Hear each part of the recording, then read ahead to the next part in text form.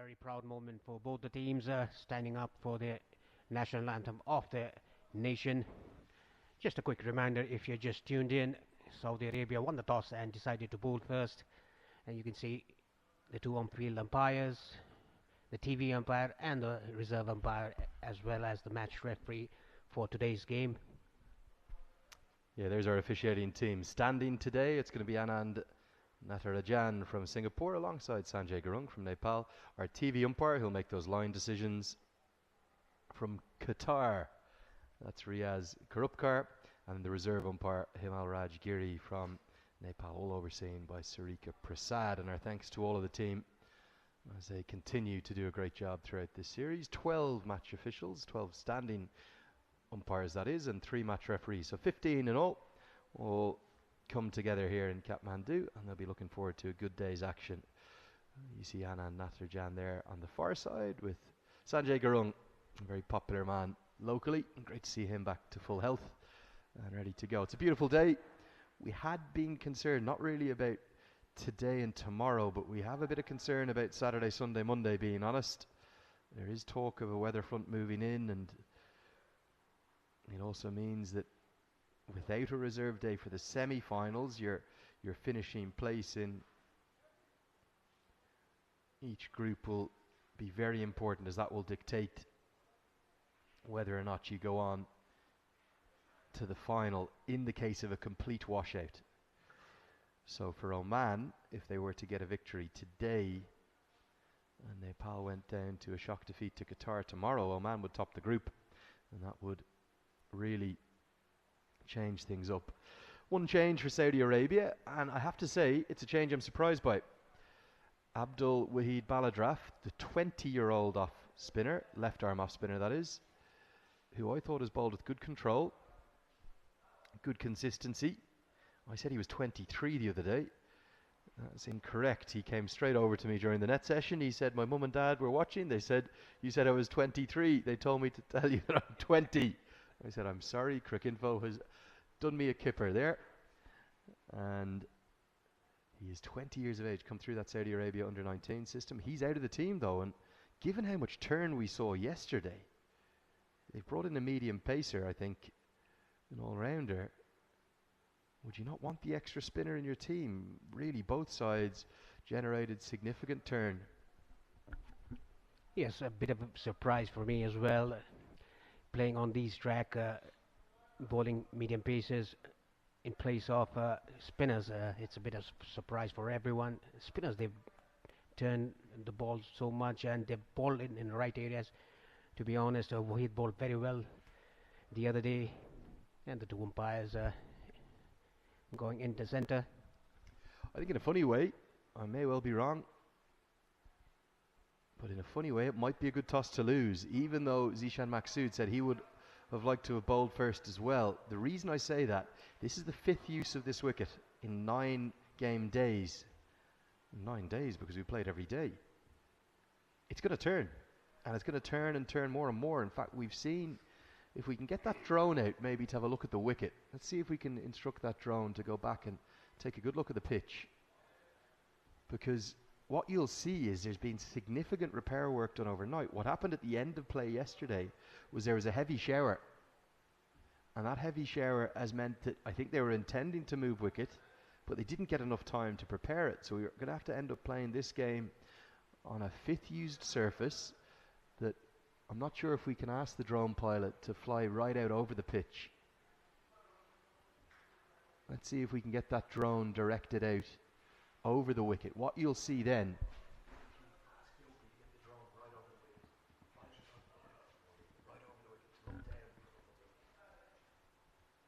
and there's been significant repair work done primarily to the footholes, but it turned sharply yesterday.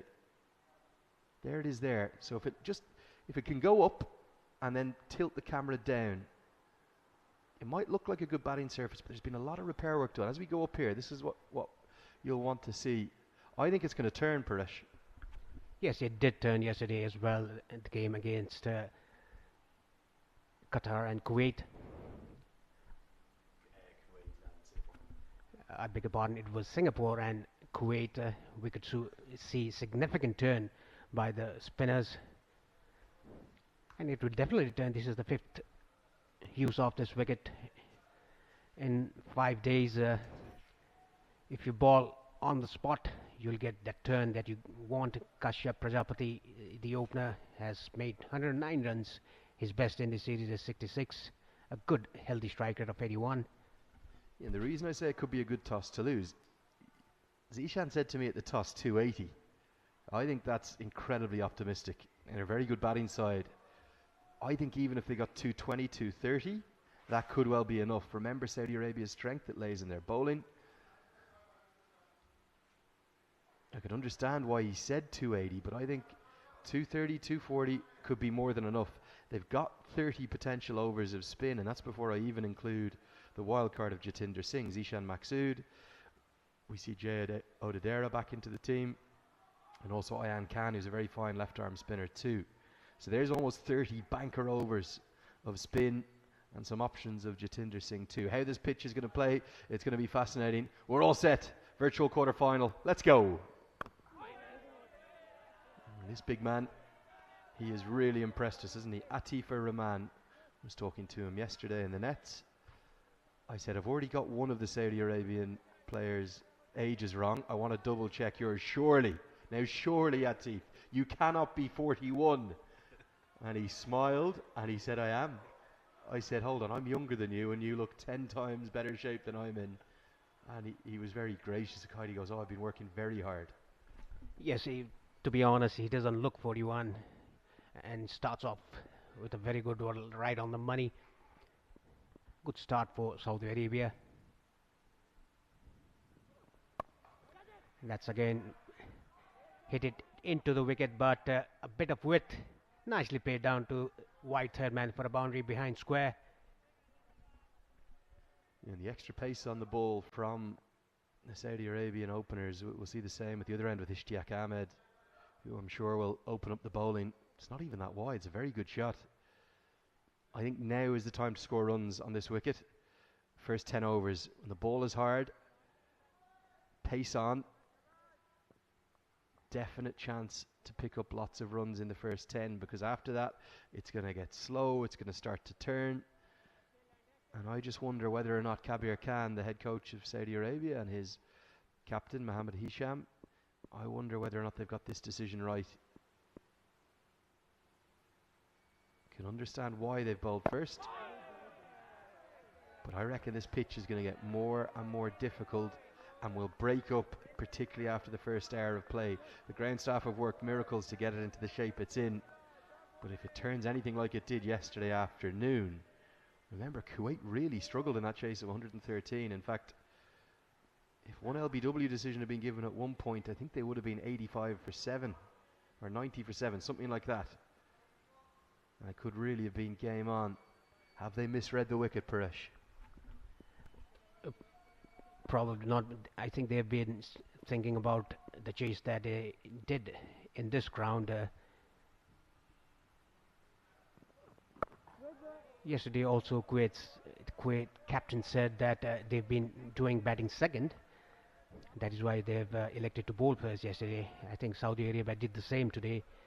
They've chased the target here with the help of a century from Waheed.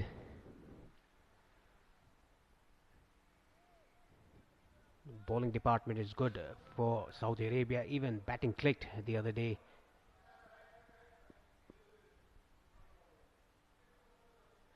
There's a slip and a gully. And a backward point, short extra, mid-off, and third man in the offside. And deep fine leg, mid-wicket and mid-on on the leg side. 6-3 field given for the in-swinger. That's a bit of a surprise.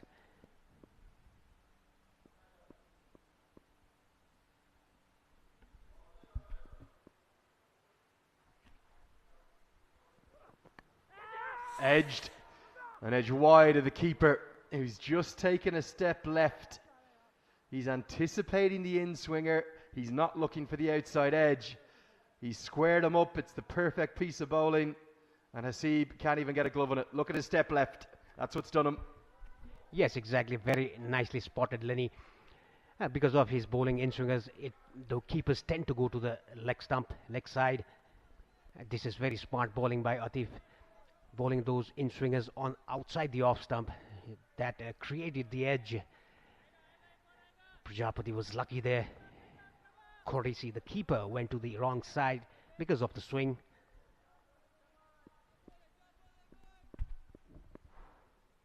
Very difficult one, keeping to an in-swing bowler to a right-hander. Look at his position now.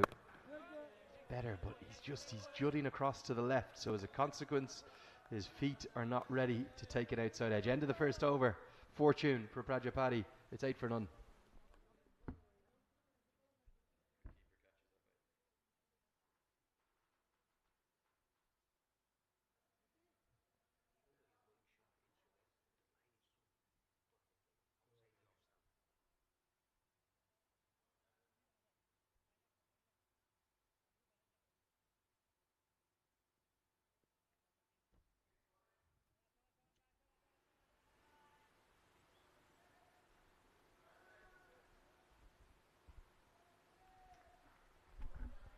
It's gonna be Ishtiaq Ahmed from the Chobar end to use the second new ball from of this innings, the second over, and his first. He is also a good bowler. He bowls both ways. He bowls in swings and out swings. He starts off with out swings and then bowls in swings. A very smart bowler. 7-2 field given to him. 2 slips and a gully, backward point, extra cover mid off on the offside, and a third man. A good spot. Yeah, look at the field, really attacking. Ishtiaq's been in wicket-taking form. Saudi Arabia's bowling has really impressed me. Their fitness, their strength, their conditioning as well. I think their fielding is maybe need a little bit of work in terms of their outfielding, their catching. But good aggressive captaincy this, winning the toss and trying to encourage the bowlers to take wickets. That gully's very deep there as well. 2 slips, gully in place, 3 catchers in. And pace and movement from Ishtiaq beats the attempted cut stroke of Jatinder Singh. Now, if there's a weakness in Jatinder Singh's game, Paresh, it's early. Like many openers, doesn't really get his feet moving early. And he can be a little bit feast or famine. When he gets in, he tends to go big. But if you've got a chance at him, it's in the first 5 or 6 overs. Yeah, that is what he's shown the other day playing against Malaysia. Scored his first centuries in this series. Again, shape a bit wide off the off stump, rightfully so, given as a wide. Yeah, he's getting the ball to move away from the right-hander. He's getting that shape, but the line is wrong. He should end up bowling outside the off stump and try to get that edge. There are 2 slips and a gully for him. I had a question on social media the other day, which I wanted to get to because I thought it was interesting. One of the fans asking what ball are they using here at the ACC Men's Premier. I didn't know as it came in, but I went and checked with the officiating team. They're SGs. And what we've tended to see from them, gorgeous cover drive, overpitched. It is moving, it is swinging, but the perfect technique from Jatinder Singh. He gets that front foot out, he gets to the pitch, extends the arm, 4 through the covers. Yes, this was a juicy half volley by the bowler, nicely dealt by Jatinder Singh. Look at that, easily done in front of square for 4 runs. If the bowler had bowled 6 inches a bit shorter, that would be a good length, and it could have created a problem for Jatinder Singh. Still, it's the same field. Ball is moving around. Shot ball, cut away nicely, but there's a third man field, a bit wide, only for a single. Good attacking field by Saudi Arabia and good counter-attack by Oman. What we've seen though with these SG balls is really 6, maybe 8 overs of movement, and that's not 6 or 8 overs at each end, that's 3 or 4 overs at each end, because there's a new ball with each umpire. After that, really nothing of any note, and I'm not sure about you, Presh. I haven't seen any reverse swing either. Later in to the innings. So really, if you're going to take wickets early with significant movement, it's going to be the first 5 overs of this power play at each end. First 10 maybe tops. Look at that, that's the in-swinger. That's something I was talking to him about in the nets. I saw him predominantly bowl out swingers, and he said, no, I bowl it both ways. And not a huge change of action either. So really good skills, swinging it significantly away, and there, look at that. The wrist position behind the ball to the left, angling in, just getting the line wrong, but great skills from Ishtiaq. Yes, that is what we saw the first game they played. He was swinging both ways. Let's say 80% of his ball moves away from the right-hander. He surprises the right-hander with an in-swinger. That is what you should do if you have that repertoire of bowling outswing and in-swing. Short ball moving away after pitching. That was a very good ball. Back of the length, hitting the deck hard. Again, look at the pace. That's up over 130k without doubt. We don't have the speed gun in place here, but you can tell, look at how it's rushed Prajapati. It's beating him for pace. His bottom hand comes off the bat, and it's bringing those two catchers into play. Saudi Arabia, in essence right now, are going all-out attack. They are saying, we feel the way to win this contest is to get early wickets, and we've got our 2 quick bowlers to do it. Problem is, it's going to leak runs as well. Can they find the breakthroughs? Nicely delivered back of a length. 2 very fine fast bowlers, these 2. Real talent coming through in Saudi Arabia. After winning the toss and electing to bowl first, you should attack in the first power play, just to take 2 early wickets and put pressure on Oman. Mind you, Oman ranked higher than Saudi Arabia. Oman is an ODI team as well. Ane in swinger, but nicely picked by Prajapati, straight down the ground for 4 runs. Look at the timing and look at the speed of the outfield. 2 gone, Oman, 20 for no loss. A very good start for them.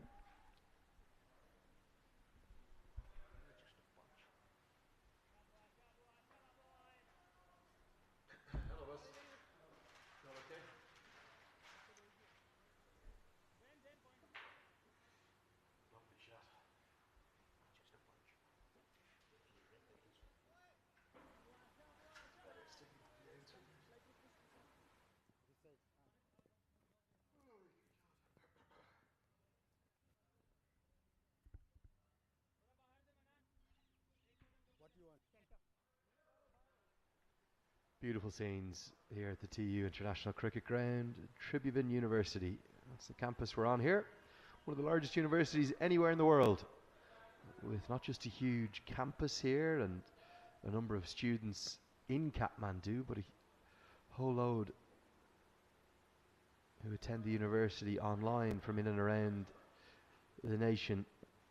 They don't have to come in person here to Kathmandu, and the drone footage sponsored by Dafa News.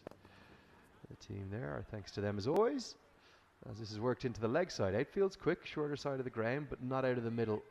So will be a couple. They thought of a third, turned it down. We haven't seen too many threes, have we, because of the way this ground and the outfield has run so quickly. And a reminder, if you're in the valley, come on down. It's a Wednesday morning, free entry, and we've got a virtual quarter-final with 2 excellent teams. Saudi Arabia will be the underdogs, no doubt.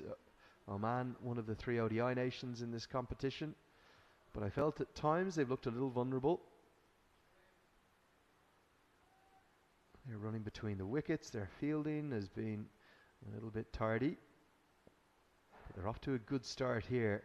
Can they survive this assault? Thuds into the pad. Now, is there bat involved? It sounded like there was 2 noises.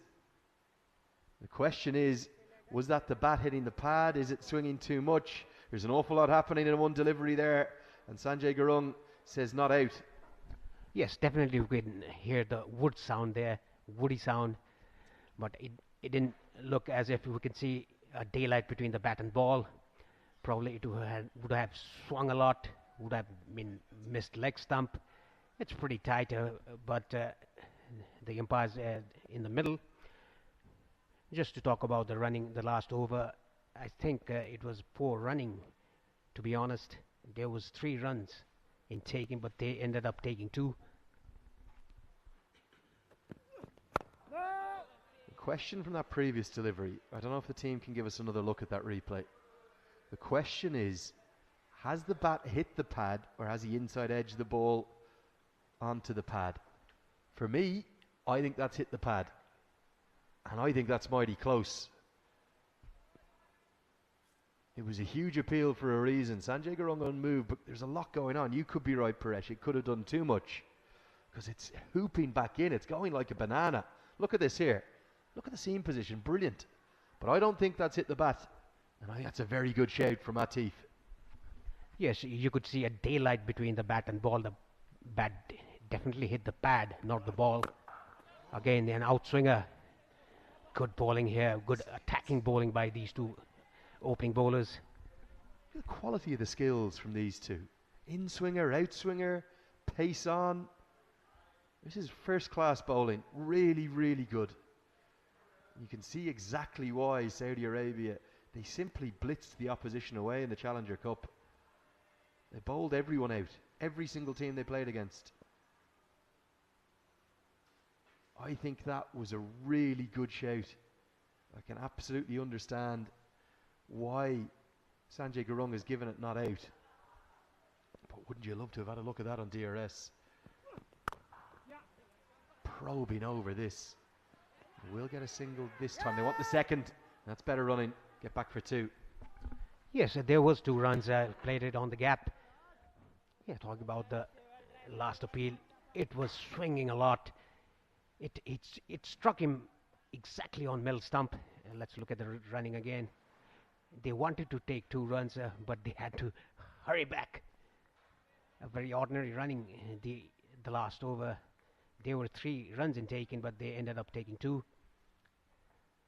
Again, coming back to that LBW appeal. A vicious swing by the bowler. The ball struck the pads on the middle stump. Just the umpire thought that would have done too much to mix the leg stump. There is such movement. That's a big factor in the decision. Swinging a long, long way. Great skills from Atif. Haven't found the wicket yet, but they're probing away Saudi Arabia. 24 for none, Oman.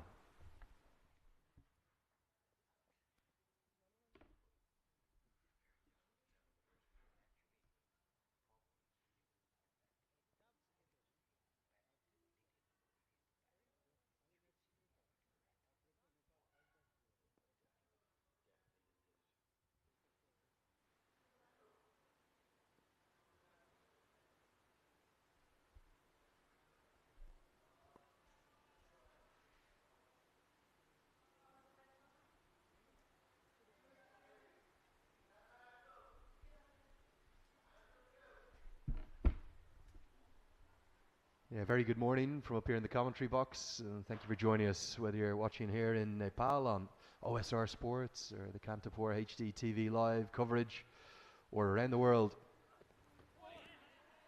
Down in India, you'll be watching us on Fan Code, and of course, around the world on the Asian Cricket Council YouTube channel. Very good morning. Andrew Leonard here, alongside my old friend Paresh Lahani. Paresh, these 2 quicks, they're not just good bowlers, they are first-class quality quicks. Absolutely.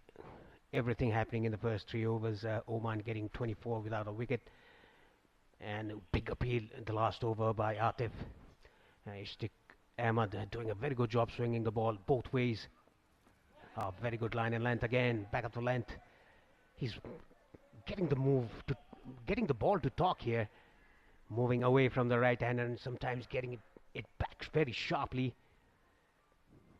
Good quality attack here for Saudi Arabia, the opening bowlers.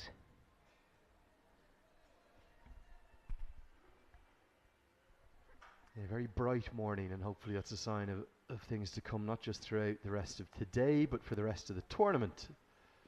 Briefly got a look at Sharad Vasakar there as well. He'll be joining us briefly.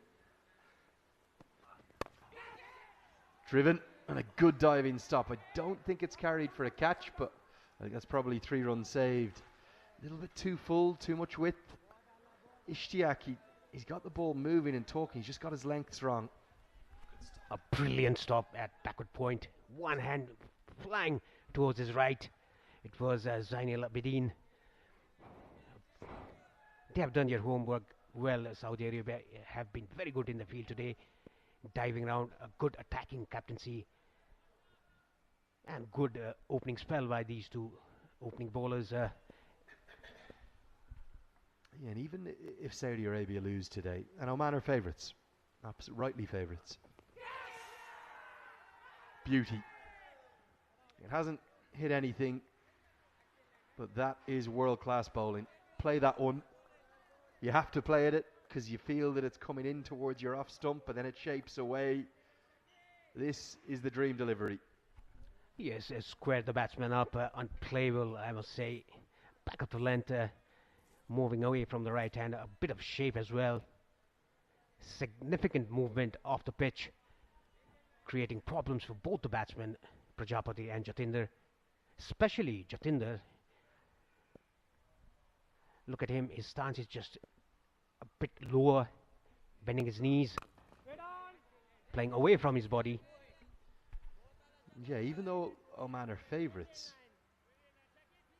and even if Saudi Arabia lose today, I think they've shown their potential. I think they've shown where they may get to in the next really 5 to 10 years.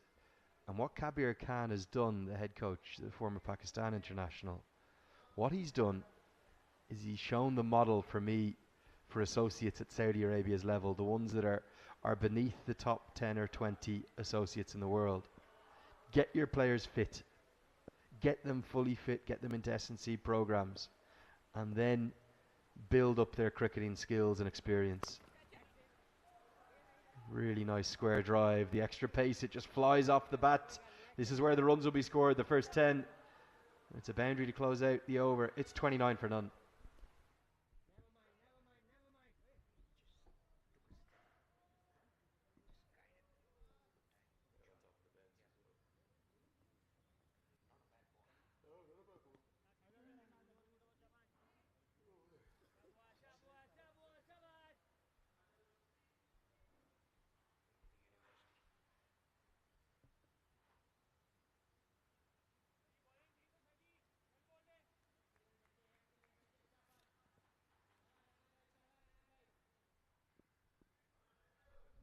Atifur Rahman to continue from the pavilion end. The last ball of the last over. It wasn't a bad ball, but it was a very good shot. Played by Jatinder on top of the bounce. Again, ball coming in. Trying to take 2 runs. Yes, good running between the wickets. They've just shown that they are good running. The only instant that they are a bit poor running was 2 overs ago, where there were 3 runs in taken. They took only 2. Yeah, such a shame, isn't it, that you can see the air pollution there. Imagine that was completely clear. A couple of days ago when it did rain, in the evening time, I got up to the rooftop just to have a look out. On this valley, it's so beautiful. It's just that air quality.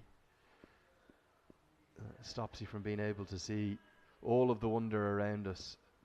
And even on a day like today, after a little bit of rain over the last few days, it's still very, very low visibility. This is a problem with bowling first, isn't it? If you don't get the early wickets, you're going to get yourself into trouble. You can already see the signs of wear on this wicket. It's the 5th use of it in 9 days. It's going to turn, and I think it's going to turn a long way.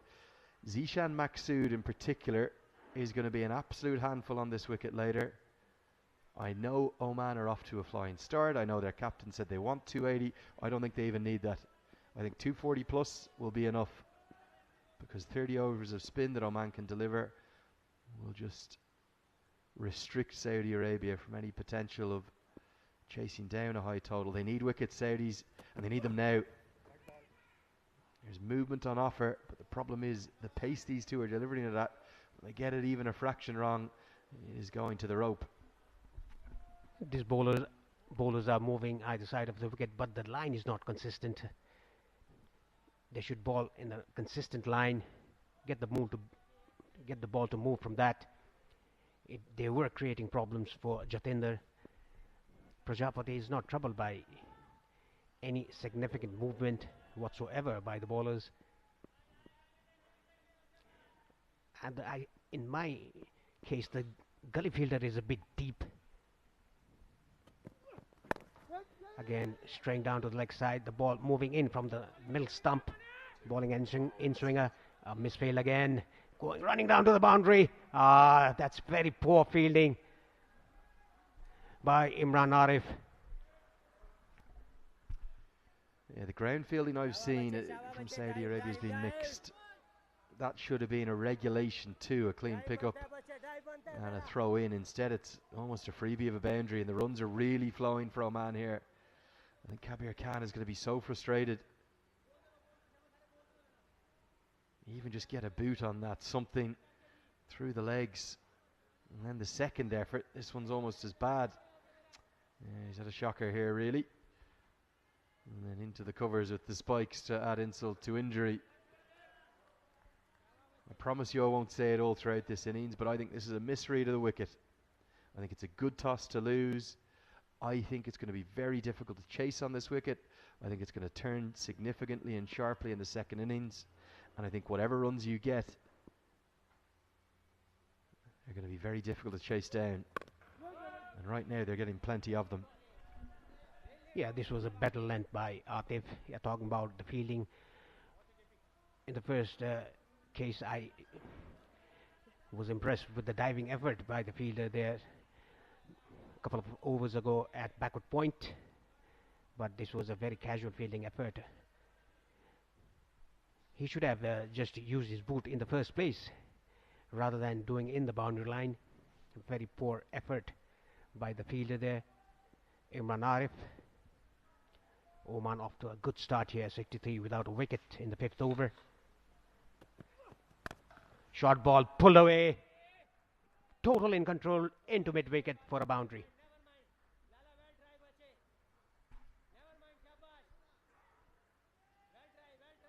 Runs are coming. There's been some excellent bowling, but there has been some good batting too. That's not even that short, but he's picked up the length nicely and worked it away. It's a step up for Saudi Arabia, this. Playing against an ODI nation here in Oman. I think we've all been impressed by what we've seen from the Saudi team. But right now they're being given a bit of a lesson as to how clinical this game is. You get things just a fraction wrong, you get punished.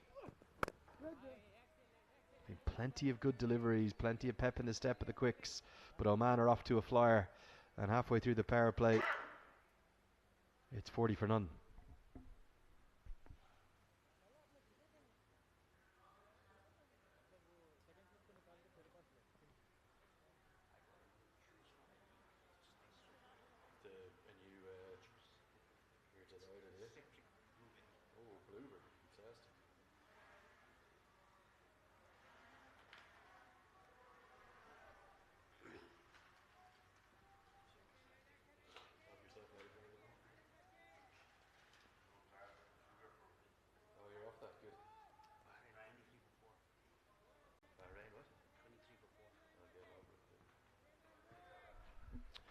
Prajapati not out on 23 of 18. Jatinder Singh 13 of 12. A good start here for Oman. 4 extras already in 5 overs. The current rate is exactly 8 runs per over.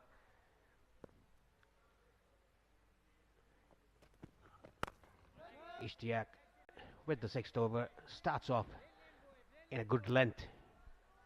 Jatinder with a very compact defensive shot outside the off stump. Yeah, talking about misreading the pitch, Lenny. I think that's the case for Saudi Arabia. It's going to be a run feast if these two bat, let's say, around 15 to 20 overs. A bit of a work to be done by Saudi Arabia at the moment. Again, nicely bowled, but nicely played as well by Jatinder Singh. Good cricket all round. The ball is not moving as much as it moved in the first 2 overs. And that's what we were talking about. You'll get 3 or 4 overs of significant movement at each end with the 2 new balls. And once that's gone, it tends to flatten out a touch. We've seen the spinners really, probably with the exception of Bilal Khan, dominate the tournament. The reality is Saudi Arabia desperately need wickets now. Inside edge, Fortune going to be 4. Singh on the move again as he attempts to play that cut shot. The feet just take a little while to get going, but he gets the Fortune. Instead of chopping on, he gets 4 runs to his name. Yes, a fortune for Jatinder Singh. Look at that, he's just jumping around in his crease. I don't think his eyes very balanced to play the shot. That is why it's got the inside edge, running down fine to the boundary for 4 runs. Lucky runs for Jatinder Singh. You can see the stance of Jatinder Singh. He goes very low and just goes up and down. That is not good for a batsman. The eye just is disbalanced. Hurried on to him. Quick single taken by these 2 batsmen. Looking for 2. Good running between the wickets. Yeah, and credit to these 2. We've seen in the middle order, particularly when Zishan Maqsood is there and Mohammed Nadeem is about, they won't be running those kind of 2s. They'll be trotting the single.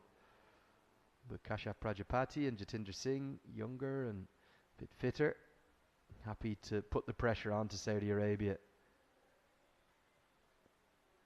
And right now, everything is going Oman's way. That big LBW shout went against Saudi Arabia. It was very, very close. Edged. I know that sums up the morning. The second slip has come out. Would have gone straight to him. And Jatinder Singh, he's really living very dangerously here. The 50s come up inside 6 overs. You have to feel for Saudi Arabia. It could be so different.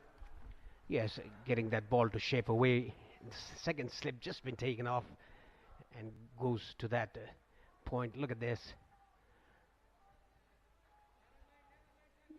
Yeah, Oman up to a flying start. 50 coming up in the 6th over. And Jatinder Singh with his yellow strap off the watch and the red playing kit. The contrast is so good. Beautiful shot. There's been moments of fortune for Singh, but that's a moment of class. Overpitched at furious pace, and it goes the distance. Oman are off to a flyer. It's 54 for none.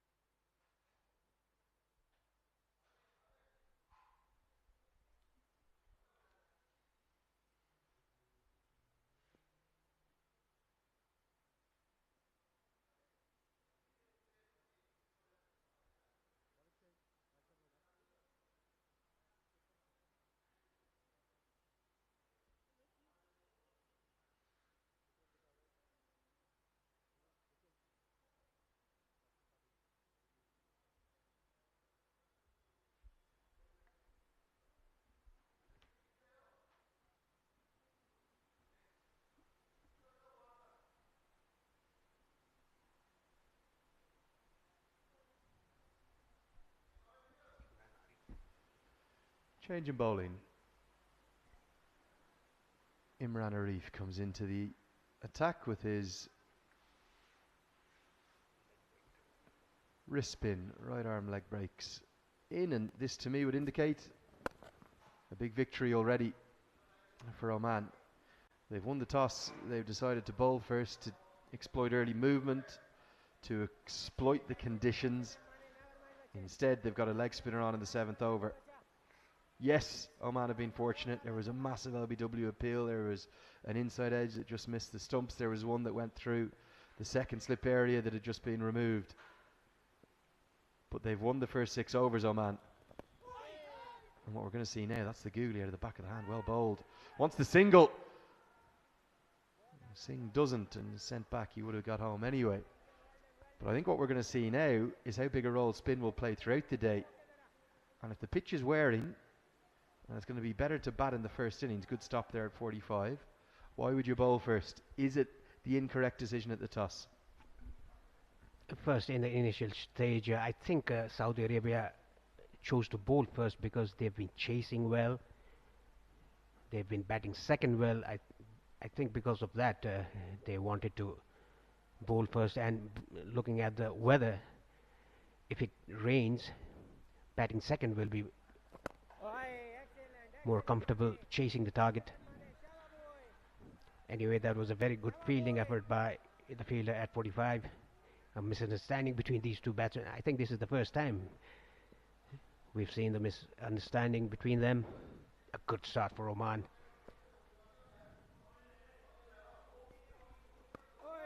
A good ball there. Yeah, no real signs of turn on offer yet. Ball's very new though. You can already see the wear continue to come up on the wicket. Left-handers are going to find it tough with those patches outside their off stump. That's too short. Help yourself there, Jatinder Singh. Just get it up over the head of the mid-wicket fielder, which is what he's done. Oman continuing to fly here in the power play. Yeah, that was a juicy long hop by Arif. Nicely hit down to mid-wicket for a boundary. 2 bounces over the fence. Look at this, a very long hop by Imran. And the difference between the other leg spinners in this tournament and Imran is that he bowls a bit flatter, doesn't give that air to get the ball to turn. Look at that, again a flatter, again a long hop, the result the same. Back-to-back boundaries to close out the 7th over. It's all Oman right now. They are flying on fire. It's 63 for none.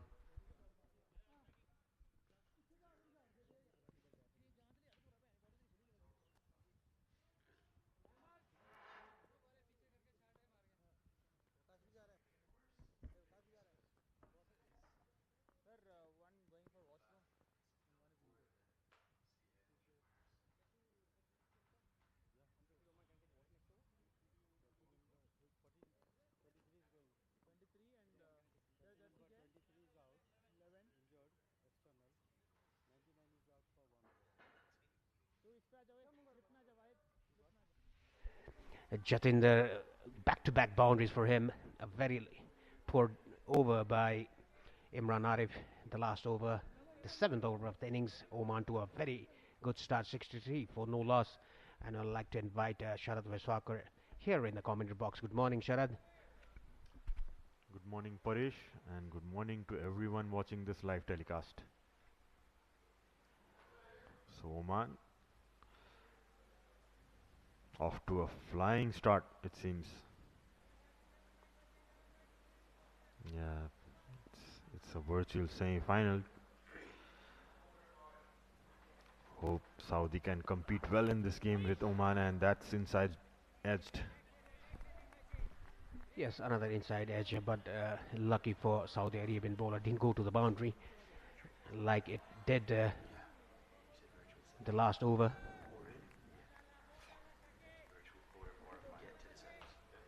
Ishtiaq Ahmed has done a good job in the initial stages, but his economy rate is a bit high, 10 runs per over.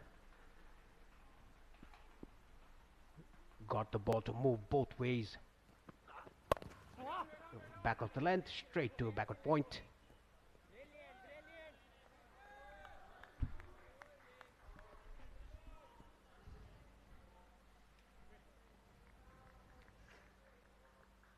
Young Balroff, he would be eyeing his chance to have a ball early on. Oh, he's the 12th man. but a good, decent spinner. Very surprising that he's not playing today. Hit on the up, not in control, but went full over the fence for 6 runs. That is the shorter part of the boundary because we're playing right on the edge, onto your right. Shorter part of the boundary. Looked like he didn't time it that well, but went over the ropes for 6 runs. What a timing. Even timed that well. He opened the face of the bat to get it behind square. Yeah, talking about Bala Draf, the good left arm orthodox. We were also surprised that he was not in the starting 11. And Saudi Arabia winning the toss and bowling first. It was quite of a surprise for us as well. This is the 5th use of this wicket in 9 days of this tournament. Straying down to the leg side, bowling either side of the wicket. Yeah, and this pitch in which the match is going on, Parish, it has that tendency to have a bit of turn. As you can see, that's straight down the leg side, rightly given as a wide. You can already see some patches going on there, the bowler's foot marks. He could have made good use of that. Kashyap looking good, moved on to 30, Jatinder as well. What a start this one by Oman, showing that they are a top associate ODI side. Saudi already in the back foot, you can see the slips out. Quick single taken. Yes, apart from that misunderstanding, the running has been good between the wickets by these two batsmen, Kashyap Kumar Prajapati and Jatinder Singh. Played the shot and had a call right away. Good running. Good intelligent thought, seeing the fielder was a bit slow, Imran, at mid-off. Oman off to a flying start after put to bat, losing the toss. Ball straying down the leg side again. He wanted a single. The non-striker, the ball hitting him on his waist, lower back, and he drops his bat. Yeah, the batsman's looking for a quick one, but well fielded there. Unfortunately, KP was on his way back to the crease, but was on the way of the ball as well. Thankfully, he's safe there. Looks good. Yeah, need to stop those short, quick singles inside the ring, the Saudi fielders. The ball hit Prajapati around the kidney area. That will sting a lot. I've been hit there too, but not by the throw. Pull that away in front of Scare. Good control. The ball, he's rolled his wrist to get the ball down into the boundary for 4 runs. They're dealing in boundaries at the moment, these two batsmen.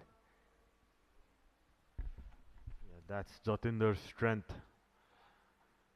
Short balls, does pull it pretty well in front of square. Rolled his wrist nicely over that. Runs away to the boundary ropes. Yeah, full in control. Like you said, Sarath rolled his wrist just to get the ball down to the ground. Not up in the air. 8 gone on 175 for no loss.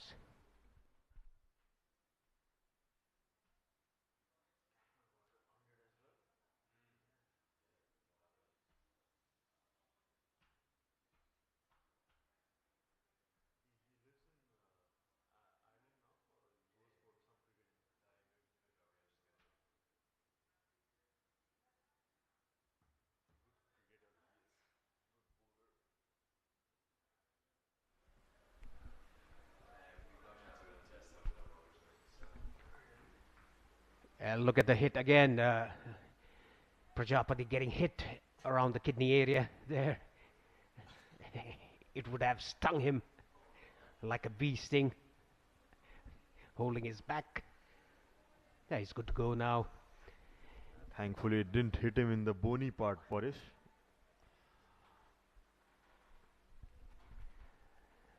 Imran Arif to continue from the pavilion, and very good start for Oman, 75 for no loss in 8 overs.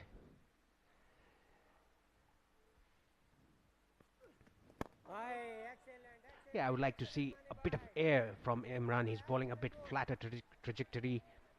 Being a leg spinner, if you give air, you'll tend to get that drift into the right-hander, and some turn as well. The slower you bowl through the air, that much turn you get in this track. Good 2 balls. Yeah, he looks one of those bowlers who tries to give it less air, push it through, and with the new ball, probably trying to just bowl on that stumps polish, not giving any room. As you said, it would be very good to see that variation going as well. Yeah, that is why he bowled those half trackers. This was a bit flighted through the air. I think he's getting his pace right. He's getting the pace of the wicket as well. The first over that he bowled, 2 half trackers that he bowled went for 2 boundaries. 3 dot balls to start his second over. A good comeback over for him. If he can finish it off with 3 dot balls or giving away only a single or 2, it'll be a good over for him. Again, that was a bit straying down to the leg side, but the pace is nice, a bit slower. Yeah, good dot balls there for already building some pressure. This last 8 overs, you could see runs are just flowing for Oman. That stayed a bit low on the shin high of the batsman. Immediately Prajapati going to the wicket to have a look at it. That stayed very, very low. Look at this. Under the knee high. That shows the variability of this wicket.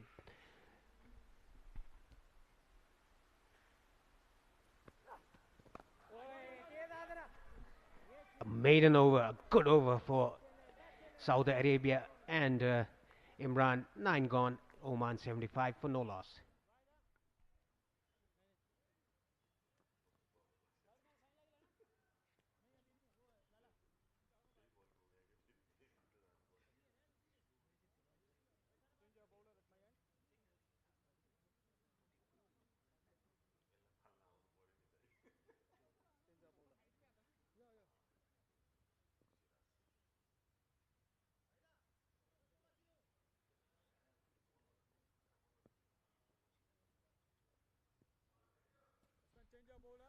Imran with his first maiden and the first maiden of the innings for Saudi Arabia. The last over, the 9th over, Jatinder Singh playing on 39 and Prajapati on 31. A very good start for Oman here. And there's a bowling change from the Chobar end as well. Abdul Wahid is the new bowler. He hasn't taken a wicket in this series so far. Has played 2 matches. His economy is 11th, a bit higher. This is the last over of the first power play of the innings. Can Oman get as much as they can in the last over of the power play? Starts off with a very wild one, going down to leg side. Luckily the keeper got hand to it. That'll be 2 runs for Oman. A very wild one. He tried to bowl an in-swinger but got it wrong.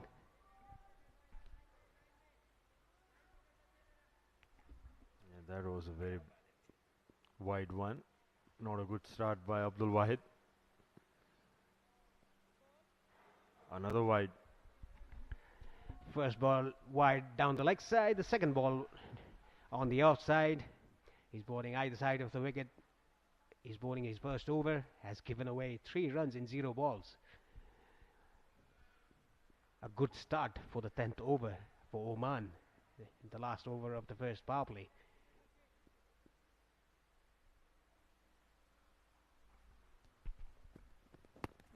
Again going down the leg side, getting the pad on the way. Prajapati leg by signal by the umpire. Yeah, he's bowling either side of the wicket.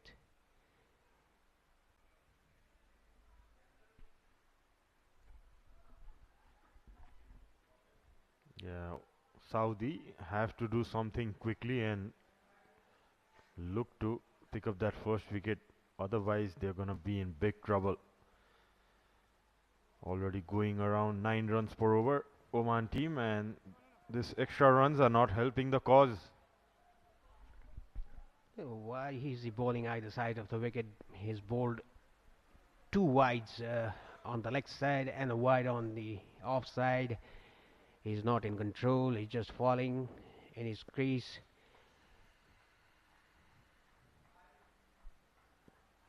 Saudi Arabian captain, he has to think about some different things to get rid of these two openers to get us. Oh, that was better by Abdul.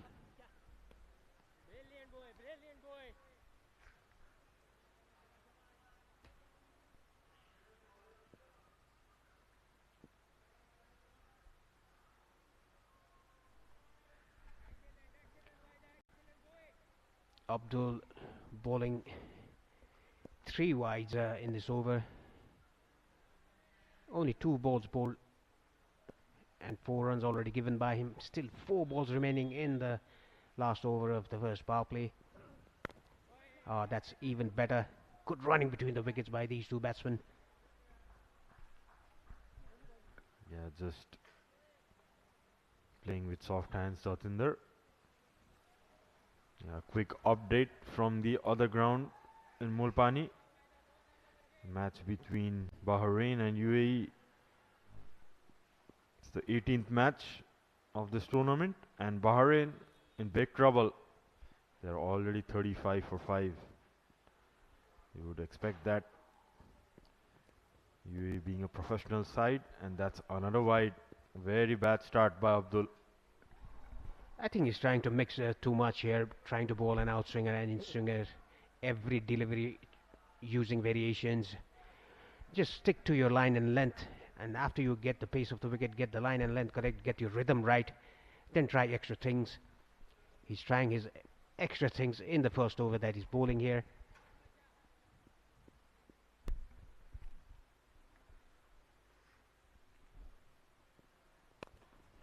Again down to the leg side, nicely flicked away off his pads. There's a fielder there in the boundary line. Just a single. Again, he's trying to bowl in swingers.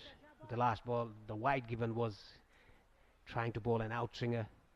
Just get your rhythm right, get your length right, your line right.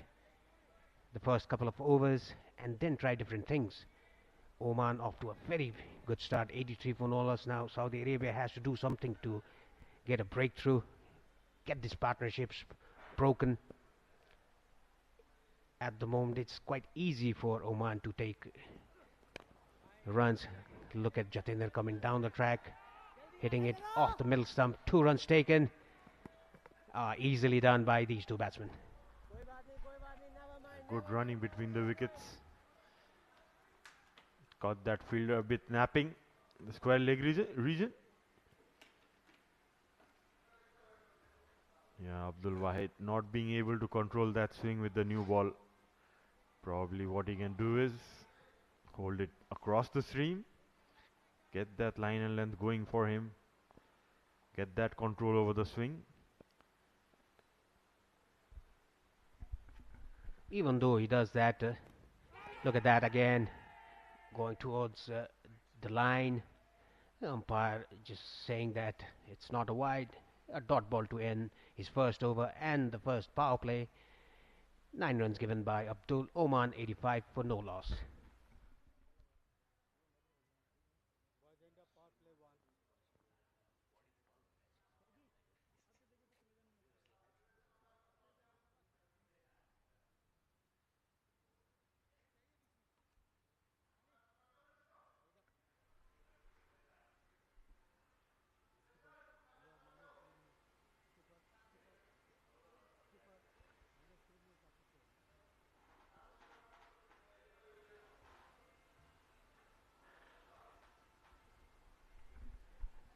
You can see the signal from the umpire of end of the first power play, the first 10 overs, and the start of the second power play that will be between 11th over and the 40th over.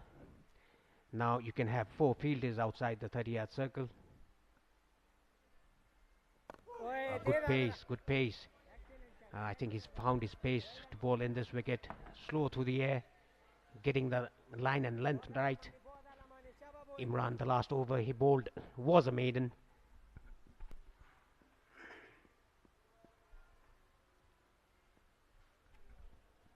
Slips comes out. A very packed offside field. Mind you, the middle fielder is inside the circle, not at long off. There is a short third man, backward point, cover point, short extra, and mid off on the offside. Nicely played, but straight to short third. Tried that cheeky shot, guiding the ball down to third man, but was unable to do so. Straight to the fielder. There is a short fine at the 45-degree, deep square leg, and long on. Only 3 fielders outside the circle. You can have 4. Nicely hit inside out, over extra cover for a maximum. Good shot by Prajapati. Moves to 38. What a shot that was. As Paresh was talking about the fielders, there was no fielders outside that mid-off region. A very good option taken there by KP. Just clear the ropes. 6 runs again. Yeah, that was smart batting. Now the fielder goes in the boundary at long off. That was good shot, playing with the field. This time cutting that slight stop there. 2 runs taken. Couldn't stop that cleanly. Ishtiaq Ahmed, the fielder in that occasion, at backward point. Look at this. Nicely dived. Surely stopped 2 runs for his team. Good fielding effort, apart from the effort that's shown in the deep earlier.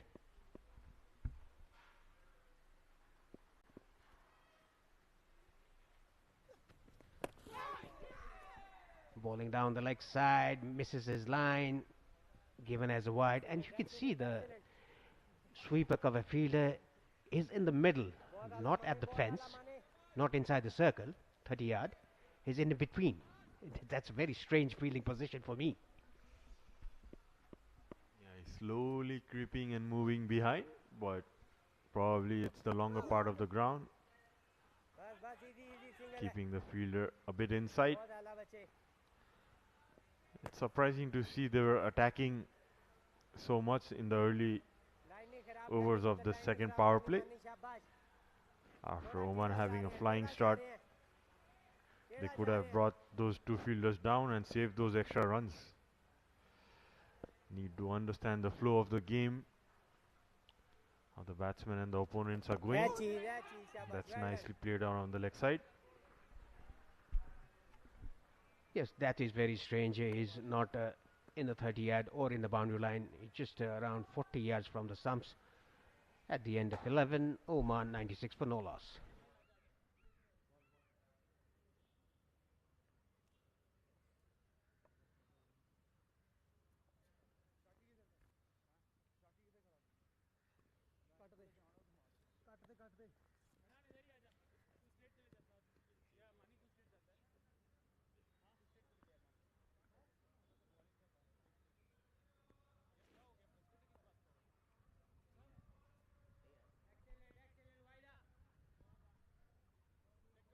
Eleven overs bowled by Saudi Arabia, and look at that extras column. 12 extras already in 11 overs. The current rate for Oman is 8.73, 96 for no loss. Prajapati on 41 and Jatindra on 43, 36 and 30 balls played respectively. Abdul to continue. A very ordinary over. The first over that he bowled, the last over, the 9th over of the innings. 9 runs coming off it, with including 4 wides. This is a good start for the over, a dot ball. Yeah, better start in the second over from Abdul.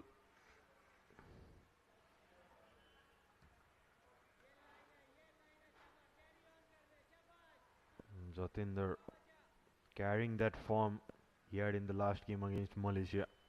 101 not out he scored, and it's looking good to get another 50 here. Slowly moved on to 44 now. That was airborne. He reached to the ball, played it on the offside, opened his face off the bat. That was in the air but into the gap.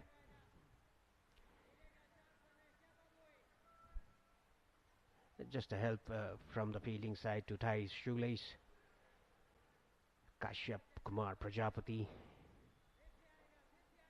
A good opening stand again for these two batsmen, apart from what they played against Nepal.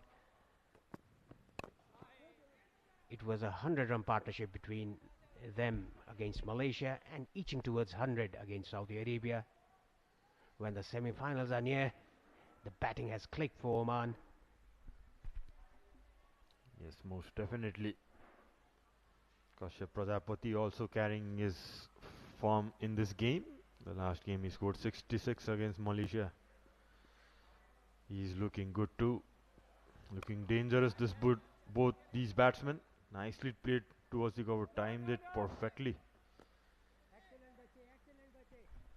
Abdul Manan Ali, the fielder in that occasion, just a little bit of fumble, but no harm done. A single only. Yeah, inching towards the 100-run partnership, the opening stand for these two batsmen. The second, it will be in this tournament, the ACC Men's Premier Cup 2023. A good initiative by the Asian Cricket Council. That was right on the length. Jatinder took a step or two in front of him, trying to get under the ball, trying to attack the bowler. Was smart work done by the bowler Abdul. Yeah, talking about this ACC Men's Premier Cup, the pathway to Asia Cup. Whoever wins this tournament, they'll qualify for the Asia Cup, and they'll be in the group of India and Pakistan. Again, coming down the track, I think that was a variation bowled by Abdul. And if you finish first, second and third, you'll qualify for the emerging Asia Cup that will be played against the 8 teams of the test sides in Asia. After 12, Oman 99 for no loss.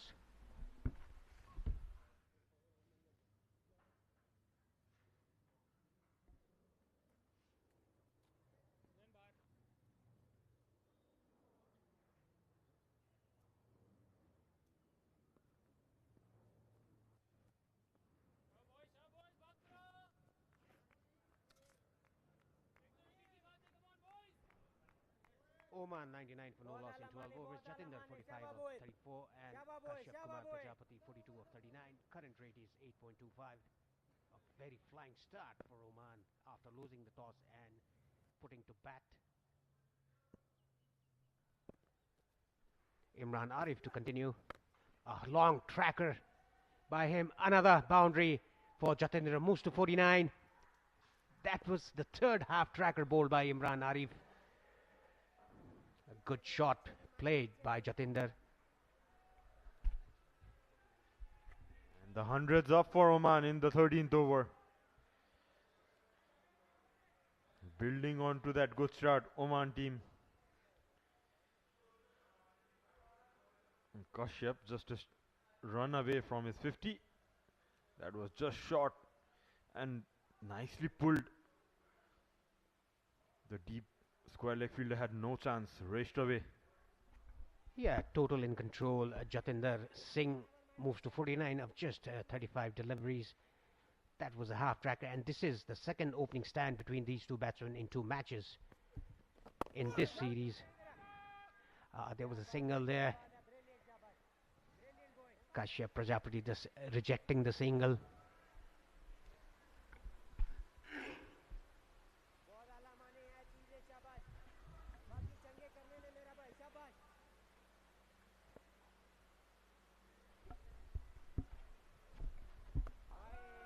Nicely bowled, slow through the air. Whenever he tries to bowl a quicker one, he ends up bowling a half tracker. Why you try to use a variation when you're bowling leg spinners like that?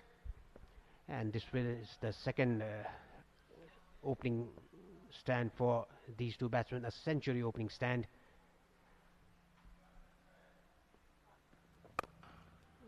That was pulled straight 50 for Jatinder Singh. Comes in 38 balls. Very well played. Yet another 50 for Jatinder. Punches the air, showing his bat to the dressing room and the number of fans here at the TU ground today. Yeah, pretty relaxed Oman dugout there. Would be very happy with the start.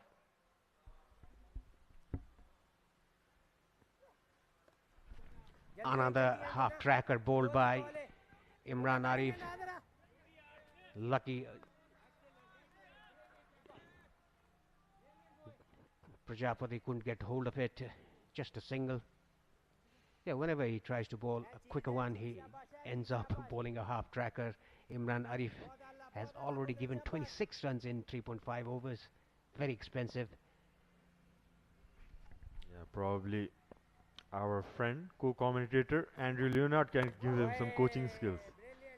A level 3 coach as well. After 13, Oman 105 for no loss.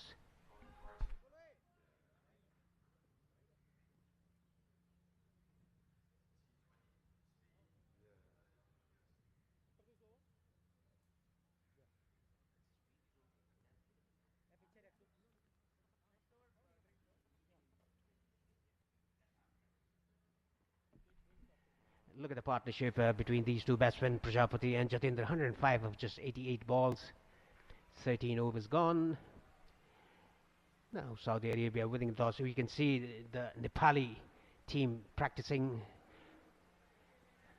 prior to the match tomorrow against Qatar, the last league match for Nepal and Qatar. And this is the last league match for Oman and Saudi Arabia, the Group A clash. Nicely driven on the offside for a single. Talking about tomorrow's game, Nepal taking on Qatar. Nepal are the favourites for tomorrow. If they win, they'll end up at the first place in Group A. If Oman win this match, they'll be placed on the second of Group A.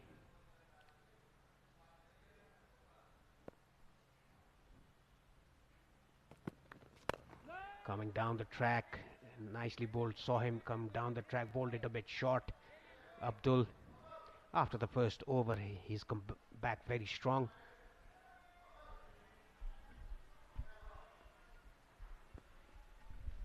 Yeah, Saudi Arabia, they need to do something, winning the toss and electing to field first. They haven't got any wicket. The opening stand of 106 for Oman. They need to do something here.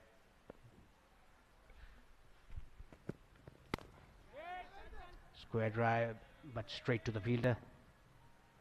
Yeah, they need to do something different here. Either change the angle of the ball or do something. Slower deliveries, bowling changes.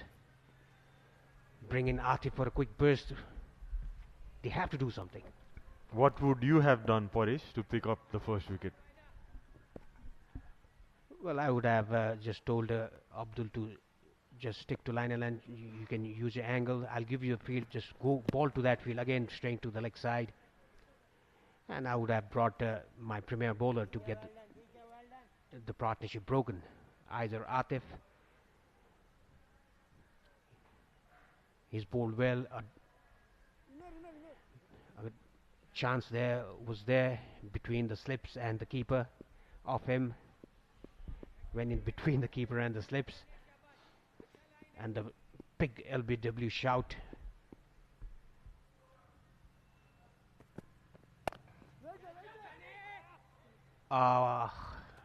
Another a bit of a poor effort in the field by the Saudi Arabian fielders. Look at this again. A very ordinary effort by the fielder there. Even though there was a single, he could have just slided and stopped it, just creating a chance. We could see the shoulders drop down of Saudi Arabian players in the field. Nobody's cheering the bowler, nobody's cheering each other, no support whatsoever. Nicely punched off the front foot. A single to end the over. 14 gone. Oman 108, 109 for no loss.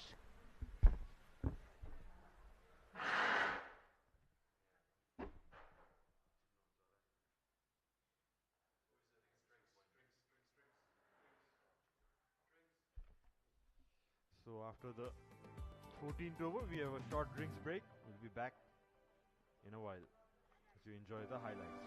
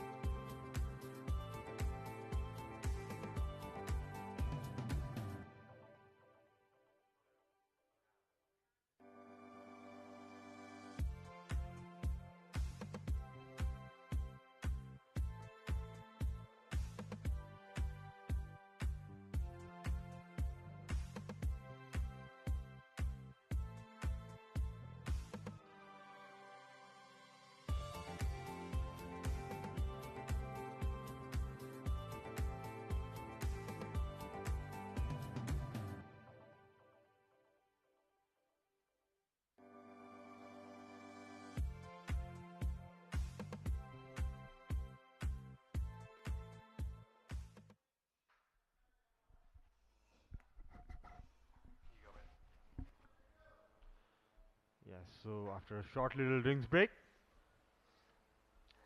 welcome back to the viewers who would be just joining in. Oman are already 109 for no loss in 14. As I welcome Andrew Leonard, A very good morning, Andrew. Has his warm hat on today. Yeah, it's a bit chilly despite the beautiful sunshine that we're getting. So, as I forgot a jumper this morning, I looked out the window from the Hyatt Place and I said, oh, we are in for a beautiful day, a warm day, but looks can be a bit deceptive here. And as you can see, there's a reason why I've got this hat on. It's not warm, I'm telling you now. And particularly just with the one layer on. Are you warm? I'm not warm. Feeling fine actually, but it's very surprising to see you saying that like you're feeling chillier coming from Ireland. Well, I love the heat, always have through my times in Dubai and traveling around the world. But yeah, I thought we were going to be in for a roasting hot week. The first day I got here was 29, 30 degrees. But it's cold today. It feels cold. Swept around the corner, going to be 4. This has been an excellent opening partnership. It's had its occasional moments of fortune, Sharad, but the reality is Oman right now are taking this game away from Saudi Arabia and they are dashing the dreams of the KSA. Beautiful shot. Down the leg. Just paddle it on its way.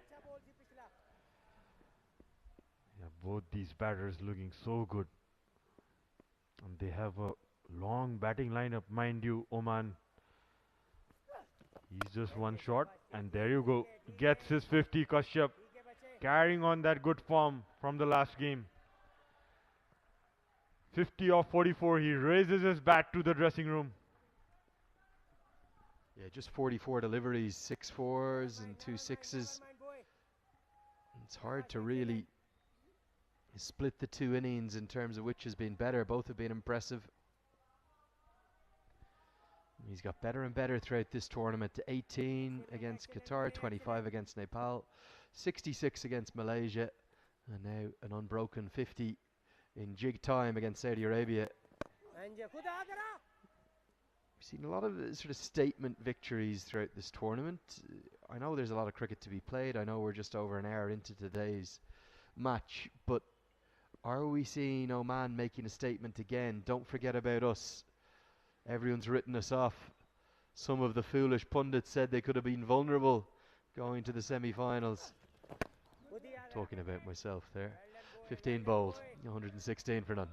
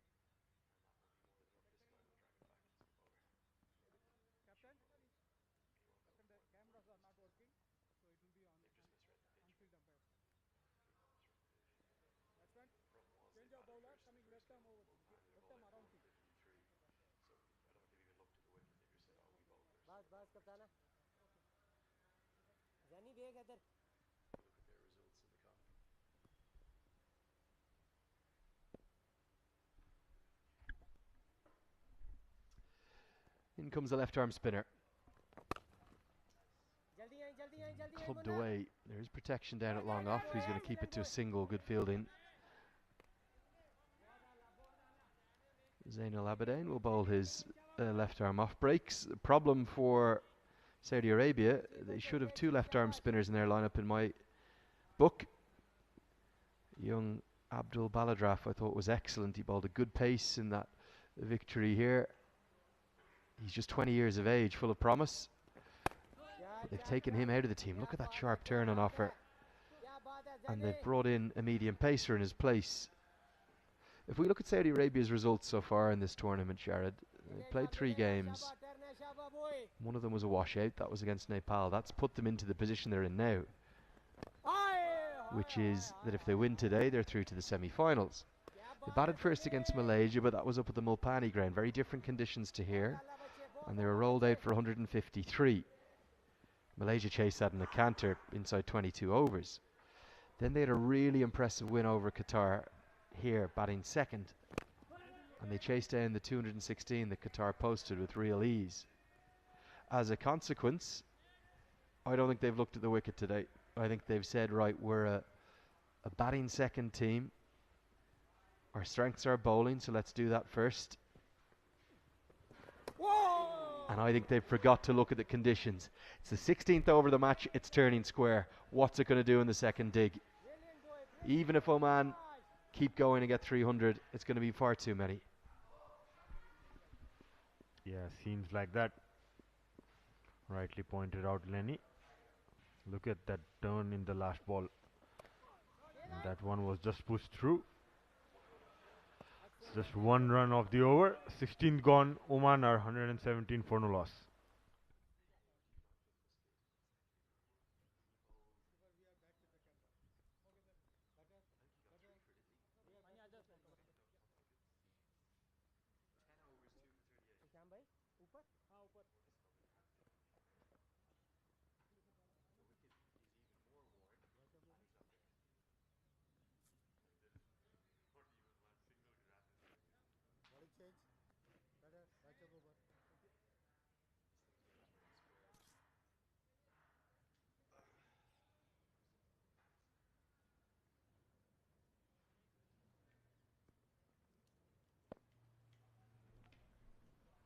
Now here comes the captain.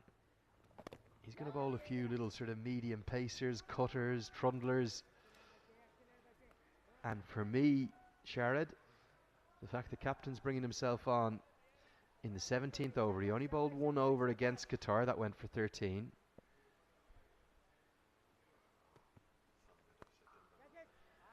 It's an indication that, again, they've misread the conditions.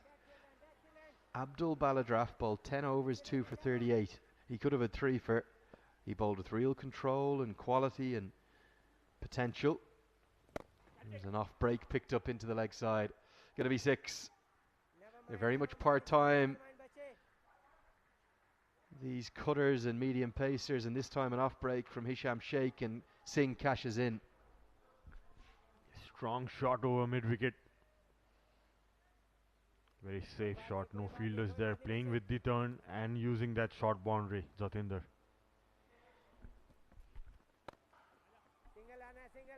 He darts in a medium pacer. The way the modern ODI game has gone, it used to be a game 20 years ago of you'd pick 3 all-rounders, you'd have your sort of medium pace trundlers, your Mark Elams, your Chris Harrises, these kind of guys who then bat a bit. Ian Harvey, who then bat a bit down at number 6 or 7.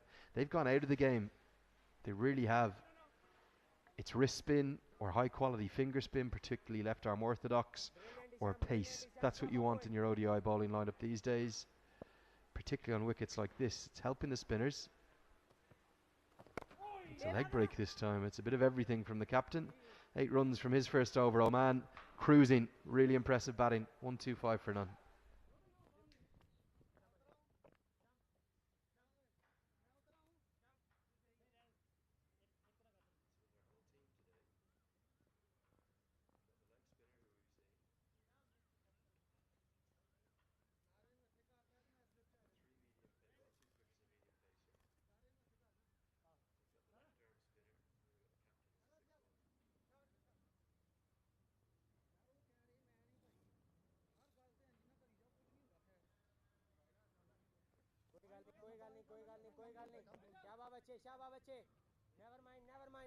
I'm not sure how you can have looked at this wicket today and thought you want to do anything but bowl 30 plus overs of spin. And I'm not sure what's happened here. I don't think the captain knows either, because he was given the ball initially, Zain Aberdeen. He'd taken his cap off, he'd given it to the umpire, and now he's been told he's not bowling. The only thing I can think of, maybe he's changing ends. That's the only thing I can think of. He didn't look too happy being taken off. So we're going to see a change in bowling after just one over, a very impressive over as well it was, of left arm spin. So back to the medium pacer. He's quicker than you think, Abdul Wahid. Reminds me quite a bit of Gulbuddin Naib, this man, the medium pacer from Afghanistan.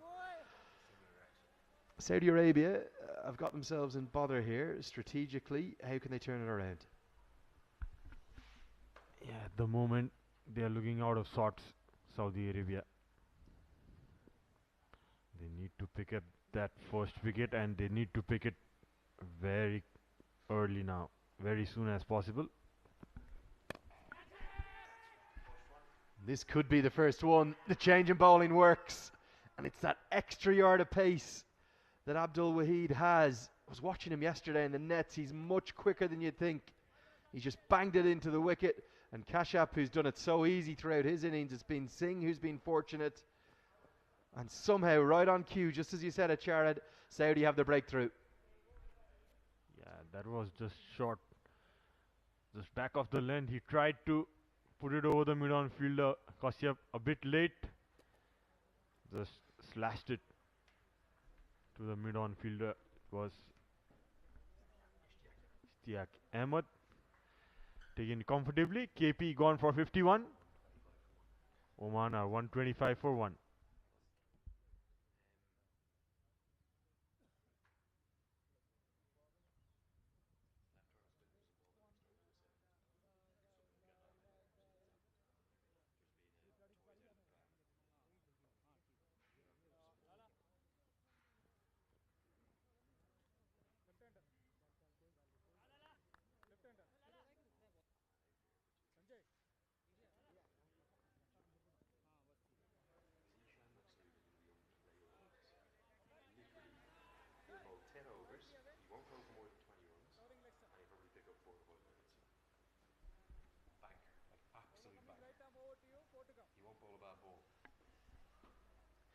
Shoaib Khan to the crease. He's in at number 3. Remember, no Akib Ilyas, and I know Akib had worked so hard to get back after what was not just an injury but a really concerning illness. He had to have an operation on his leg. Good news is he's all clear. He's fit, he's healthy, and then second game back he breaks his thumb. Funny old world sometimes. You've got to be so grateful for being fit and healthy. So our thoughts are with you, Akib. Most importantly, I think he's been given the indication he should be fine for Zimbabwe. He should be back for that, which is the big one for Oman. Yeah, probably that's the thought process behind resting him. That will be a very important tournament for Oman as well,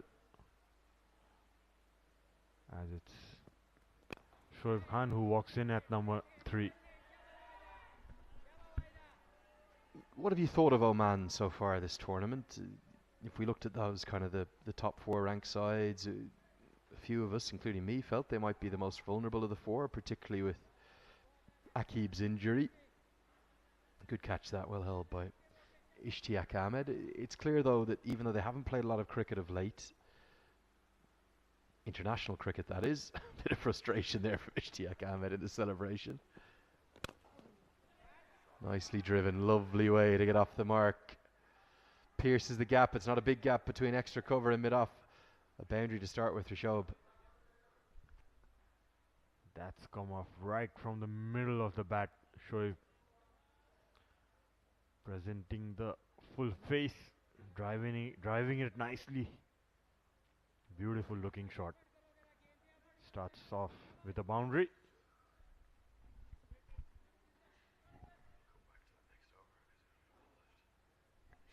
Yeah, mid-off goes back after that boundary. Already 16 fours. That's basically the best part of a boundary and over. If you add the 6s in, it's more than a boundary and over. And that's been the inconsistency from Saudi, and that's why Oman, they're in an imperious position. Dominant right now, 129 for 1.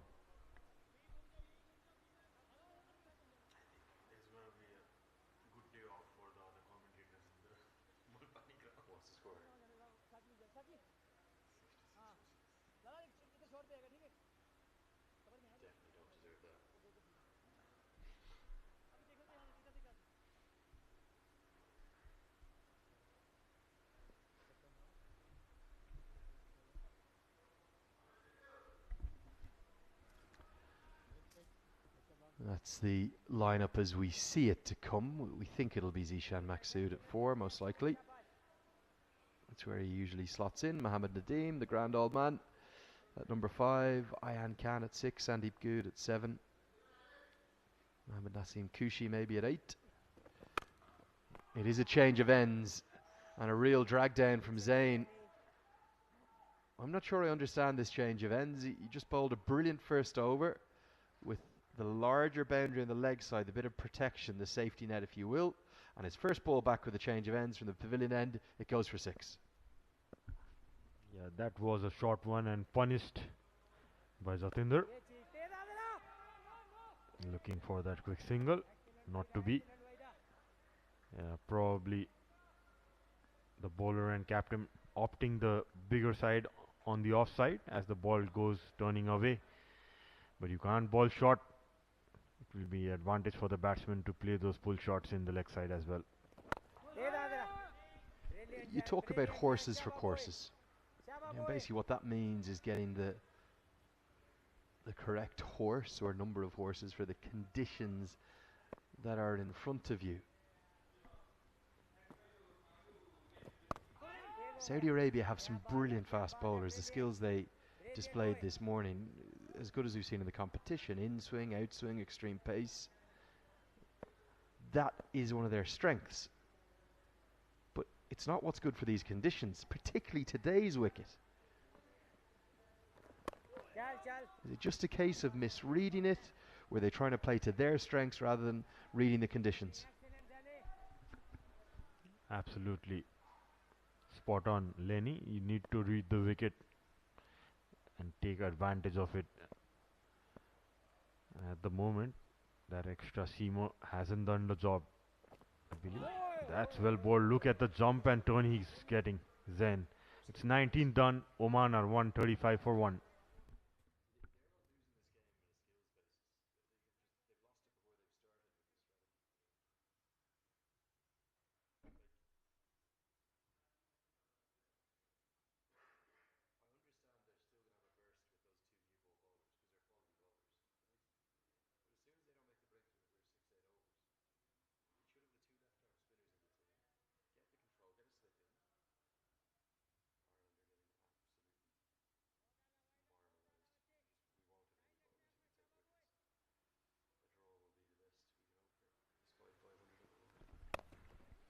Short, wide, cut away, but third man will misfield it, and that's going to cost a single and frustration from Saudi. The problem is that flying start as well, Shard. It means that even for the left arm spinner Zainal Abidin, even when he gets it right, he doesn't even have a slip in place. Yeah, absolutely. You need to look and pick up those early wickets, especially with the first wicket down just a while earlier. You need to read those conditions well.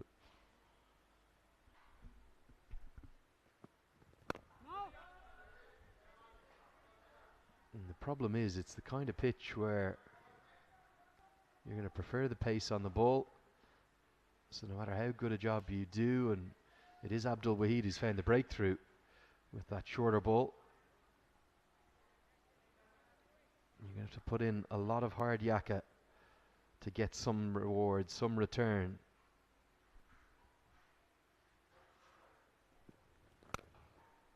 And then if you overpitch, you'll be driven away, and driven away for 4. It's the second cover drive. The first one was straighter, this one was squarer, both equally impressive. Khan gets to double figures already. A flying start for him. Look at that shot, picture perfect.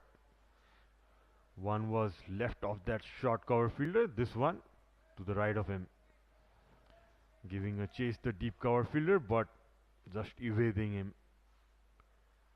Runs away for another 4.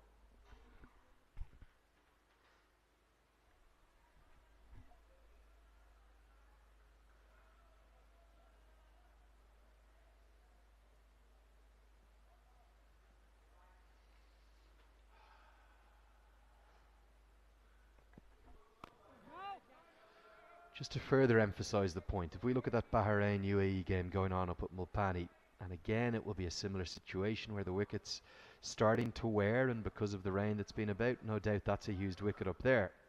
Bahrain are 77 for 6 in the 24th over. UAE have bowled just 4 overs of seam. They opened with a young left-arm spinner, Ayan Afzal Khan. He's bowled 7 overs, 5 maidens, 2 for 4. Rohan Mustafa has 2 wickets too, and Karthik Mayappan's got 1 as well.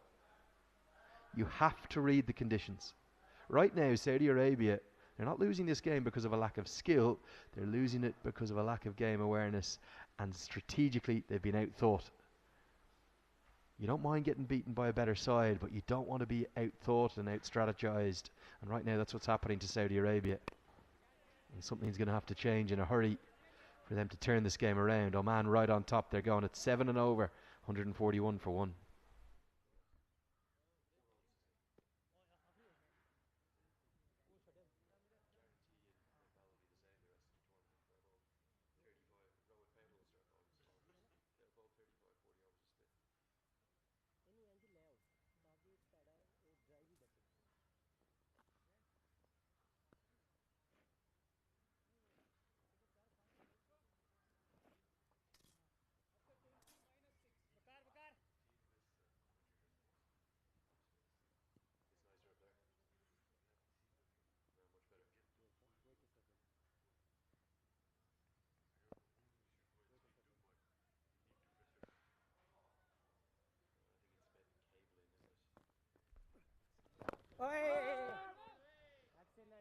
Zain Abidin's 10 over is going to be utterly critical. For Saudi to get a foothold back into this game, they need to attack with their left arm spinner. They need to get a slip into place. They need to back him to run through this middle order. He'll only have 8 more overs to impact the match. And spin is definitely not going to be easy to play.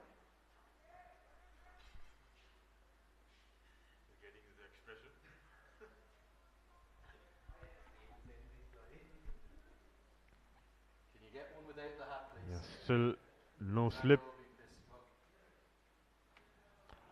See, he's getting some good turn and bounce from the wicket. Zain needs to look and have a slip, especially for the new batter Shoaib Khan, who has just come in. Moved on to his double figure mark.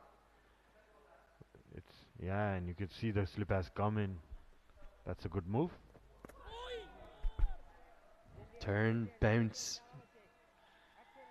A lot there for the spinners.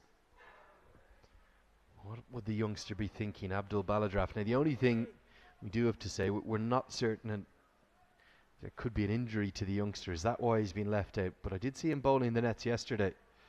Bowling very nicely too.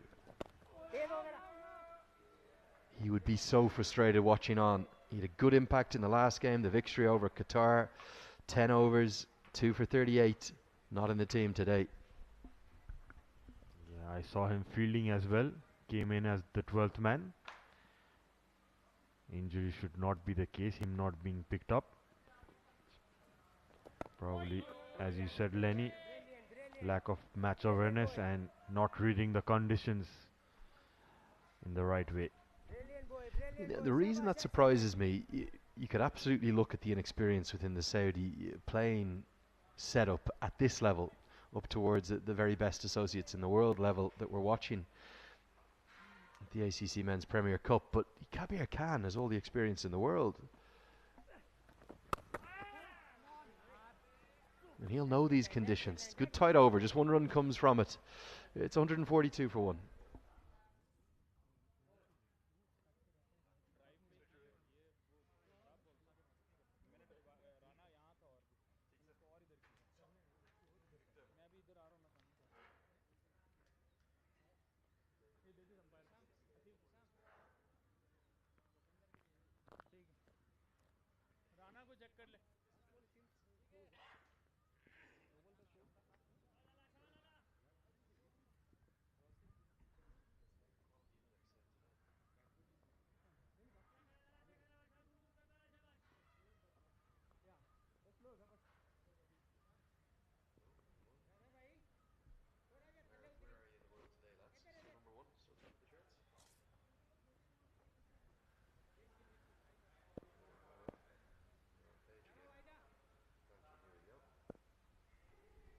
Gorgeous scenes from the drone.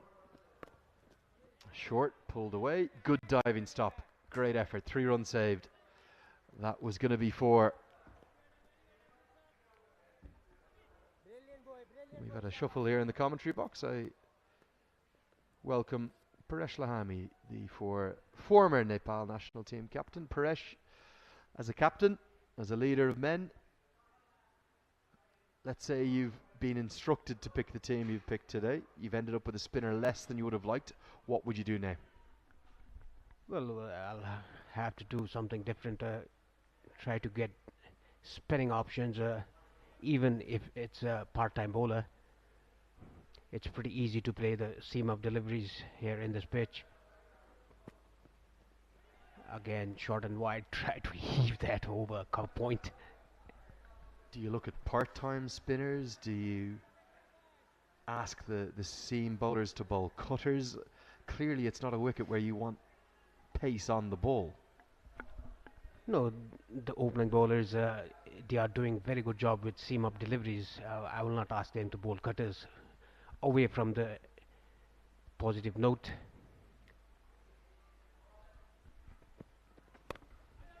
That was again outside the off stump. Talking about the spinners, you have one leg spinner who's dragging the ball down.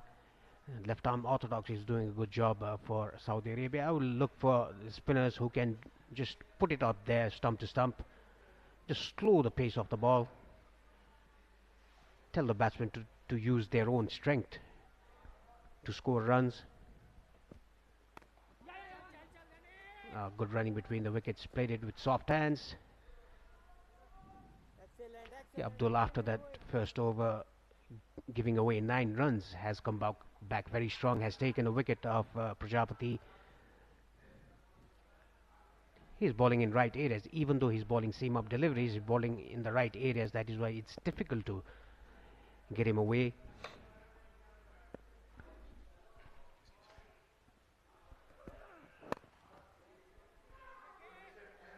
Yeah, the problem has been is that Singh has clearly loved the pace on the ball. He's scoring at more than a run a ball. He's scoring with fluency, with comfort. And Oman are right on top. Yeah, he's looking for his second turn, back-to-back turn it will be if he scores a century in today's game. He scored a not-out innings of 100 the last time he played against Malaysia in Mulpani cricket ground. Now he's on 70 not out. That's a clever change of pace, but nicely played with soft hands. Let the ball come to him. After 22, Oman 146 for 1.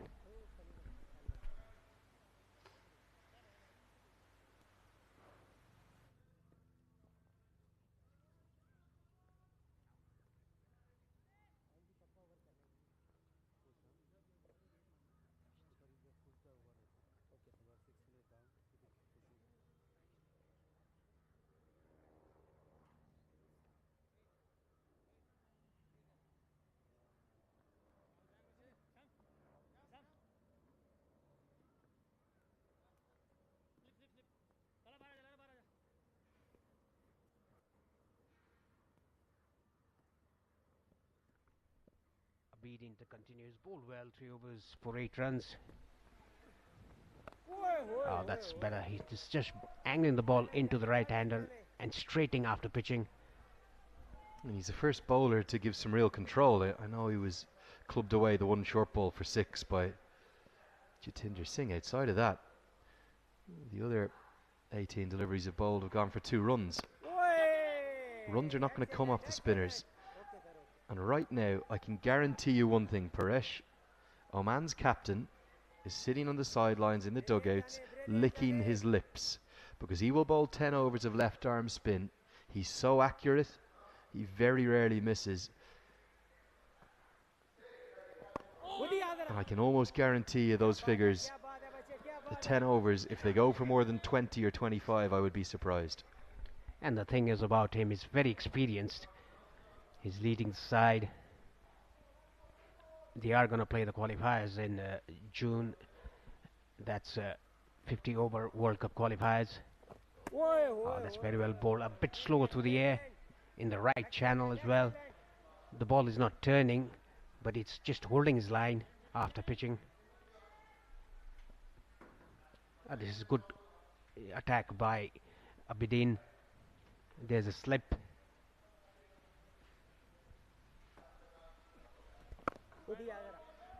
The leading wicket taker in the tournament is a left-arm spinner. He's a 17-year-old, and he has just picked up a 4th wicket against Bahrain, who are going to be rolled. They're going to be castled. They're 80 for 9 against UAE, and the 17-year-old, he's got 4 for 4. You have to read the conditions. It was always going to be the case with the volume of cricket that we were going to have here, the time of year we're playing, that they were going to be pretty helpful and pretty friendly towards spinners. And right now, Saudi, they just don't have enough of them in their lineup. 23 bowled, 146 for 1.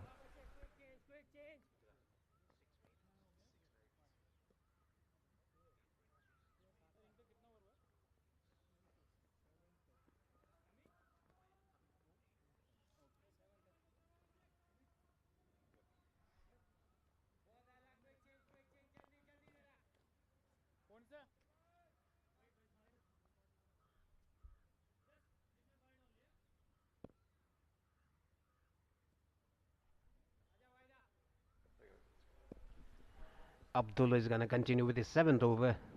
Has done a good job for his team. Apart from the brilliant start by Prajapati, and Jatinder still there playing on 70. Oman will end up getting in excess of 300 today if Saudi Arabia don't take 2 or 3 early wickets now.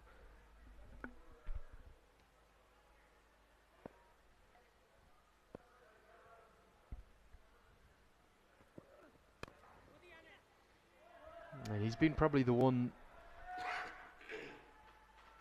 other bowler outside of the left-arm spinner to have read the wicket. He's changing his pace. He's trying to bowl stump to stump.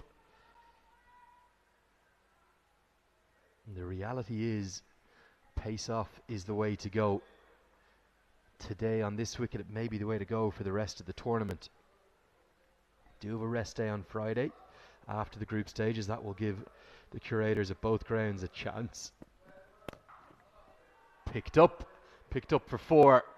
Not the length to bowl. Pace on.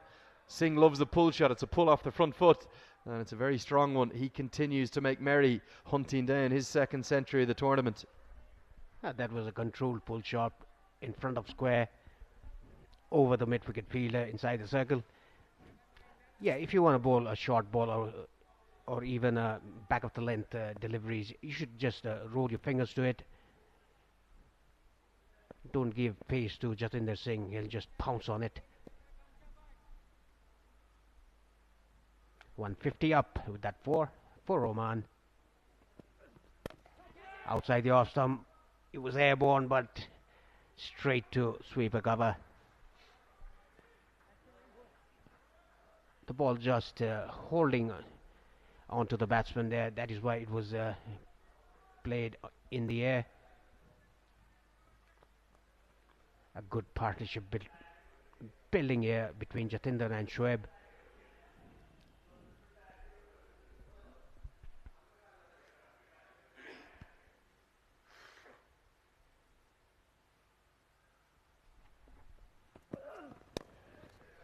Clipped into the leg side. There's a man out there, but I think Singh wanted 2. Ends up with just a single.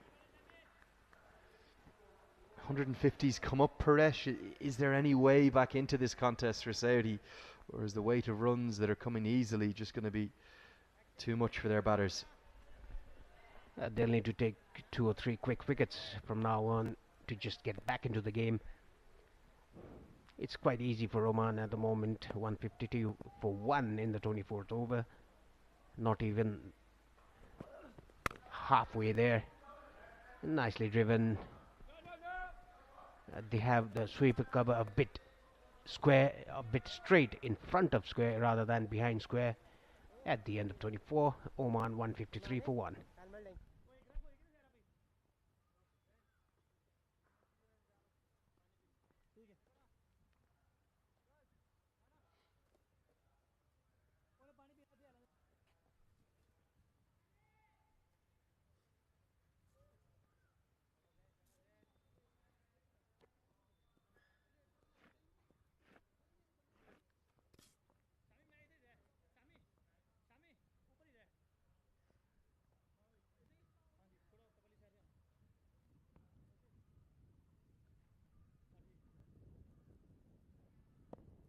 Zainul Abidin is going to continue from the pavilion end.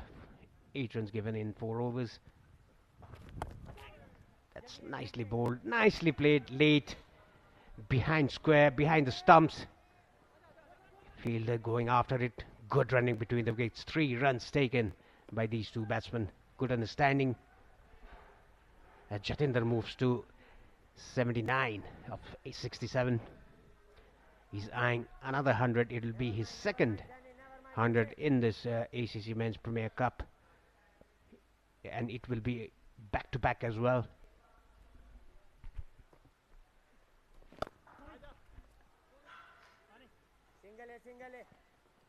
Yeah, right now Saudi Arabia are staring into the abyss really, because Oman have 157 to their name. They're not even at the halfway stage. They've got 9 wickets in hand, and Saudi Arabia, despite a good start from Zainal Abidin here, have a paucity, a lack of spin bowling options. And is this going to be a chance? It's gone into the sky, fallen safely. No control from Singh. So even a delivery like that, a shorter one, if the wicket wasn't turning square, you'd think this should be put away for 4. It's very nearly the second wicket. Yeah, the ball just climbed on Singh there after pitching. Again, very neat touch by Jatinder Singh, the fielder running after the ball. Shoaib is the fielder. 2 runs for Jatinder Singh. Whenever the ball is outside the off stump, he uses the pace of the bowler, just guides that down to third man for 2 runs or even 3 runs. Abidin is not that quick. He doesn't bowl that quick. He just gives a little bit of air. That is why he's lucky that the ball is not going to the boundary.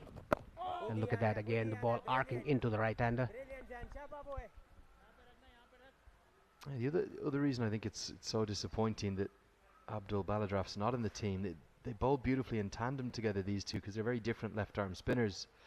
Baladraf's much slower through the air, flights the ball, and would really have extracted a lot of turn at the pace he bowls at.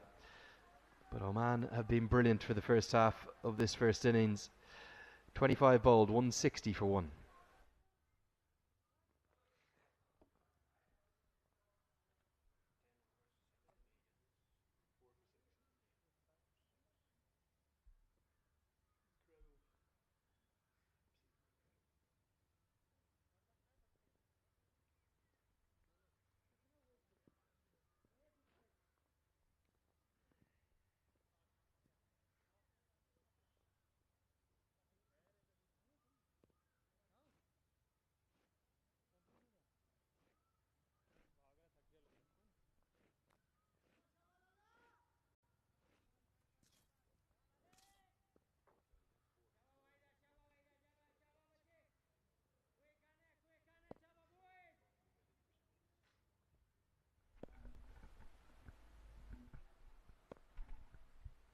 Good partnership this, building up between Singh and Shoaib Khan. They've so much time to bat here, Oman. Zishan Maqsood is looking well on track to cruise to that 280 that he wanted. Am I misreading the wicket, Paresh, or is 280 plus going to be far too many runs for Saudi Arabia, and Oman will be cruising into the semi-finals? 280, I don't think 280 is enough. Looking at the start that Oman has got, they'll surely end up getting in excess of 300, and it'll be a very difficult task for Saudi Arabia to chase the target. Oman right on top at the moment. A good partnership building between these two batsmen. Jatinder on 81, just 19 shy of his second 100 of the tournament.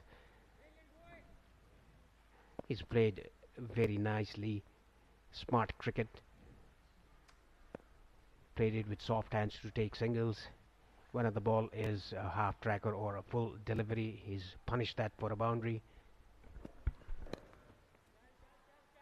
He's very composed, he's very collected at the crease. He's obviously full of confidence after that century against Malaysia, and I'm just not sure I see a way back into this game for Saudi Arabia. We've only had less than 2 hours of cricket, but in that period Oman have got into such a dominant position that even if the wickets tumbled, even if they restricted Oman to 260, which from here would be a mammoth effort, I don't think that total would be chased down comfortably. Because you look at the bowling options for Oman, Zishan Maqsood's going to be unplayable on this. Jay Odadara, very fine off spinner. Ayan Khan, the left arm spinner 2. And then Jatinder Singh took a wicket with his first ball. We're in his first over of international cricket. He might bowl some off breaks too, full of confidence from his batting. Long way back for Saudi Arabia. How can they turn it around? Wickets are needed. Yes, and not only one or two, probably a hat-trick will do the trick for Saudi Arabia. It's very easy to ask and done, but one of these bowlers could take a couple of wickets, quick wickets, to just put pressure to bring out 2 new batsmen at the crease for Oman. That will be good for Saudi Arabia. Coming down the track, heaving that over mid-wicket. That's yet another 6 for Shoaib. And Shoaib getting into the act now too. It's a maximum to close at 26, 171 for 1.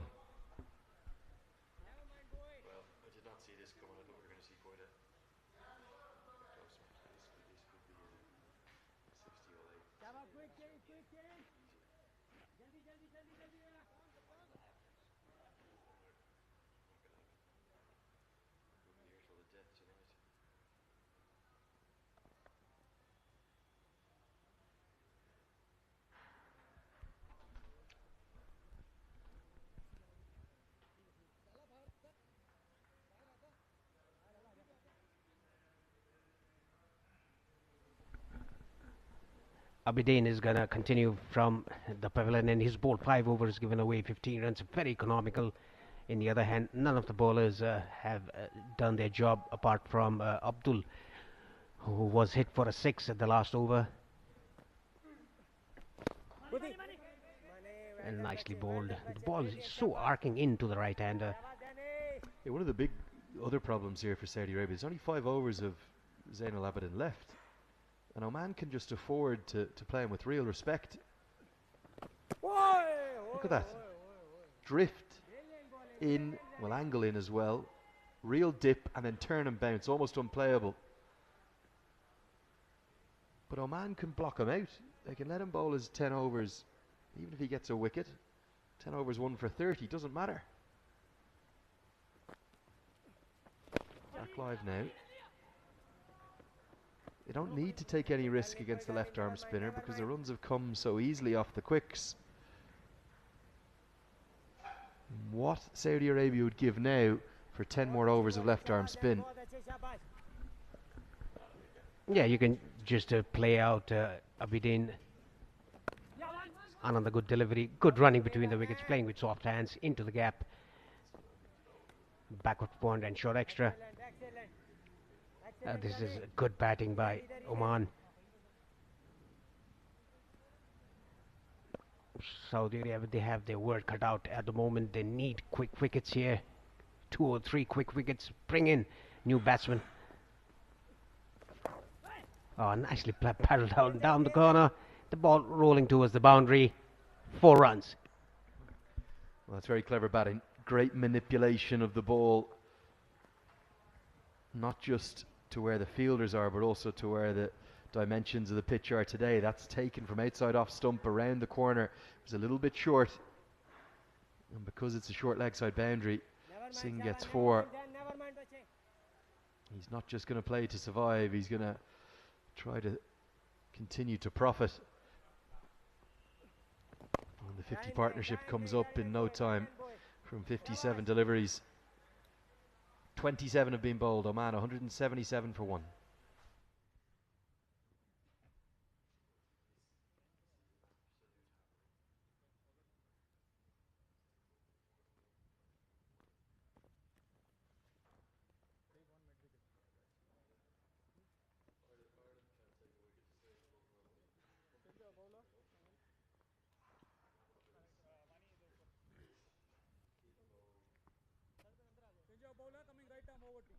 A good start here.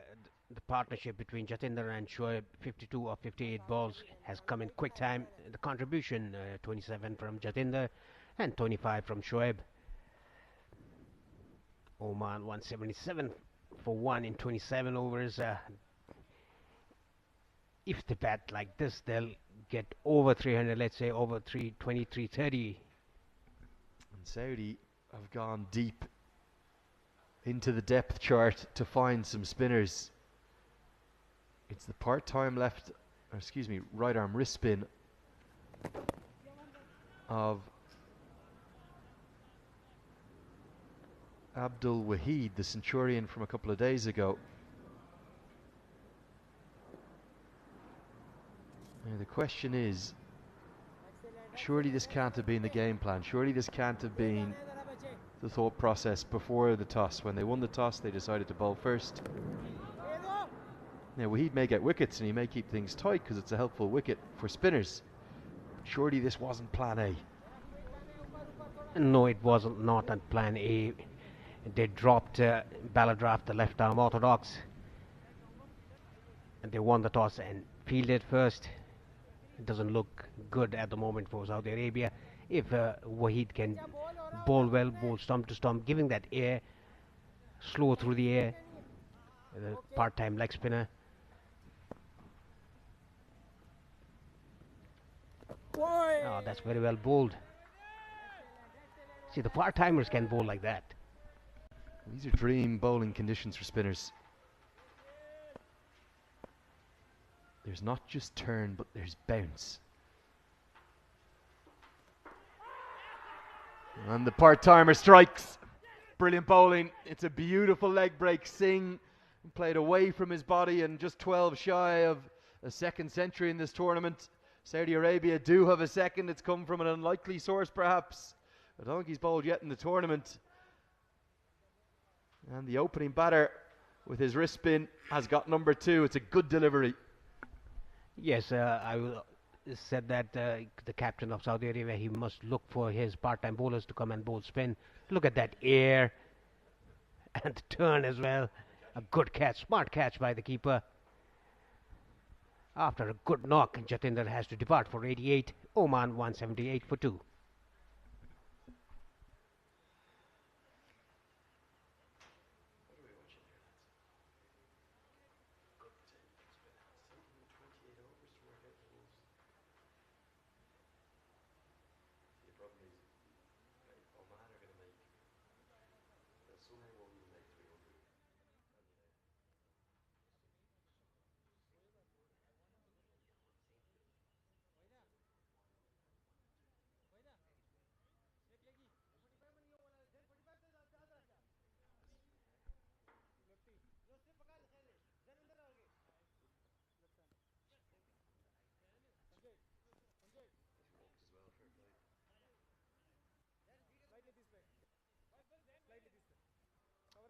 Saudi Arabia have the breakthrough.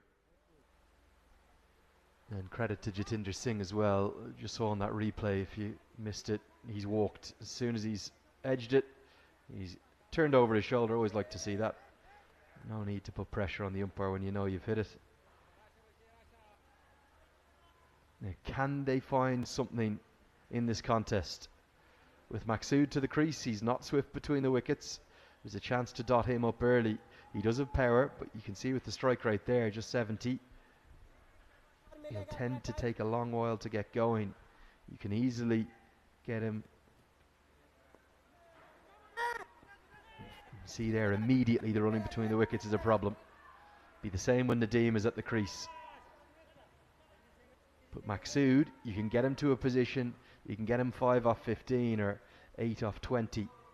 Tie him up and just get some control back in this match, Saudi Arabia. That's the googly. Oh, bold.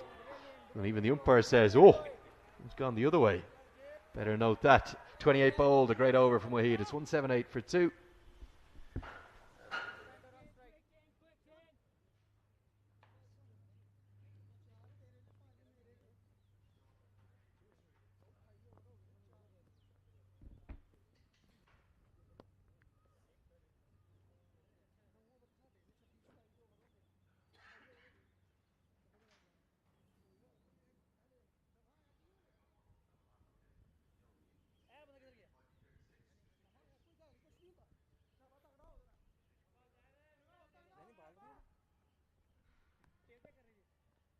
Abidin to continue. And look at the Oman dugout there, pretty much relaxed.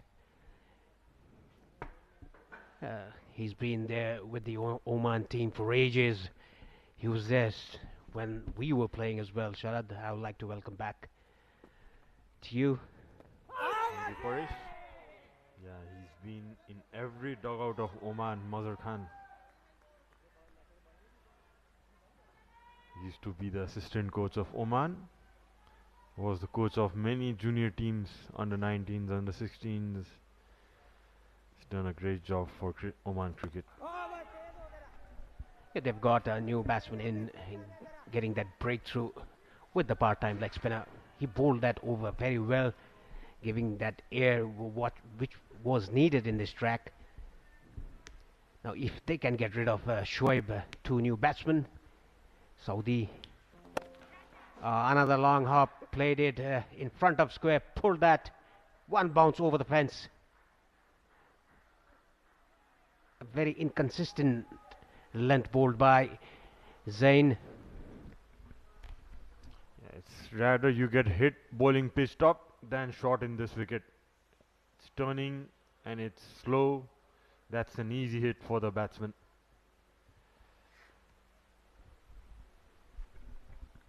Yes, a very. That's better by Zain. That was the first poor delivery by Abidin. He's bowled very well in his 7th over, giving away only 25 runs. On the other hand, the opening batsman, the part-time bowler for Saudi Arabia, has given them the breakthrough. That was played very late, down to third man. The batsman taking 2 runs. If then they can get rid of Shoaib and 2 new batsmen at the crease, then they can have a go bringing on quicks. Yeah. Although Shoaib has got a good start, he would look to build on from here. Yeah, would be a important wicket for Saudi if they can get him out. It's 29 done. Oman are 184 for 2.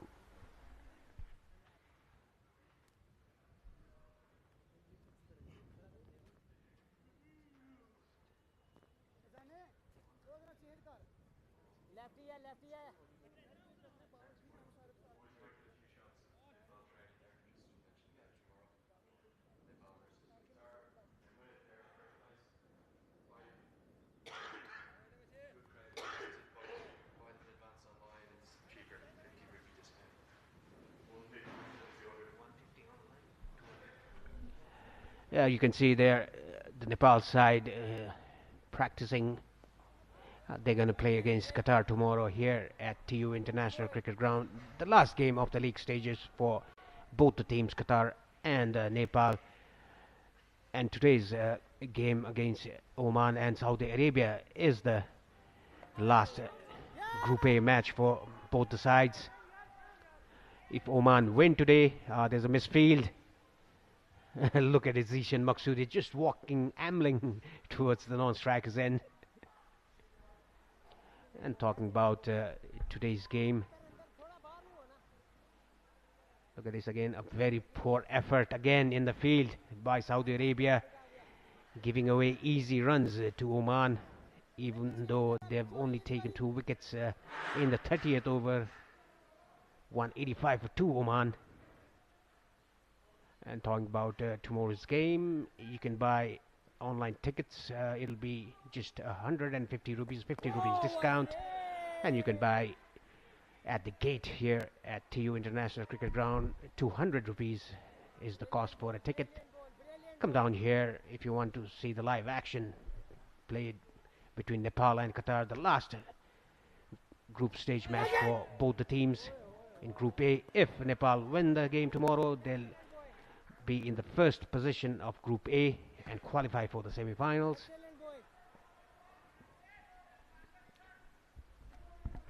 Bowling well, Wahid here. Of good innings in the last game. Scored a century for his team. Look at the turn he's getting off the wicket, Parish. bowling it slower, as you said earlier, giving that rip, getting good amount of punches out of this wicket. That's a good ball. Yes, even well said. Shoaib is being beaten outside the off stump. A good over. Only a single given again. 30 gone. Oman 135, 185 for 2.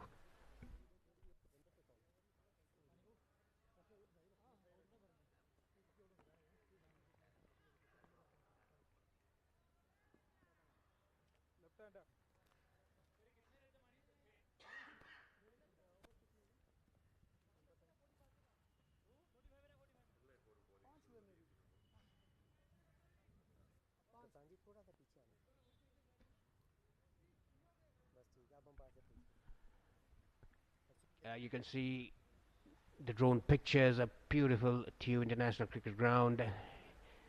It was built in the year 1998 for the second ACC trophy, Asian Cricket Council trophy then. Bangladesh were the winners. They were associate in those days.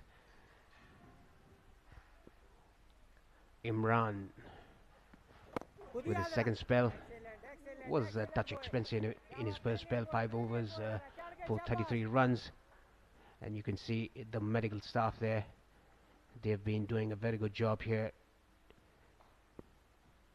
for injuries, illness, whatever the players have. Oh, that was a slower through the air. Nicely played by the captain Maqsood for a single.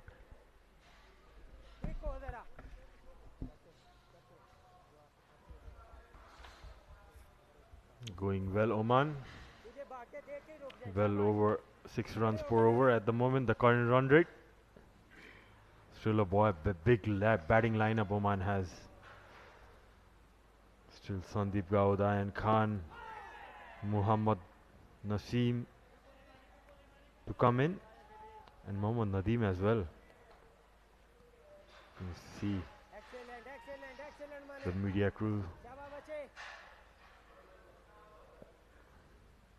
Imran on for a 6th over, still to pick up one wicket.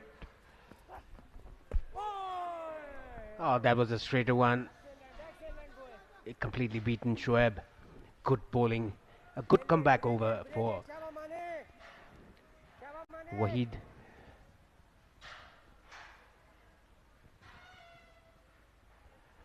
Imran Arif, after getting hit for 33 runs in his first spell, the 5 overs, has come back well in his second spell. That was down the leg side. It'll be interesting to see if he got a bat to it. Yes, he did. A very fine flick by Shoaib down to the boundary line. Moved to 36, and Oman moved to 190. Nicely glided that beside that short fine leg region. Shoaib won't miss that ball for sure. The form he's looking at the moment. That was an easy shot. That's the easiest ball to play, Paresh, in this wicket. Probably the ball coming on down the leg. Try to throw that, and you can see the cow just ambling around behind the grass banks. Oman after 31, 190 for 2.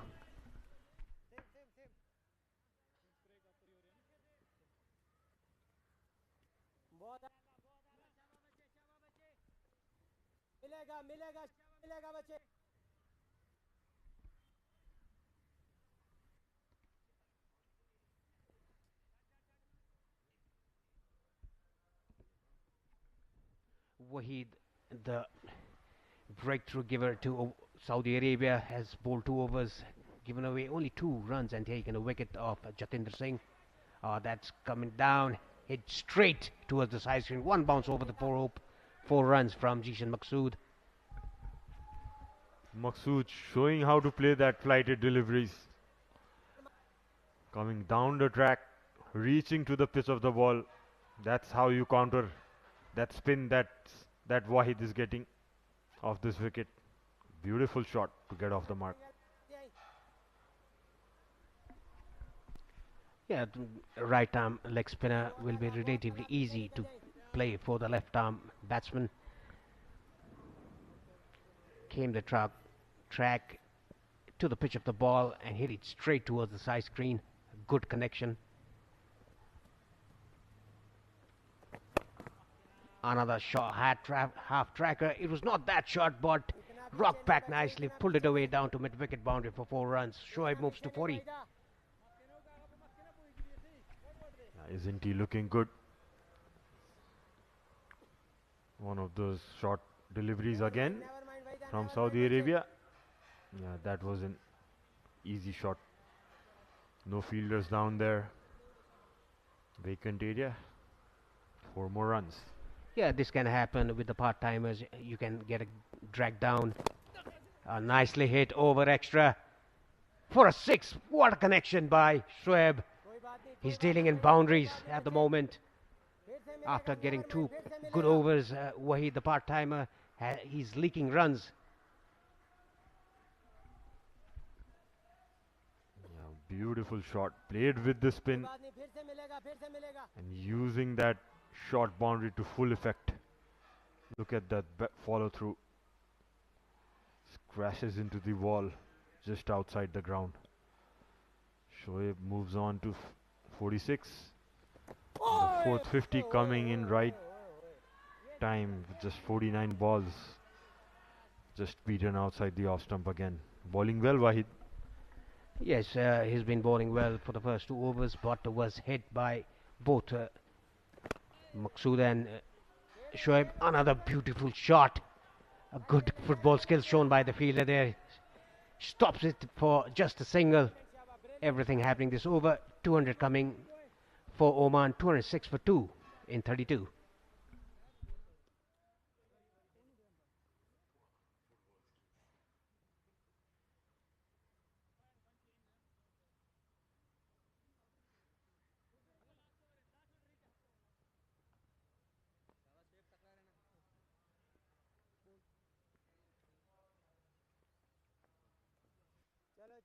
चलो never mind शाबाश बच्चे जल्दी आना मानी जल्दी आना बच्चे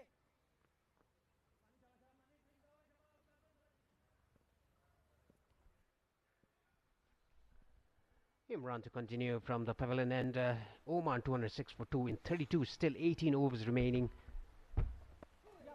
If they go in this pace, they'll surely cross 300 runs, and that'll be very difficult for Saudi Arabia to chase down. Talking about the ODI nations, Oman, UAE and Nepal, the 3 ODI nations in this event. And Nepal played their 50th ODI the last time they played against Oman in this particular ground. And nicely bowled, the ball going through with the arm, not turning. And just a quick reminder, Sharad, the first time Nepal played their ODI, you were in the playing 11 as well. I saw the list the other day. Yeah, I had been fortunate enough to represent Nepal in that first ODI, but at the same time I broke my finger in that game in the second over Parish while fielding, so I had to come down at number 11, and that was the last match Shakti Gauchan played, I assume, the last ODI he played, and I was not about to bat, but when I saw Shakti in strike at number 10, I just wanted to go and give him company. Tried my best, but couldn't make good use of that innings to give support to him in the other end. Yeah, the playing 11 comparison were there on the first and the 50th ODI for Nepal, and I could see 3 members.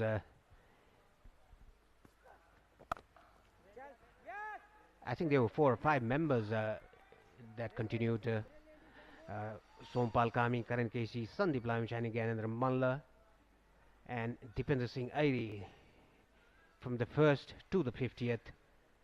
A very nice fielding effort there.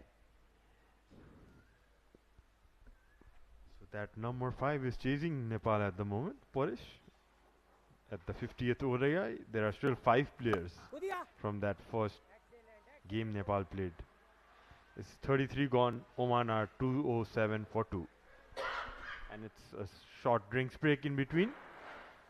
We'll come back to you very soon.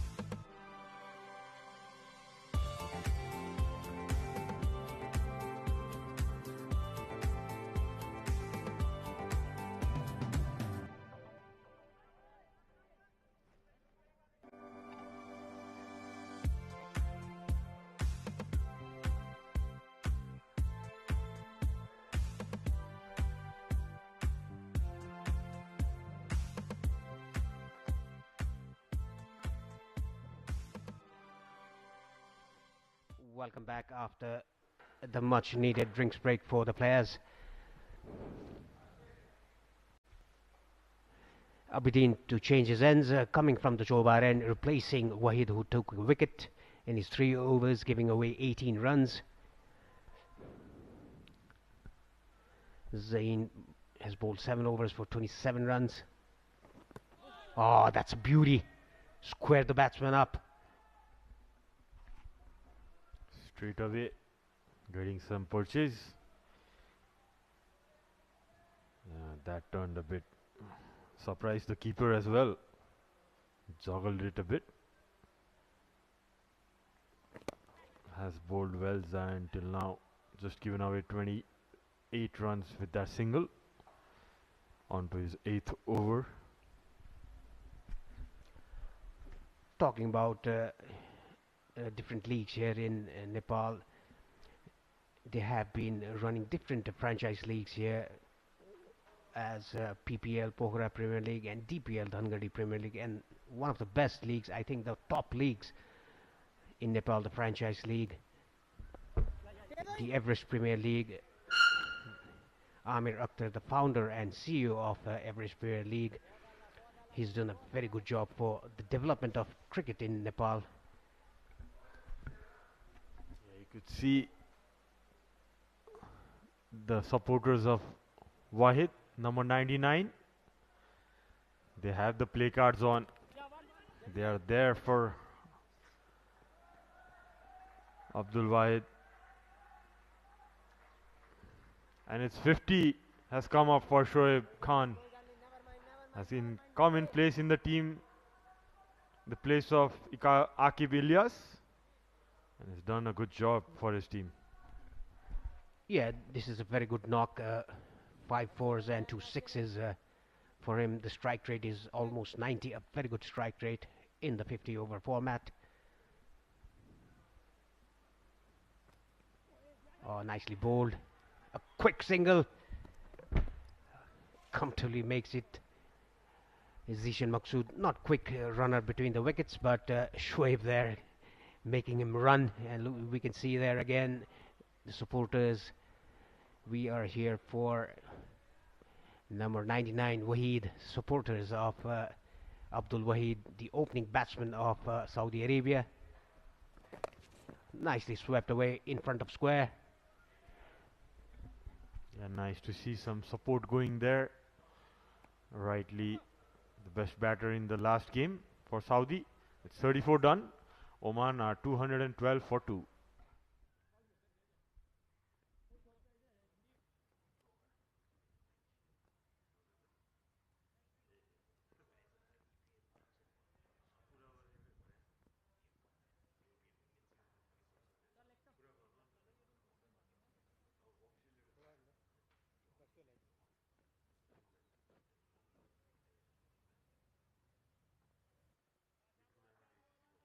Excellent, excellent, excellent, boys.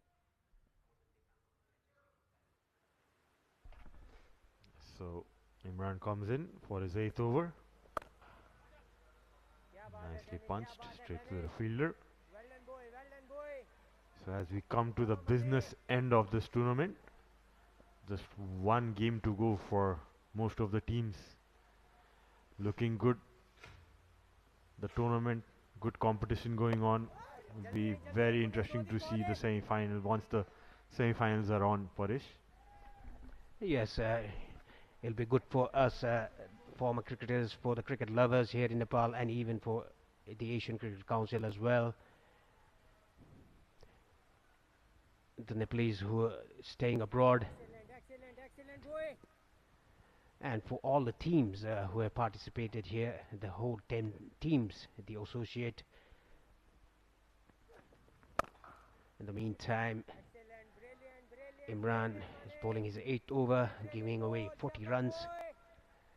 A decent job done by him. Hasn't taken a wicket though.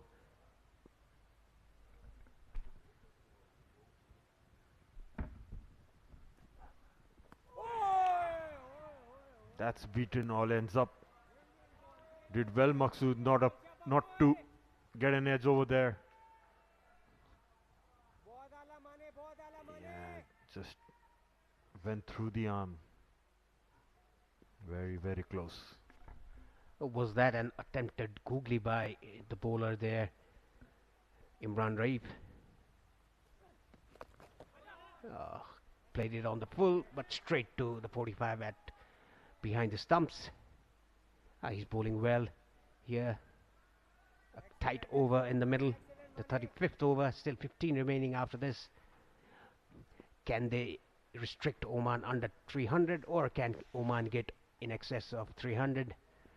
We'll have to wait and see. Only 2 wickets down for Oman, 8 wickets remaining. A dot ball to end the 35th over. Oman 213 for 2.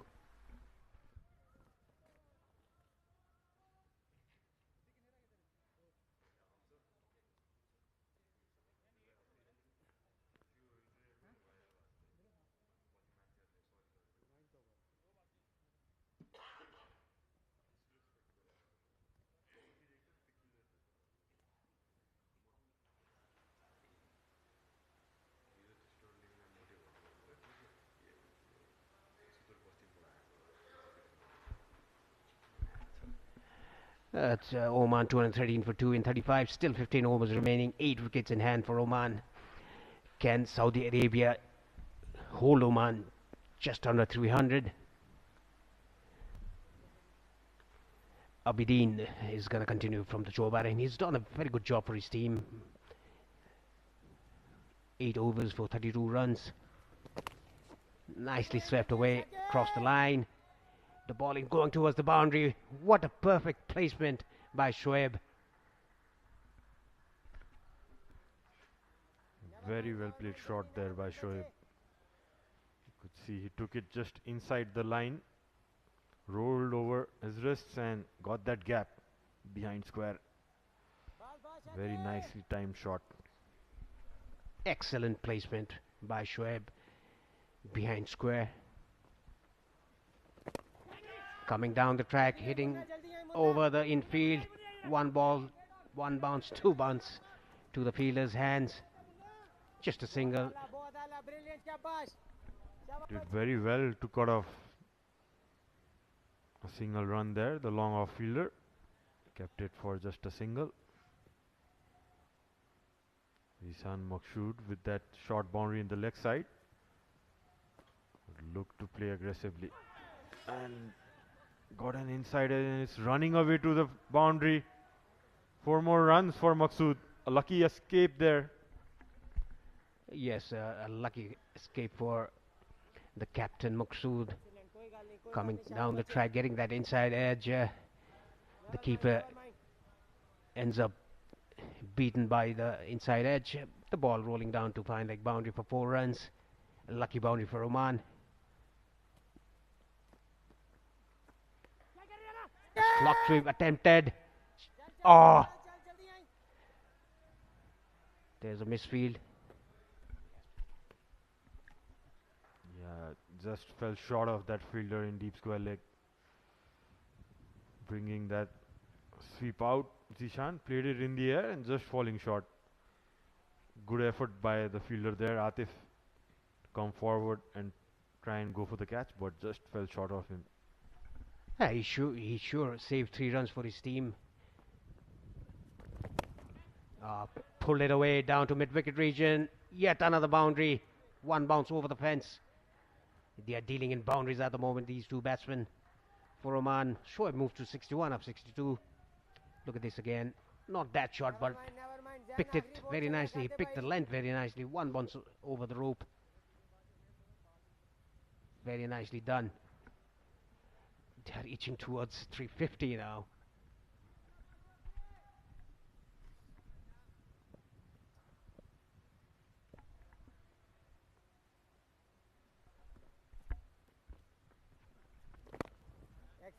A dot ball to end the 36th over. Oman 227 for 2.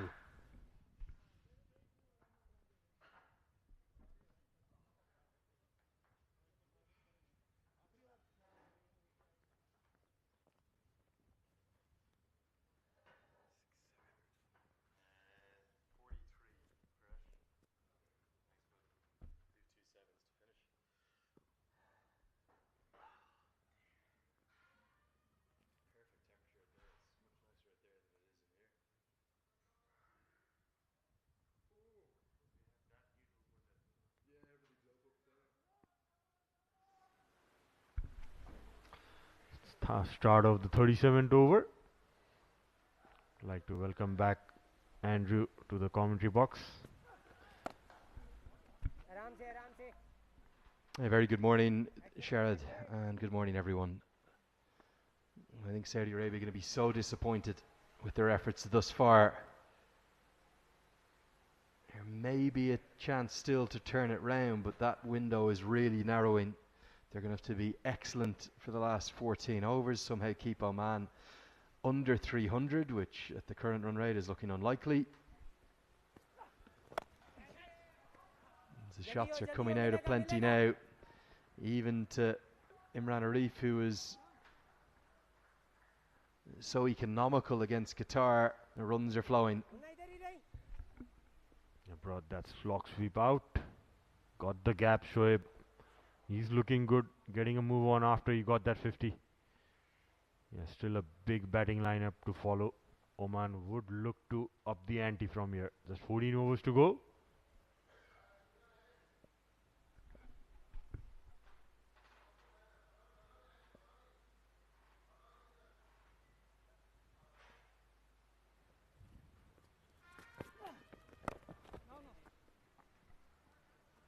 And the problem is, even were Saudi to finish really strongly, and they have the best third of the innings that they'll have so far. Let's say they start picking up some wickets, bowl Oman out for 300 or 290. Let's say they really finish strong. I still think that's too much on this wicket. No ball called now, so a free hit's going to come. The last thing Saudi Arabia need to Shoaib, who is batting with real freedom, real ease, and he's going to have a short leg side boundary. You'd have to suspect this one he'll be targeting over the ropes. It looks clearly a no ball. Have to have that foot behind the line, and Shoaib is going to swing hard as possible. He's playing well. Good to see him getting some runs. Yeah, just played down the long off reason. Kept it for a 1. Couldn't time it enough. And you might be tuning in and wondering, why do we think 300 is too much? You'll have looked at the scorecards, you'll have seen the massive totals posted recently at this ground, you'll look at the short boundary on one side. This is the 5th use of this wicket in 9 game days. You can see the wear, it's very visible at both ends now. And as a consequence, I can guarantee you, if the second innings goes 50 overs, Oman will bowl at least 30 overs of spin. They've got 3 frontline spinners. With Ishan Maqsood, with Ayan Khan, and with Jay Odedara. I think that might even bowl more than that. You might see some part-time spinners bowl too. Jatinder Singh with some off breaks maybe. And I can't see 300 being chased down with 30 good overs of spin from Oman. Might be wrong, and Saudi have to keep believing. 13 to go. 236 for 2.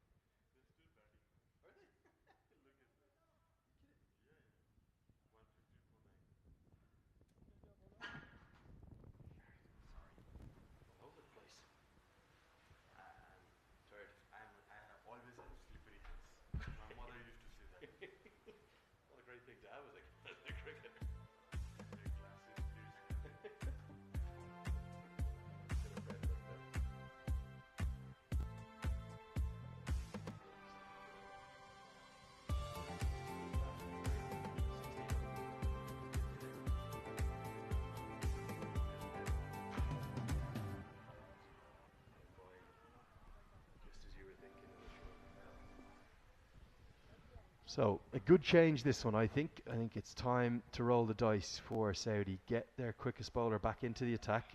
See if he can break this partnership, make some inroads into the middle order. He'll also have a bit of protection. He'll have the 4 fielders possible on the edge of the circle, edge of the boundary even, and 5 fielders inside the circle. It's because we're in power play 2. It's a change of ends as well for Atif Rahman. Bowled with pace and menace and movement. I know his figures don't show it. Can he find the breakthrough? And he comes off the long run. It's hit in the air, but wide of the extra cover fielder and out to the cover sweeper. Jared, I think we all felt coming into this game this could be a real contest, a real match where Saudi Arabia could provide maybe one of their greatest days in their cricketing history. Right now it's not going their way. Why is that? I think, yeah, the Oman players, the batsmen especially, good opening start, utilized, played according to the pitch. Probably Saudi not reading the game well, should have batted first as you said earlier. And this bowling would be enjoyed by the Omani batsman for sure. Some pace off this wicket. Not sure if it's the right way to go, but what an effort by Atif. He's 40 plus years old and look at the way he's running in. Looks fit as anyone. He would like to bowl in those Yorkers, get one more wicket in his kitty. Yeah, 41 and bowling with real pace. It's very impressive. Gets the Yorker, and again, you think of some of the other seamers who've gone past that sort of 38, 39-year-old mark. James Anderson, Tim Murtagh, even someone like Richard Hadley went on quite a distance. But what tended to happen in their late 30s onwards was that they lost their yard of pace, but they became more intelligent bowlers. They knew their game better. They were able to move the ball both ways, and they were immaculate with their lengths in particular. Putting it on a sixpence, someone like Tim Murtagh and James Anderson the same. But Atif is steaming in, with real pace and aggression.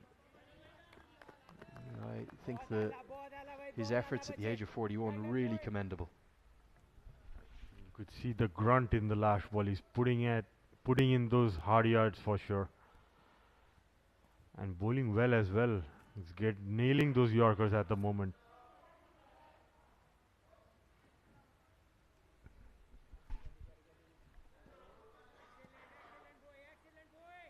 Yeah, finally some news across from the Pani ground. Bahrain have been bowled out. Great effort from the 10th wicket. Batted for 15 overs together. Edged, and that is the breakthrough. I have to say it's a pretty errant shot from Shoaib Khan, and Atif so deserves that wicket. The Saudi have a third, a simple catch for the keeper, and clever bowling. He saw Khan coming, he speared it in wide, and Khan, rather than shouldering arms, takes the bait. Look at that. What a smart bowling that is. Probably Shoaib coming down the track a bit early. Saw that Atif. He goes for 68.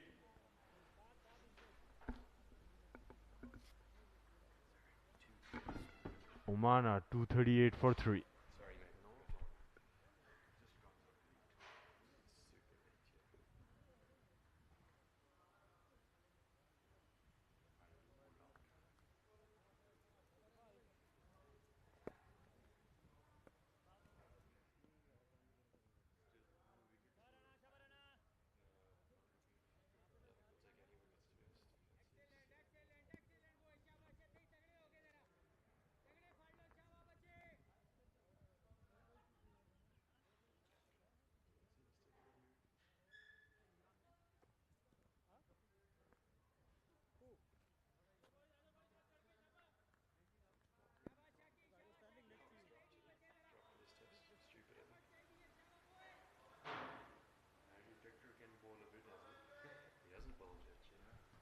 Mohammed Nadeem to the crease. We talk about grand old men of international cricket. Here's another one of them. Fit as a fiddle, this man.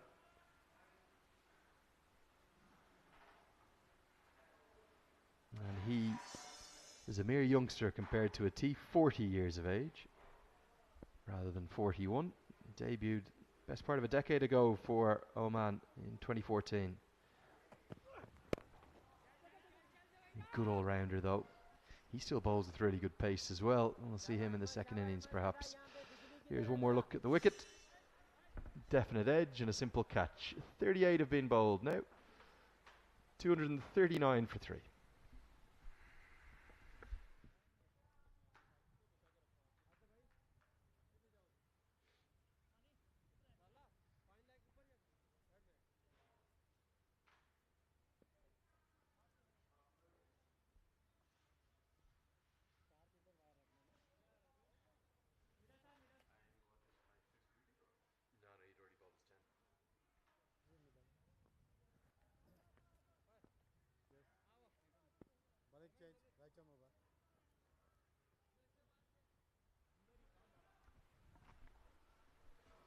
So with 12 overs to go, Oman still hunting down 300, you'd think.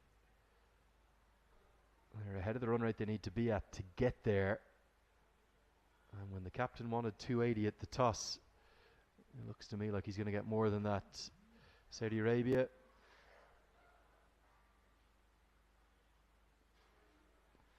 now going to have two seamers bowl in tandem, which again, just purely from looking at the wicket and seeing how it's reacting to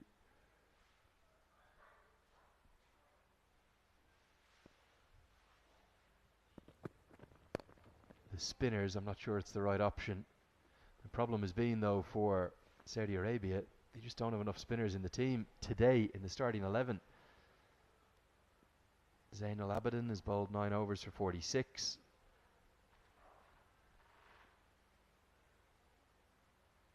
Imran Arif, the leg spinner, has bowled 9 overs for 49. The part-time leg breaks of Abdul Wahid picked up a wicket. He got 1 for 18 from his 3. But it looks now like they're going to go back to the seamers, and I think Zishan Maqsood will enjoy the pace on the ball.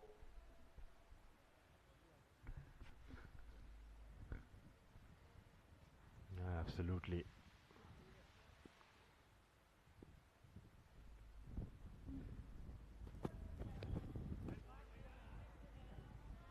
Close to the wide, just crossing that wide line crease.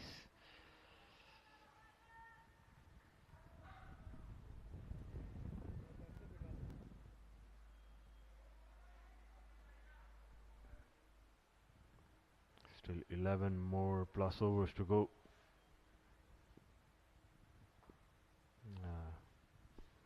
Oman would definitely eye that 300 plus mark. They take a quick single. I think in a funny way, every run they get from here is a bonus. They got plenty of time to get it up over 300, but unless I'm completely misreading this wicket, which is very possible, I think even 240 will be enough. Now, Saudi have shown some form with the bat. Abdul Wahid with that century. And they did chase down that 220, or a little bit less than that, against Qatar very comfortably at this venue. And that's a poor delivery. Beautiful way for Nadeem to get his innings going. It's what you dream of as a batter. Get anything on it with fine leg up in the circle, you're going to get 4, and that's what he gets. That's played nicely down the leg. Just helped on its way. Clipped away. Another 4 runs.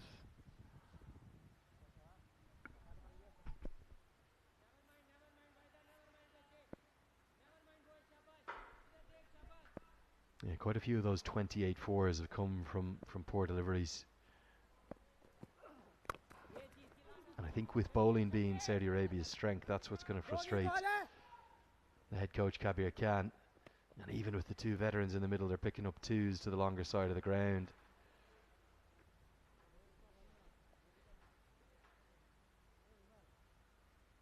I'm not sure how Saudi Arabia can get back into this contest. They have to find a way. Wicket's probably the only thing that will stem the runs flowing.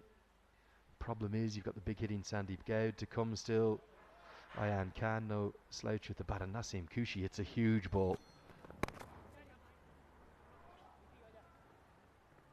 And this experienced duo, they'll know the state of this game right now. They'll be happy to just nudge it round, drive Oman up to above 300. 11 to go, 248 for 3.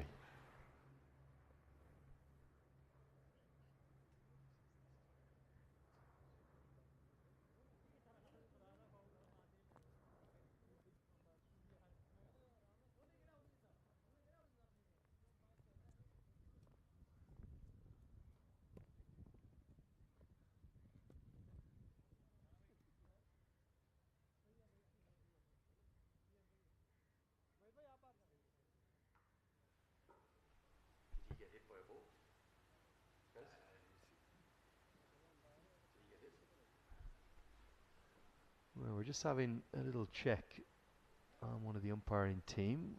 Didn't see an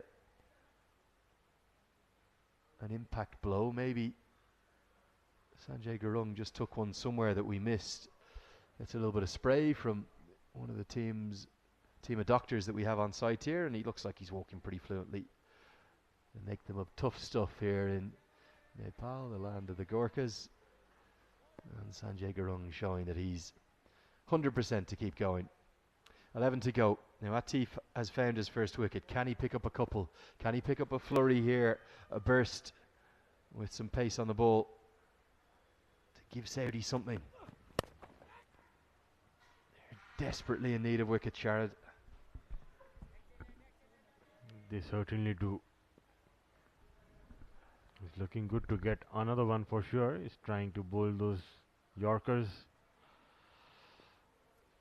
Yeah, probably he can use some cutters in this wicket. Change of pace as this wicket is getting slower and slower.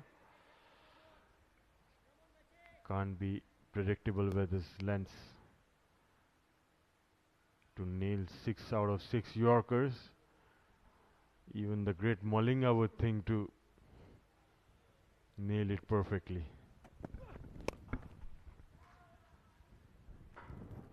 Zishan Maqsood is very capable of going through the gears. He'll often be slow to start with, and he's exactly what he was. He was 18 off 28 before that. But he can pick up the scoring rate quickly, and that's just a clip to the shorter side. And with the left-hand, right-hand combination and a short boundary, the runs are going to keep flowing here for Oman. Yes, he exactly knows where the gaps are. Experienced player for Oman. He knows where the lengths are coming from the arm of Atif. Yeah, needs to see some change of pace from Atif. Punch down the ground for another single. And the 50's up. The 250's up for Oman. In the 40th over. Still 10 more overs to go. They would eye around 80 to 100 runs for sure. Oman team with 7 wickets left and big hitting to follow. They are gonna get past well above 300 it seems. That graphic there, the balls per 50, it's shown how, just see if we can see that once more, the balls per 50 please. It shows how little control that Saudi have had throughout the innings. Just that third 50 that took 68 balls to come up is an acceptable scoring rate when you win the toss and bowl first. And those first two, they're killers. Because in that first power play, they were scoring at 8 runs, 9 runs and over. And it's meant that after 73 balls, so 12 overs, the hundreds come up. And really, despite a little bit of a fight back, despite 3 wickets, that's your ball game right there. It's taken away from you in that first 12 overs. And that's having won the toss and decided to bowl first. Yeah, most certainly Oman have built this innings so nicely. Except for that third 50, which is obvious. Batsman would look to rotate strike and just build on an innings. All the 4 other 50s have come in quick time. As Atif comes into ball.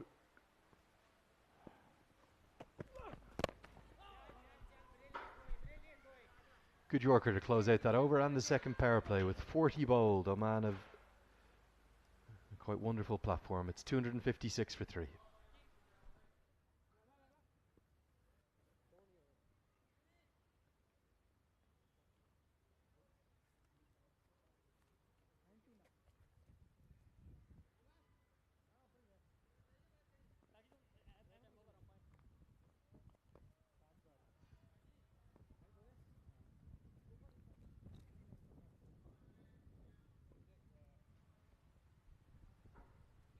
So 10 to go.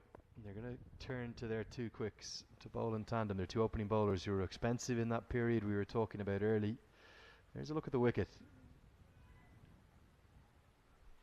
I know because of the small boundaries, the thin atmosphere, the short boundary one side, it tends to be a run scoring paradise here, but can you explain why you feel it is that Oman are so far ahead of par here, and why the pitch is taking so much turn. I mean, it's obvious, as you spoke earlier, it's the 5th game in the 9th day of this tournament. There will certainly be some wear and tear. As you can see in the test matches also, in the 5th day there is always turn in offer. And the other thing is Omani players having the experience in their side. The openers Jatinder and Kashyap starting so well, carrying their form with the bat. Then Shoaib adding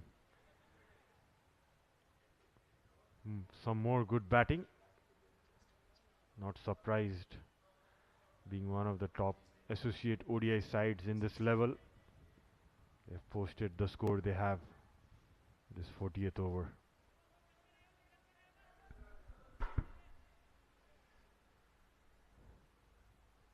Yeah, the reality is as well for Mohammed Hisham Sheikh, the captain of Saudi Arabia, the options he's turned to, his gun bowlers, his best bowlers, are these two quicks, and they've toiled away. There's a man who, in my opinion, should have been in the starting 11. Abdul Baladraf, the 20-year-old left-arm spinner. He's on as a sub-fielder, but he's not in the team. I'm not saying that necessarily his 10 overs would have changed the result today. There's still a lot of cricket to be played from here, but it certainly would have given Saudi Arabia a real fighting chance. And we were expecting a close contest. We saw so much in that Saudi victory over Qatar, and we also saw so much from their performances through the Challenger Cup. I'm not sure if it's the magnitude of the situation. I think that's come off the helmet. Don't think this is a drop. Get a look at the replay. Is it the shoulder? Is it the helmet? If it was the helmet, we're going to have the mandatory concussion check, which is what Sanjay Gurung's indicating.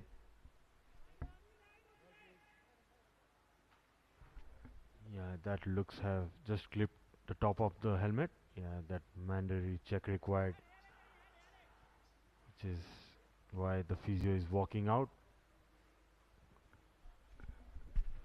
Yeah, and rightly so. You've got to go through this process, but that was as gentle a kiss as you can get from a fast bowler, is right on top of the helmet. And take a look, if we can, after this replay, the points tables. Yeah, just literally almost a glancing blow. Wouldn't have mattered if the keeper had held on, but Sanjay following the rules accordingly. Here's the 2 points tables, and this is where the state of play is at.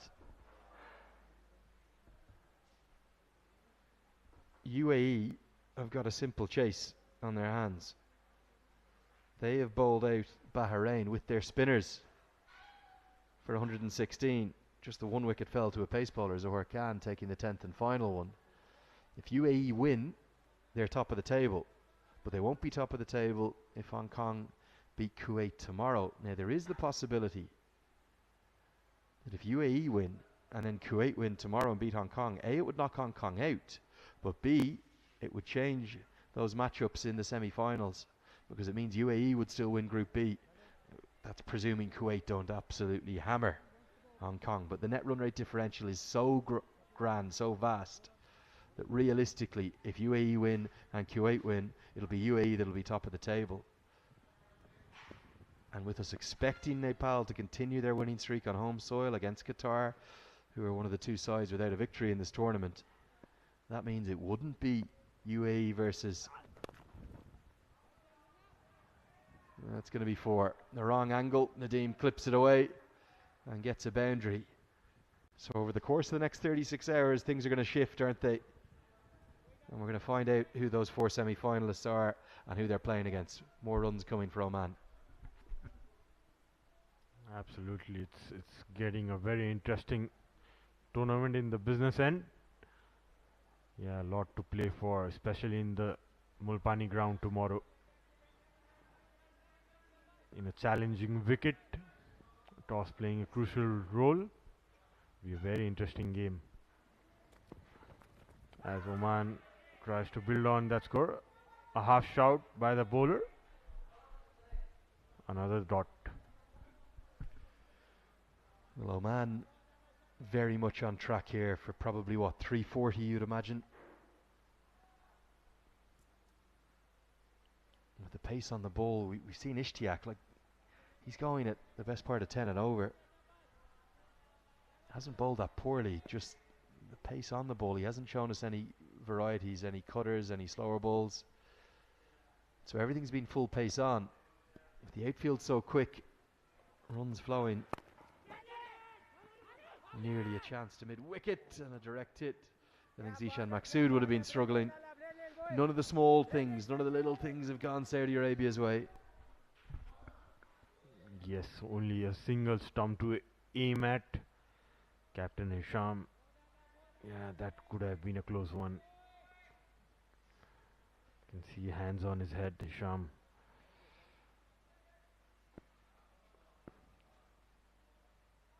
Projected score, as you can see, the current run rate is around 320, which Oman would get well above. Dropped. That should have been taken, and it would have given Ishtiaq a deserved wicket, and it's a regulation drop as well. Definite edge for me, and the reaction of everyone seems to indicate that's the case. Yeah. You can see from the bowler and the batter's reaction. It's come off the shoulder of the bat, and that has to be taken. The fatigue kicking in. 41 bowled, 261 for 3.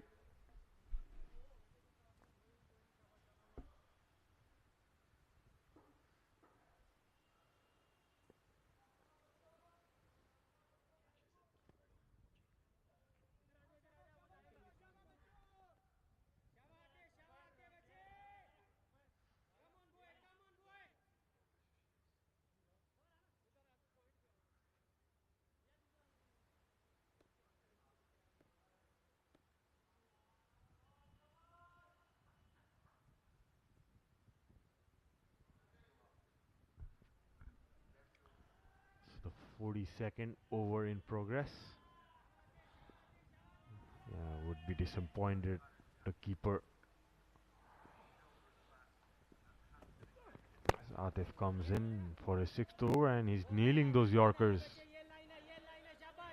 The 41-year-old showing how it's done.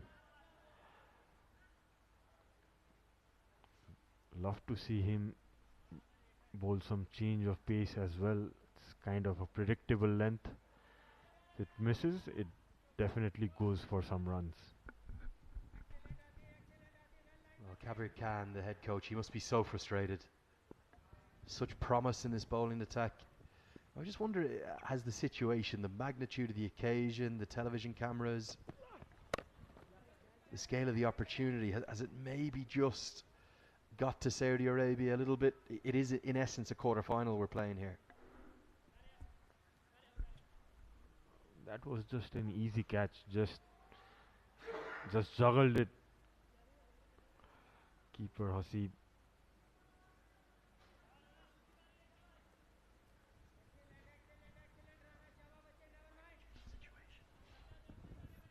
Yeah, cannot drop those catches in this level.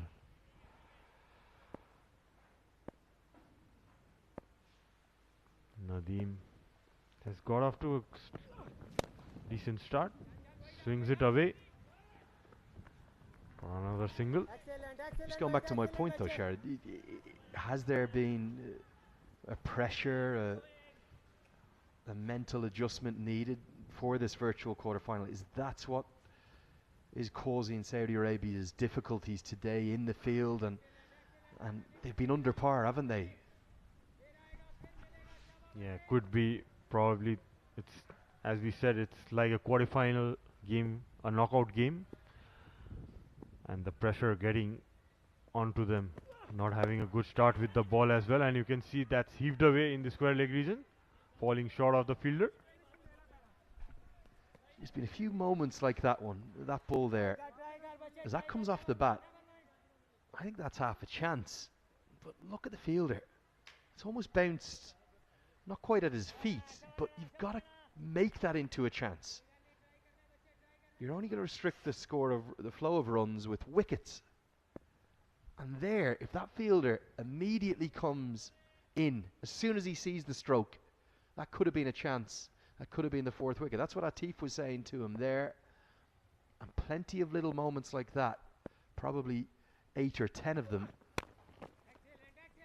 none of them have gone Saudi Arabia's way. And as a consequence, they're staring down the barrel of a huge total here, particularly for a wicket that we feel is taking a lot of turn, a lot of assistance for the spinners. Yeah, absolutely. Except some few moments of brilliance like that in the field. It's been pretty ordinary fielding by most of the sides, especially around the Gulf region like Kuwait, Saudi Arabia. They need to definitely put up a better show in the field. They want to match these top sides in the associate level. Need to raise that fielding standards. Can't miss those half chances.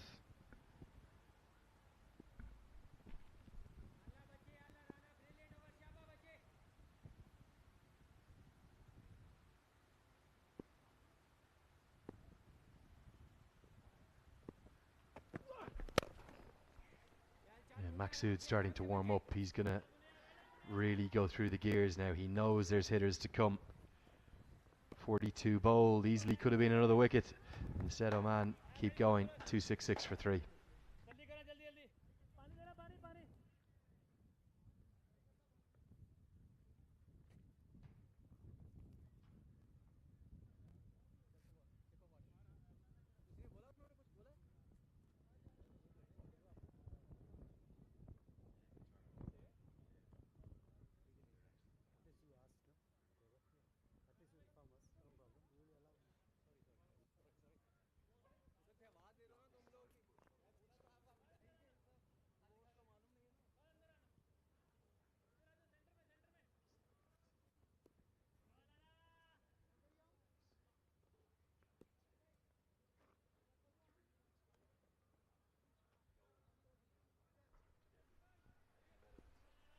Eight to go.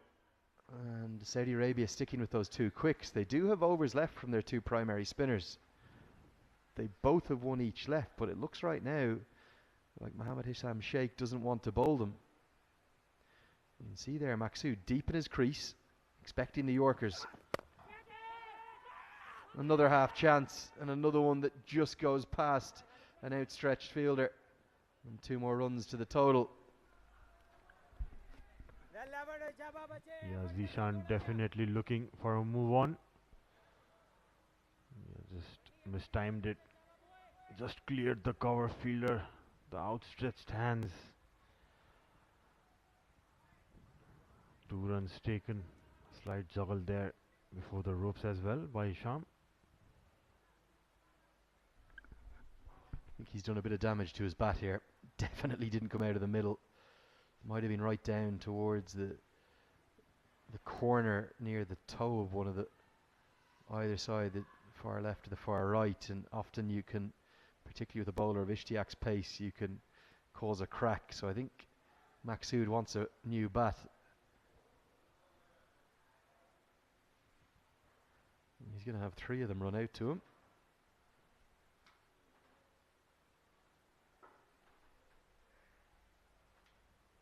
Just trying to see who that is. I think that might be Aqib Ilyas, is it? Running it out despite the thumb injury. No, correction, sorry. I think it's Sameh who is running the bats out. He's wearing Aqib Ilyas's number. He's codding me, tricking me up here. Wish you well in your recovery, Aqib. Good little healthy crowd in as well. Probably about 200 or 300 scattered around the grass banks. If you do want to come down, remember it's free in. Can Saudi spring a big upset? Can they chase down this, what's inevitable to be a 300 plus total? Heaved into the leg side. Going to be a couple. Could you see, let's say we end up with semi-finals of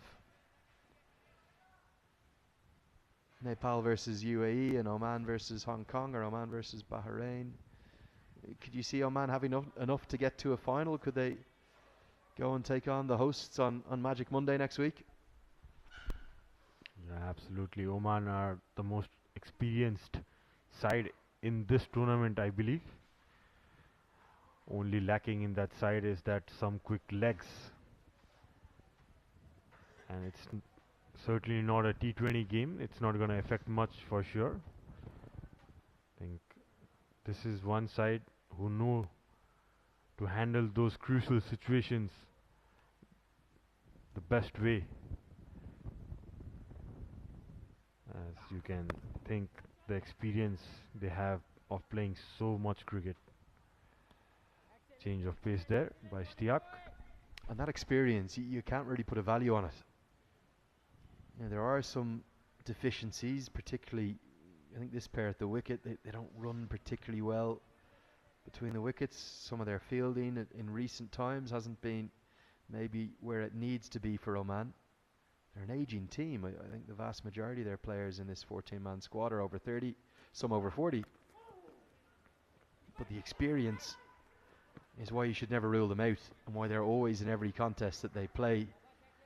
And Maqsood, it has to be said, has there been a better captain? Has there been a better all-rounder? Has there been a better player in associate cricket over the last 5 years?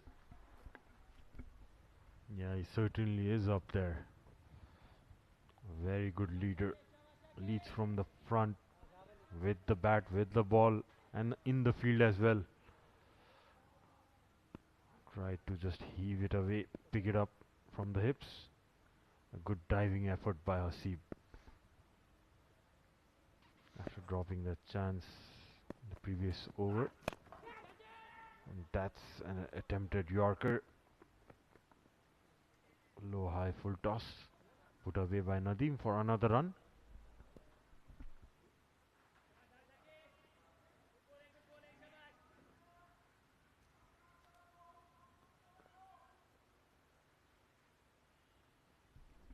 You can certainly see a huge difference in the way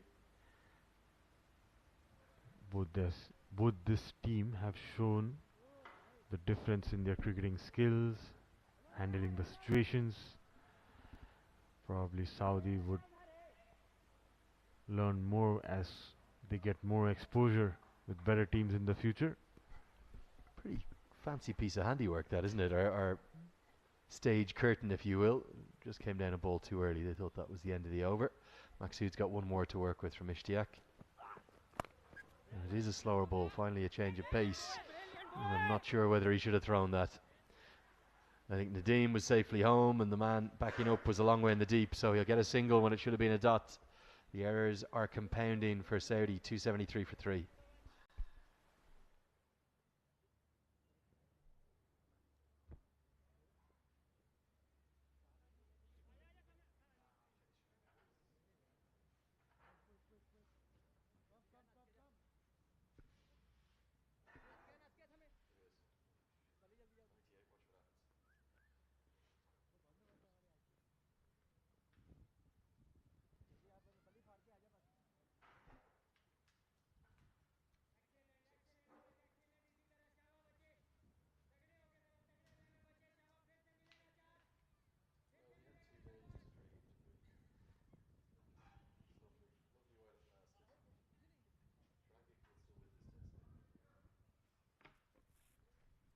It's an imposing scorecard. 50s for the top three. Maqsood and Nadeem will try to join and complete the set. Maqsood 16 shy. Nadeem needs 32 more, and with 7 remaining.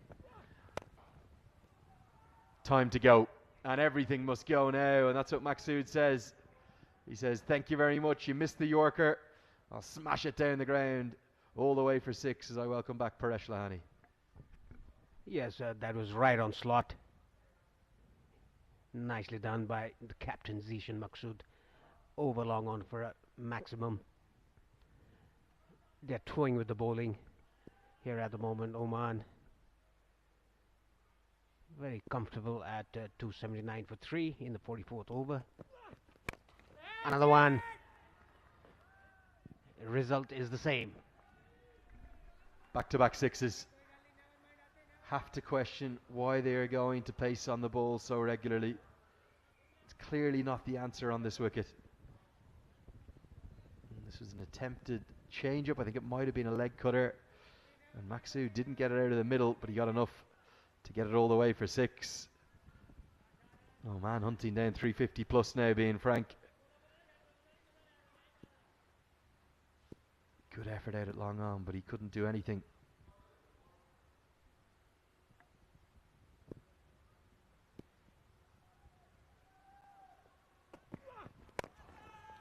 Six, and now, oh, very nearly 4.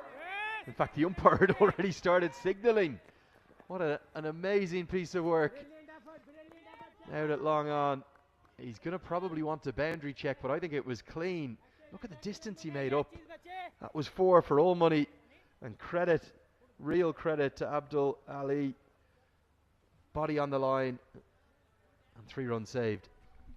Excellent work there on the outfield by Abdul Manan Ali.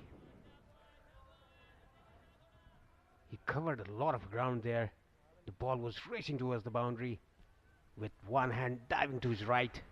Excellent work. Saved 3 runs for his team. And that is the commitment you should have in your team. Look at this again. Full-blooded dive to his right. That's excellent work. No doubt about it that he saved 3 runs for his team. I think it's very clean. It's a good piece of work. And great commitment from Saudi Arabia. The benefits of that S&C program that Cricket Saudi Arabia put in for not just the squad here, not just the 14 members of this squad, but the 30 that I've identified. I think that's absolutely fine. He's airborne when he cuts it off. I'd already called it as a 4 from the moment it left the bat. But that is a wonderful piece of work and great credit. Look at the umpire. Umpire's gone 4. Oh no, not yet.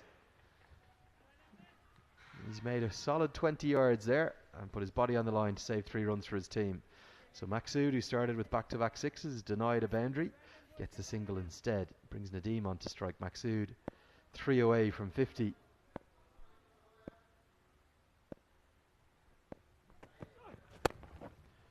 Good Yorker.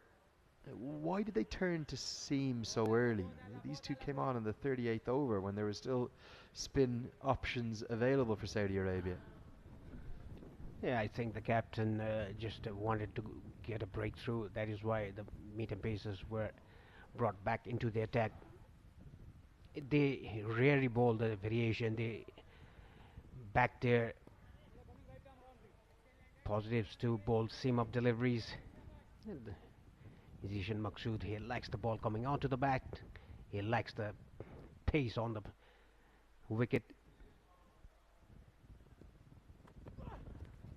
A slower ball, I think that's a wide. Yes, rightfully so called as a wide. Yeah, he's decided to change his angle, come around the wicket, and I think the idea is to hide the ball outside the off stump to get it clear of the hitting arc.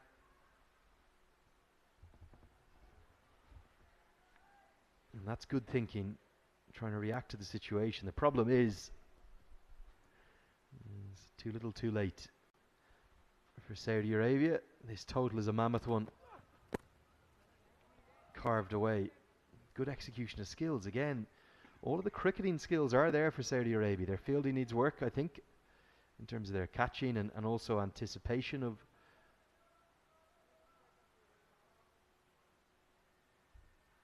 how to approach their fielding as a unit. Their batting, we'll see in the second innings how they go chasing down a big total under real pressure. But all of the bowling skills are there. I think just strategically and tactically they've been completely outthought, outmaneuvered, if you will, Paresh, by a very experienced team. They'll learn from this and they'll be back. Going to run the single again, a fumble. Got to attack that ball, try and run him out. 44 bowled, 290 for 3.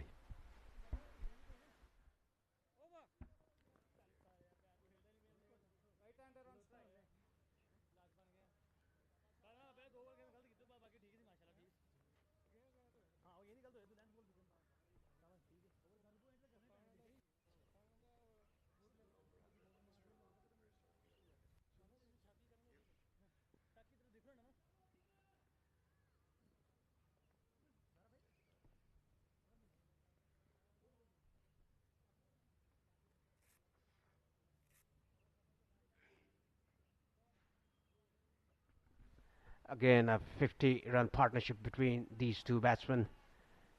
Maqsood on 48 and Nadeem on 20.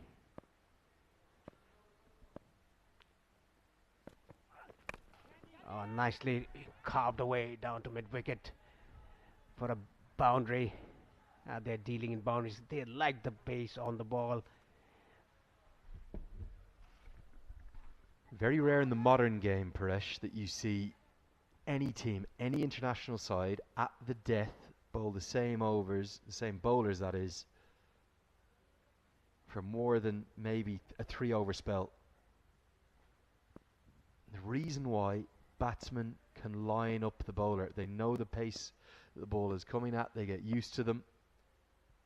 These two returned, I think, the 37th over, 38th over. And look at it, every ball now is being lined up by two very experienced players. Runs coming every delivery, short side, leg side for the right-hander. This could be real carnage in the last 5 or 6. I think they've got to change something. I'd get the spinners into the game, just try and mix things up. If these two bowl out, 370 could be on the cards. Yes, definitely. And there was a fielding change after the ball was hit for a boundary at mid-wicket. The mid-wicket fielder gone to the fence, and the final fielder coming inside the circle. Another lining up and straight. A good hit because the mid-off fielder was inside the circle.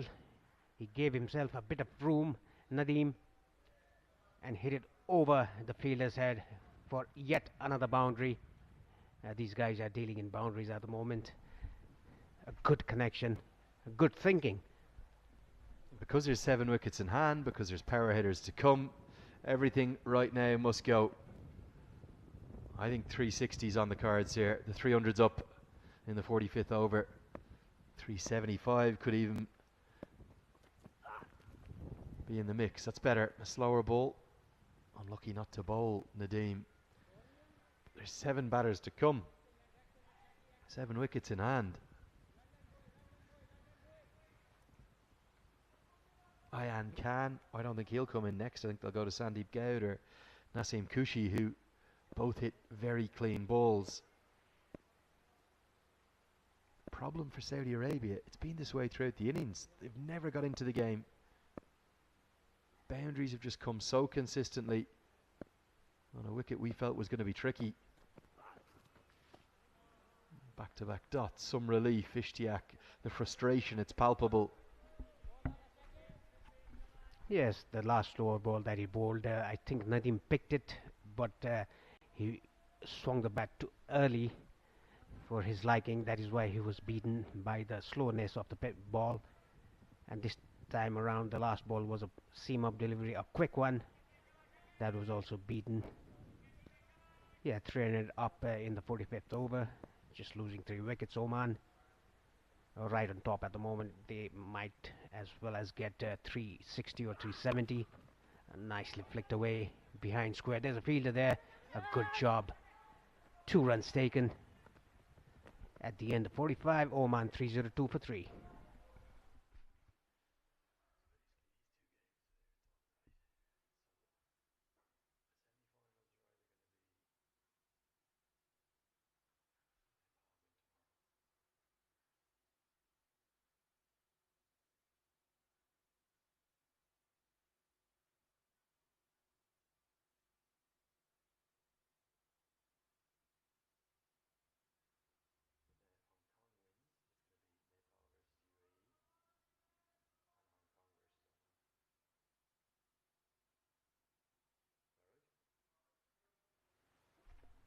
Look at all those building blocks. They're stacking up on the Manhattan chart. There really hasn't been any prolonged phase of consistent or economical and pressure building bowling. And right now, Oman and UAE are sitting pretty. They're sitting pretty to advance their semi-final claims, to seal their semi-final spots. The weather has held fair, which is great to see. Let's hope it continues to do that for the rest of the tournament. There are some concerns about Saturday, Sunday, Monday. We'll have to wait and see.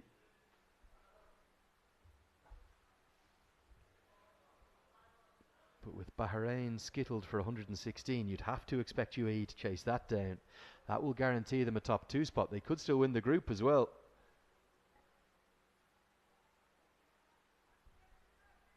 We're going to see a change in bowling.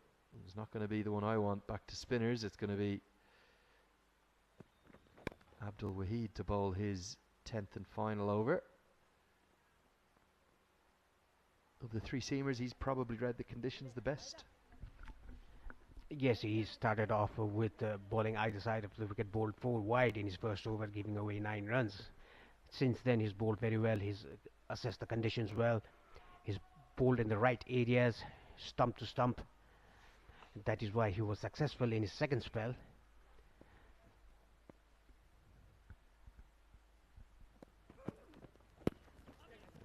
Good change of pace, getting the thigh pad. And Nadeem. Yeah, Maqsood is on 49 of 46 balls. It will be the 4th batsman for Oman today to get 2.5 century. A consistent batting performance by Oman in the last 2 matches. There's every chance they end up with 5 batters used today and all 5 getting half centuries. Unless Saudi can find wickets. That will be 50. He's a class act, Zishan Maqsood. I'm not sure there's been a more consistent associate cricketer over the last 5 or 6 years. He's done it through adversity, through tragedy. And he is a wonderful man, brilliant human, a great leader. 50 off 47 balls, 3 fours, 2 sixes. Well played yet again to Oman's captain, their leader. He's in peerless, imperious form. Yeah, after getting out for a knot in the first game against Nepal, he's done his confidence good. He's back in form. That's wide. Outside the line of the marker there, the wide marker. And talking about Oman, all the batsmen, they are coming back to form when semis are around. That's a good sign for Oman. Just to remind you that everything to play for, this is the road to Asia Cup. The 10 teams, 3 teams are out of the tournament, 7 teams are looking for a semi-final berth. Yeah, I think this is something that Duleep Mendes and all of the backroom staff in and around the Oman setup, they've got a really good cohesive unit. Everett Labourche, the assistant coach, and all of the team there. They said if they can just get into the tournament, they did have a bit of a wobble against Qatar. They only really won that game by 40 runs or so, and at points of it looked like they could lose it. They said if they could just get into the tournament. Now that's maybe going to be half a chance, but a great sprawling effort from the captain at long on. Won't be able to cut it off. It's 4 more. Maqsood really looking to accelerate now. He's got to 50. Yes, that would hit dead straight towards the side screen. A valiant effort by the captain of Saudi Arabia, Mohammad Sheikh. Couldn't stop that.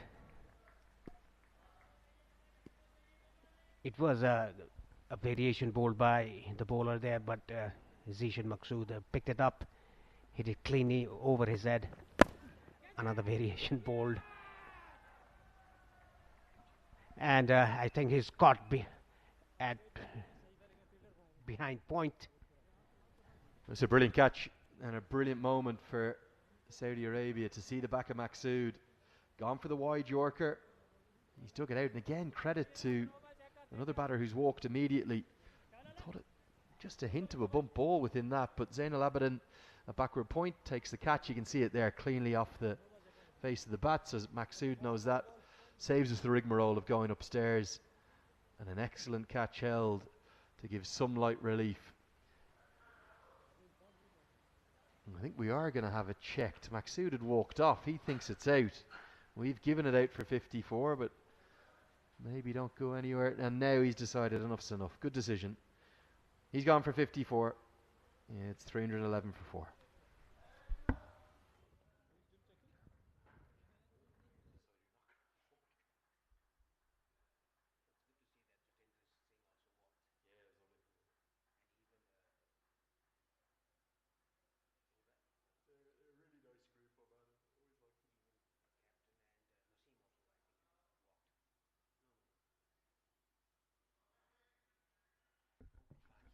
Mohammad Naseem is the new batsman in at number 6.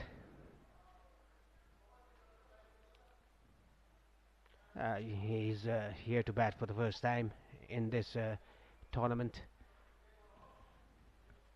I don't know what they're waiting for. I think they're still waiting for the decision.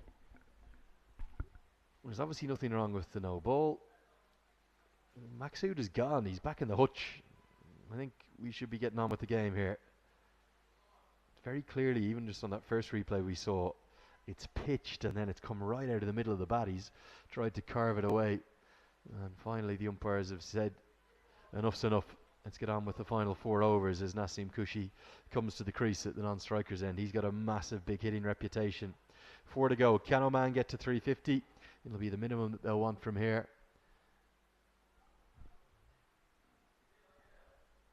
As Ishtiaq Ahmed's going to continue. Remarkable to think that, given how much turn we've seen in this wicket, their 2 frontline spinners that they've picked, it looks to me like they're not going to bowl their allocation. They're going to bowl 9 overs each.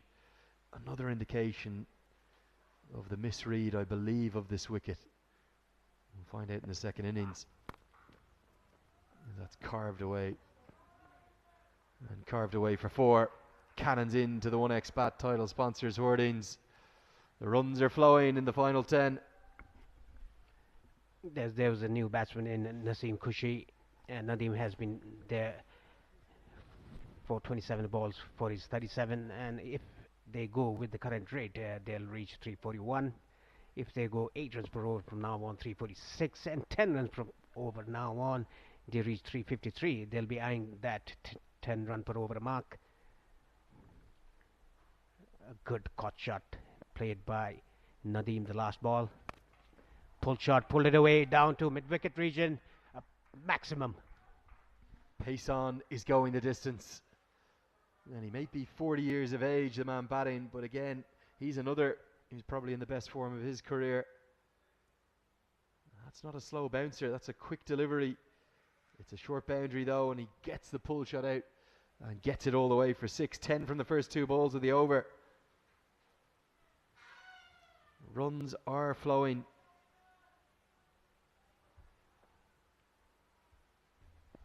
Coming so easily for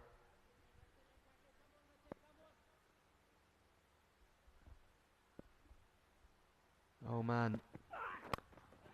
Good Yorker. Is 375 on the cards here? Can Naseem Kushi get going right from the off? Well, the way they're going, it might be on. Ishtiaq Ahmed has given 78 runs in his 8th over. There's a change in field for the new batsman. The long off fielder goes inside the circle. At mid-off, there's a third man sweeper cover. Long on deep mid-wicket, backward square leg in the boundary, and 45 in the leg side. Tried a very cheeky shot there. Naseem tried to paddle that around the corner, but was completely beaten. There was a huge appeal by Ishtiaq Ahmed.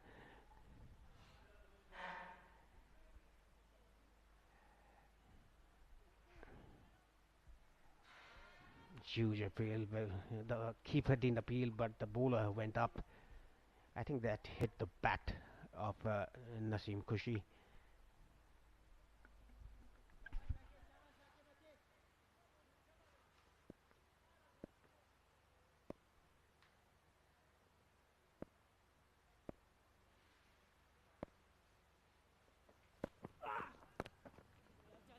It's the change up the off cutter. Certainly Nadeem has found those ones more difficult to get away. Pace on has really gone the distance. You look at Oman's attack, it's a very well balanced one. They've got maybe the best left arm quick in the associate game, one of the best in the world, and Bilal Khan. Cali Mullah's bowling really consistently, the big tall seamer. Mohammad Nadeem, who's at the non-strikers end, can bowl good medium pace. No Ahmed Fayez but today, because they've gone with the 3 spinners. They've gone with Odadera, with Ishan Maksud, and with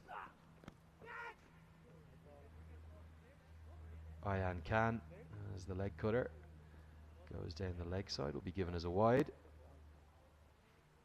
With such a balanced attack, so many runs on the board, are Oman simply cruising into the semi-finals here? We felt this could be a close game today. Yes, it looks like that. 325 for 4 in the 47th over, and they have the bowling attack as well, Oman. If Saudi Arabia wants to get back into the game, they'll have to bat really good. Just to give you another sense as to where the wickets are at, we'll come back to that actually after this over. It's 47 bowled. 325 for 4.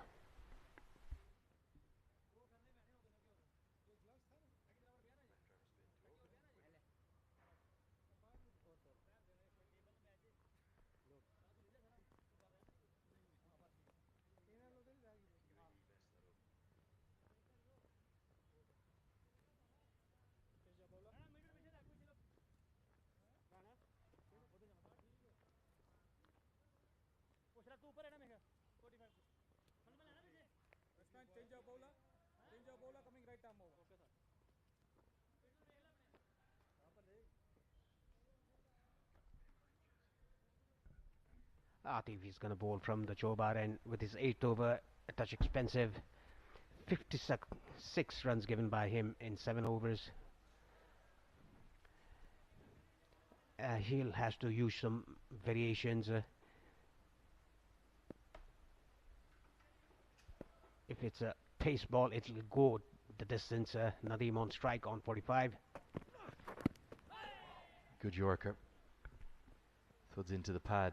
You have to look at the approach. The last 14 overs of this innings are all going to be bowled by seamers, it looks like. And the majority of them bowled by the 2 opening bowlers. The runs have just flowed. Such comfort. Such ease. Be fascinating to hear what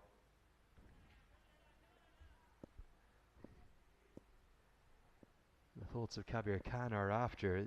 Was it something that was driven by him as the head coach? Was it the captain?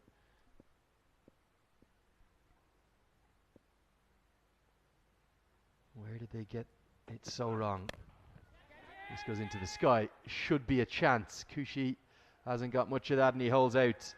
Something for Atif Rahman to take a second wicket for him. The crowd enjoyed that too. I think they want more from Saudi Arabia. And credit to Atif. He's toiled away and he's deserved that second. Yes, we can see a hint of regulation swing. That's not a reverse swing that is bowled because of the action. The hand pointing towards the fine leg. It was a leading edge down to long on. A smart catch taken by the fielder there, Ishtiaq Ahmed. Comfortable catch in the end. Nasim Kushi has to depart for 1. It's 326 for 5.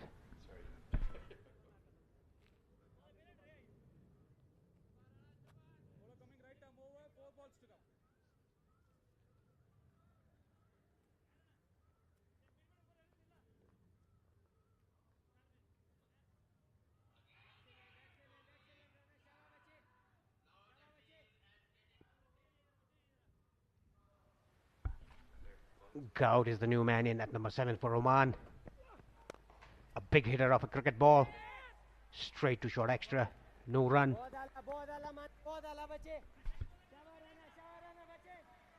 Yeah, I think there's going to be a frustration for Saudi Arabia because they're so skillful, their bowling unit.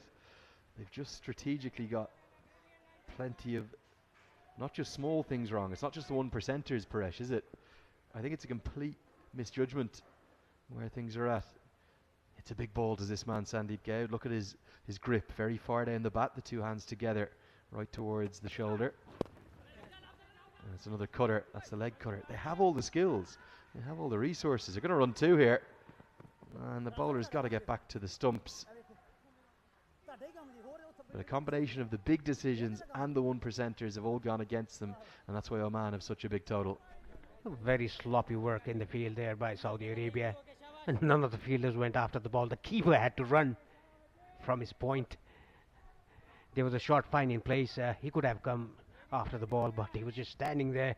Very poor fielding effort by Saudi Arabia in the latter part, in the death overs, where they have to save runs. Credit goes to Atif that the way he bowled in the first spell with the new ball. Another high up in the air. Easy catch for the deep mid-wicket fielder. Goud has to depart. And the crowd are loving every second of that. Very comfortably taken catch. Made it look easy. Atif gets a third. And I think given his efforts, he's really deserved that. He's probably been the pick of the attack in many ways, even though he's gone for a few. Full pace delivery, hit to the longer side of the ground where you're never really going to be able to clear the ropes. And Ishtiaq Ahmed, his fast bowling partner, takes the simplest of catches. So wickets and runs flowing here at TU. Goud has gone for 2. It's 328 for 6.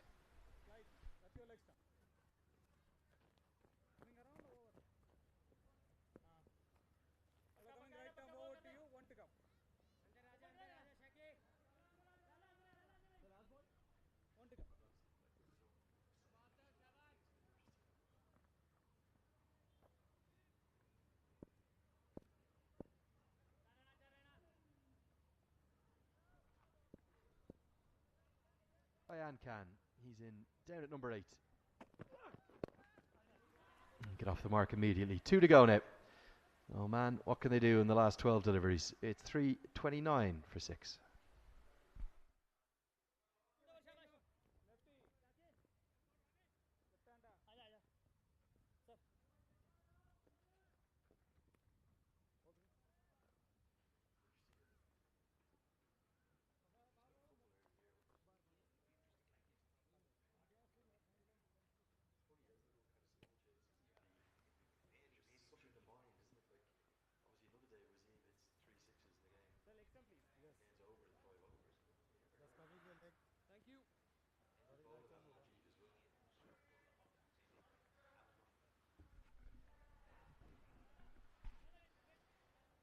So they've got underway in the other game.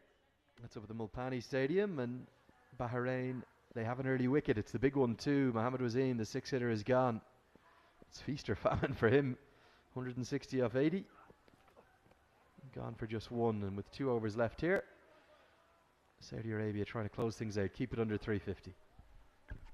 That was cleverly bowled by Ishtiaq Ahmed outside the off-stump. Variation bowled by him, a slower ball off cutter. He's gone for plenty up. 8 overs, he's gone 81. This is his 9th over. Hasn't taken a wicket. Bowled pretty well in the first spell that he bowled with the new ball. Even Atif bowled very well with the new ball. Swinging both ways. Yeah, the problem was all the little half chances he created, none of them went to hand. One edge through the vacant second slip region, another one, I think there was 2 actually inside edges that could have chopped on. Atif created one that nearly went to the keeper. Keeper went the wrong way. I don't think today's bowling performance should take away from the potential that Saudi Arabia have as a team. It's a very vast potential. I really like what I'm seeing throughout the 2 games I've covered of them. But they are getting some cricketing lessons. Some picked up and picked up for 6. What a way to get there. He is 40 years young, Mohammad Nadeem, and he just smashed a 32 ball half century. Well batted. Yes, that was full, and he picked it on the full down to mid wicket for a huge 6. Yes, 40 years young, you must say. 51 of just 32 balls. Look at his strike rate, almost 160. 5 4s and 2 6s for him. Look at that, taken on the full. Down to backward square leg for a 6 over the line camera there. Tries to repeat the dose, and it is going to be 6 more, and Ishtiaq is on the verge of a record he won't want. He's about to bring 100 up. If one of the last 2 balls goes for 6, he'll have gone for 100 from just 9 overs. The pace on, oh, it's going all around this ground. That's a great shot. Yeah, that was a freebie, a length ball in death overs with pace on. Any batsman would have liked that. On the slot.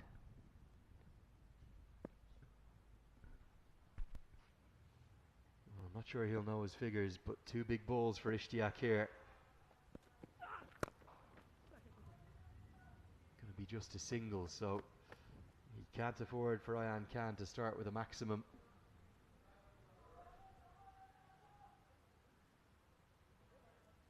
Oman, brilliant today, absolutely brilliant. All of their top 5 batters have made half centuries. Yeah, it's good to see that the top 5 getting runs before the semi-finals. The big day, the knockout. Everything to play for a road to Asia Cup. All the batters scoring at the right time. Try to heave that over mid-on, but hit it straight. A good fielding effort again. It has been a mixed bag for the Saudi Arabian fielders. He's gone for 97 of 9 at the end of 49. Oman 345 for 6.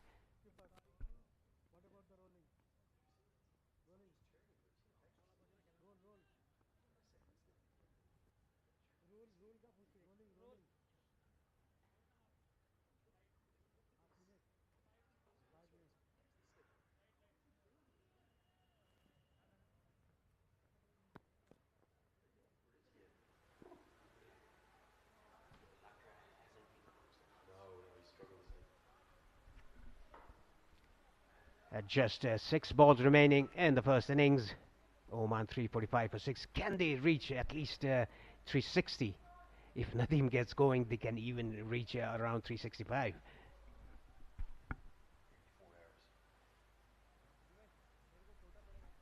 Well, this innings has taken an awfully long time as well, with all of the quick bowlers that Saudi Arabia have used. And some of the big hitting. 3 hours and 49 minutes to now. It's far too slow.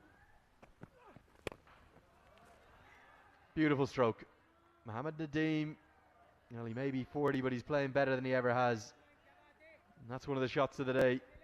Atif now goes over the ropes, and the 350 is up in the 50th over. Duleep Mendes delighted with his team's efforts. Again, seam up delivery on the slot. Equally well dealt by Nadeem over extra cover's head for a 6. That moves to 64, just 35.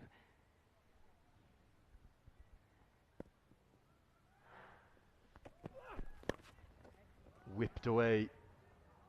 I'm going to be whipped away for 4 more. It's been all too easy for Nadeem. Look at this innings. Striking at nearly 200. Benjamin Button, he's back at it. He's younger, he's better than ever. Yes, that was straying down to the leg side. Nicely clipped away off his pads. Very fine behind square. 10 runs off 2 balls in the last over of the innings.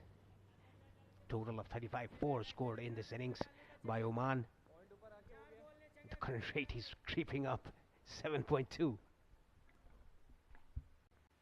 Whoever Oman play in the semi-finals, we don't know who that will be yet. There's all sorts of permutations in terms of that order. If they win here, they'll guarantee their semi-final spot, though. Going to be more runs into the leg side. Should be a couple. Easy 2 for Nadeem. Whoever they play, they're going to be a big challenge, because their experience, their quality, it's not in question. I thought that their form with their lack of cricket was the one thing that was, but as their coaching staff told us, if they get into the tournament and they get to the semis, everybody should look out. And maybe it's going to be Oman. Remember, Oman and Nepal, 2 sides are going to be in the semi-finals. They are 2 that have never got to the Asia Cup before. It's been a UAE and Hong Kong roadshow. There's the only 2 who keep getting there. Are we going to see a new name going on to the Asia Cup, going on to the Star Sports cameras, going on to play India and Pakistan? Well, seeing at the form that Nepal is and Oman, we'll definitely see a newcomer in the Asia Cup. And the Omani batters are scoring runs at the right time here before the semi-finals. a virtual quarterfinal today against Saudi Arabia. The top 5 batters getting 50s. 2 balls remaining in this innings. Oman 358 for 6. Can they get 2 maximums and ending up 370?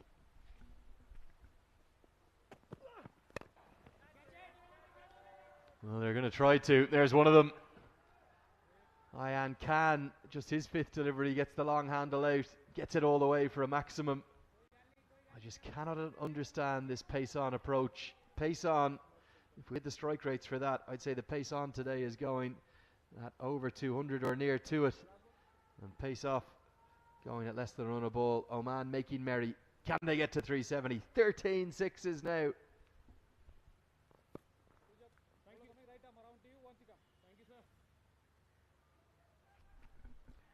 Yes, it's just the ball remaining.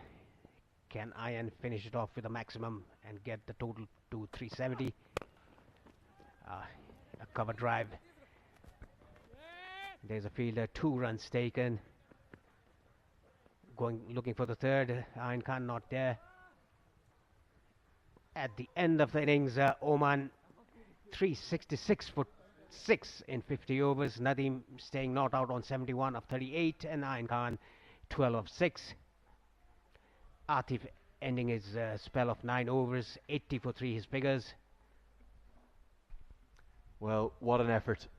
An imperious batting performance. In my opinion, one of the batting performances of the tournament. I know that the 471 that UAE smoked all around this same ground will have picked up more headlines, but in many ways this was even better.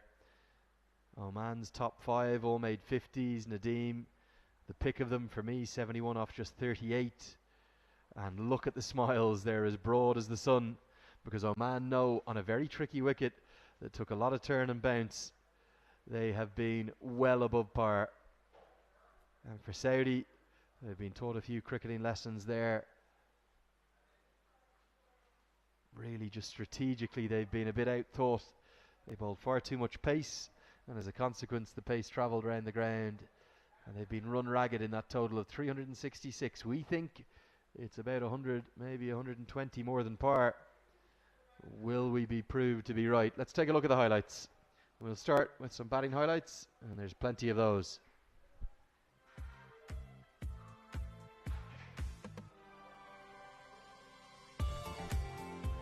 Right from the off, there was some moments of fortune up top. That one there could easily have gone to the keeper, but there was some strokes of real class, real authority. Jatinder Singh, he looked good right from the off, as did Kashyap Prajapati, who batted excellently. There was some mixed fielding. Look at moments like that, not just once but twice on that ball.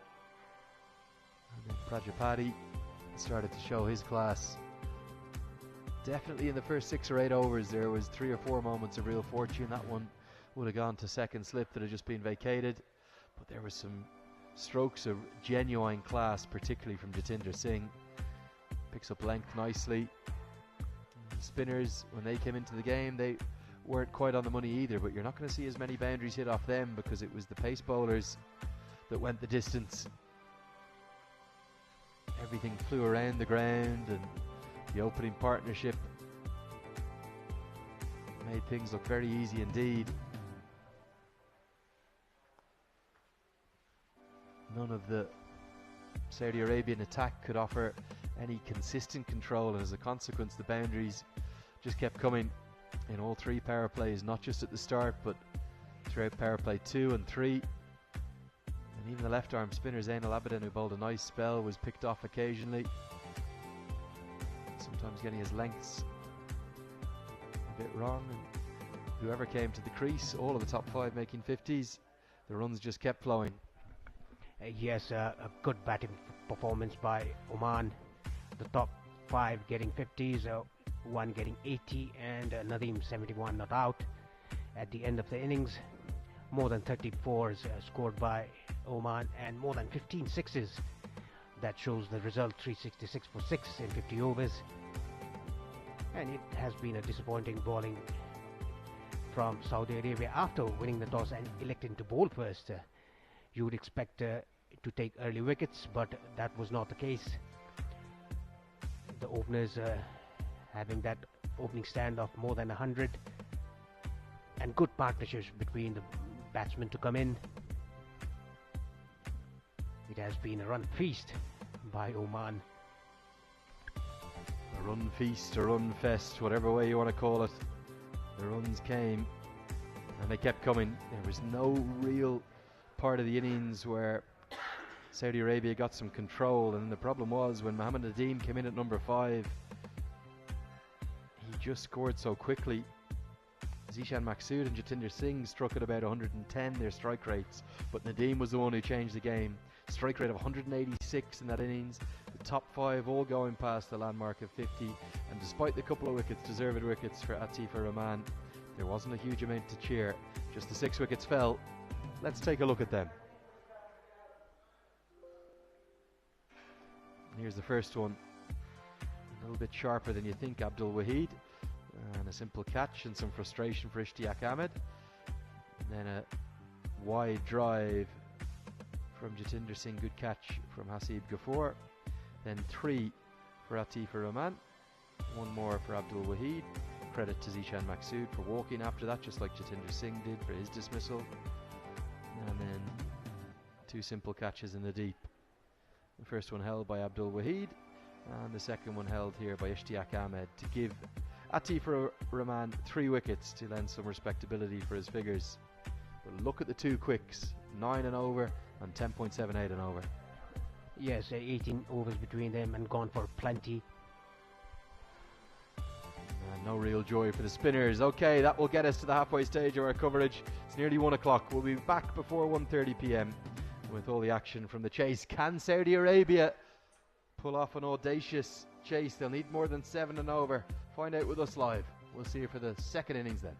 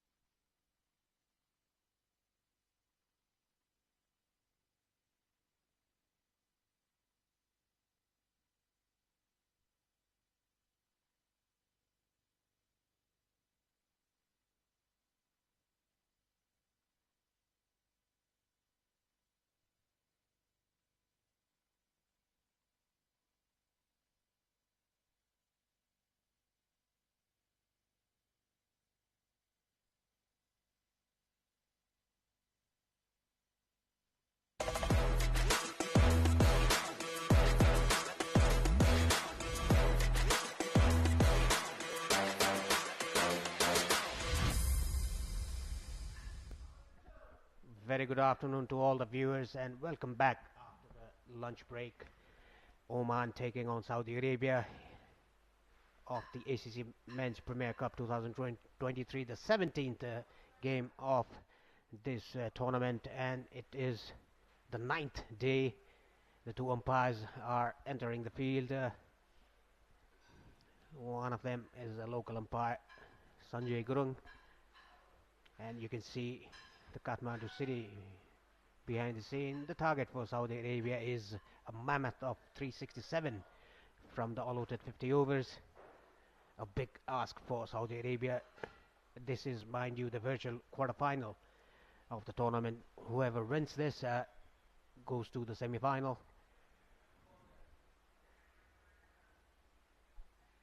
The two openers are ready for Saudi Arabia to enter the ground. The umpires slowly and steadily reaching the pitch.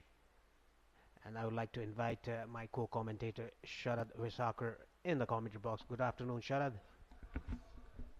Good afternoon, Paresh. Yeah, you could see a slight cloud cover there in the right of your screen.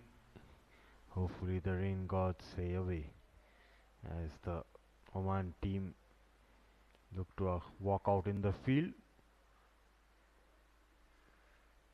Yeah, some important tips given there by the legendary Tulip Mendis. What a player he was for Sri Lanka. You can see the last minute hurdles. Saudi Arabia have a big ask ahead. Hopefully they can get a good start. And this, as you can see, the Oman team walking out. The thumbs up by Zishan Maqsood. Yeah, thumbs up from Jatinder Singh. Played a very good knock of 88 today. Was unlucky, 12 shy of his second century in this tournament.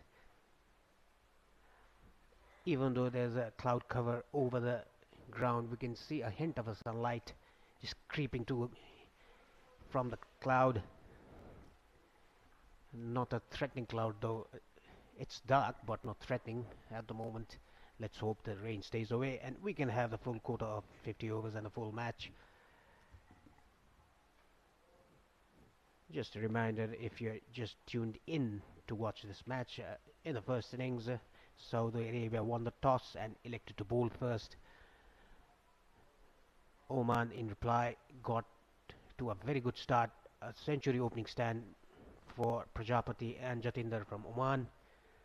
The five top batsmen of Oman getting half centuries, ending up to get 366 runs in the board in 50 overs. It'll be a big ask for Saudi Arabia to chase the target. And the two openers, one of the openers, Waheed, getting a century in the last match he played here in this particular ground, and Waqar. And they also had a century opening stand between them. Yeah, it'll be a very good contest. Oman have a very good bowling attack. Bilal Khan, the most wicket takers for Oman, and Kalimullah, the other medium pacer, and Zishan Maqsood, the left arm orthodox, a very experienced bowler. He will fancy bowling in this track. There's a slip, backward point, short extra cover, mid off, mid on, short mid wicket, square leg in the 30-yard circle, and the boundary riders, the two fielders are allowed outside the 30-yard circle are third man and fine leg. The first 10 over power play, you can keep only two fielders outside the circle. 4 matches for Bilal Khan, 7 wickets, a good economy rate for him. He's going to start the proceedings from the pavilion end for Oman. The first ball, nicely driven but straight to mid off. Hint of a shape into the right hander.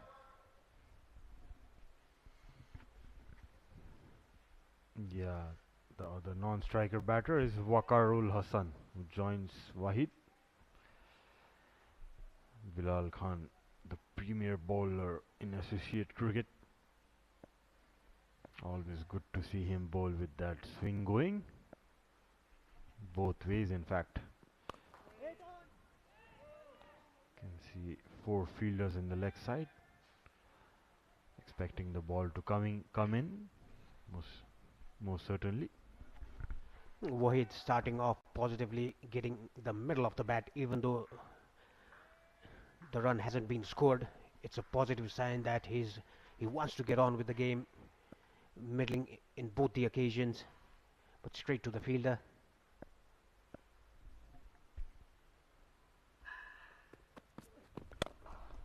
Nicely driven again, middle of the bat, but straight to the fielder again at mid-off.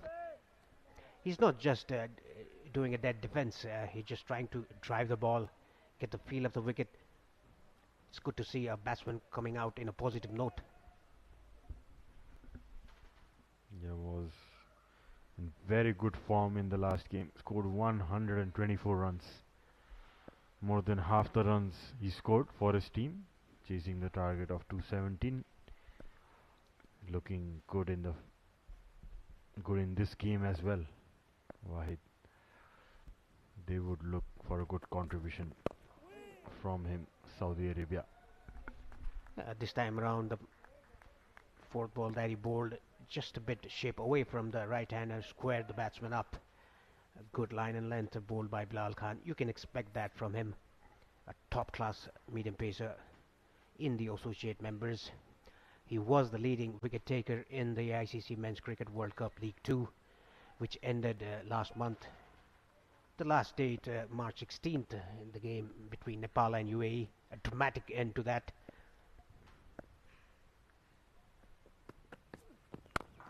And nicely driven. What a beautiful shot. A perfect cover drive to start your innings. Beautiful, beautiful looking shot. Slightly overpitched by Bilal, looking for that swing. But Wahid getting nicely on top of that ball and hitting it right in the gap. Gets off the mark with a boundary. Yeah, it was right on slot, and he didn't just dead defensive. Like I said, he was starting off with a positive note. These are the highest wicket takers so far. I'll come back to that after this over. The first over is done. Saudi Arabia 4 for no loss.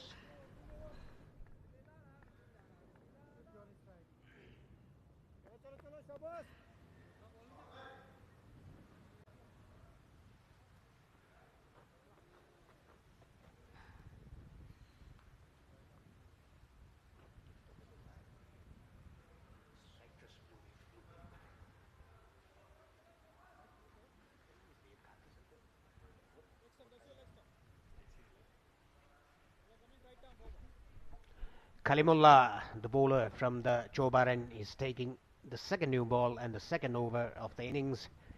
He's also one of the good bowlers for Oman because of his height, and the release point of the ball is very high. That is why he gets that bounce from the length. His best is 1 for 28, 2 wickets taken in his 3 match. This is his 4th.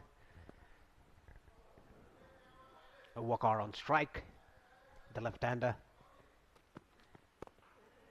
Right on the money. There's a slip. There's a second slip. It's not a regulation first slip. And I think it's a gully that has been placed. I'm talking about the field. There's a slip and a gully. Backward point. Short extra cover. Mid-off, mid-on, and mid-wicket. The fielders inside the 30-yard circle. And the 2 boundary riders, third man and fine leg. Regulation field. Again.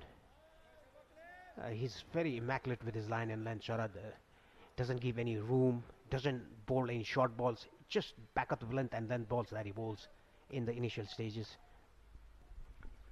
Yes, he's a very good line length bowler. Someone I compared previously to the great Glenn McGrath. Tall, lanky, hits the deck hard, gets some good movement off the wicket. Kalimullah.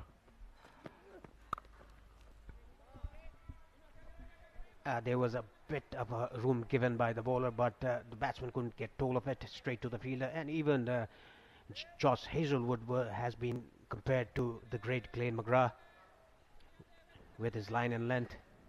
Not express pace. You don't have to be express pace if you have a good line and length.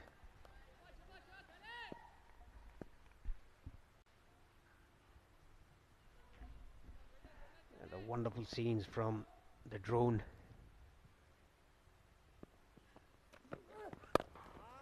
Again, stump to stump. A little bit fuller than the back of the length, and you can see the trees all around the ground. That's a beautiful scene. You can get more oxygen. You can breathe well here. Just apart from those air pollutions, you can see on top of your screen. You cannot see the hills properly. No wonder our Nepali boys are so fit, Paresh. They breathe in oxygen all the time. So many trees around. That's nicely bowled. Came in inside the edge. Single taken. Gets off the mark. Waqar. Yeah, it's a slow, steady start by Saudi Arabia now. After getting the pace of the wicket, they have to get going. It's a very steep ask for them. 367 runs to win in 50 overs. More than 7 runs per over required from the start. Yeah, Saudi Arabia does have a daunting task ahead. They would like to give a very good fight back.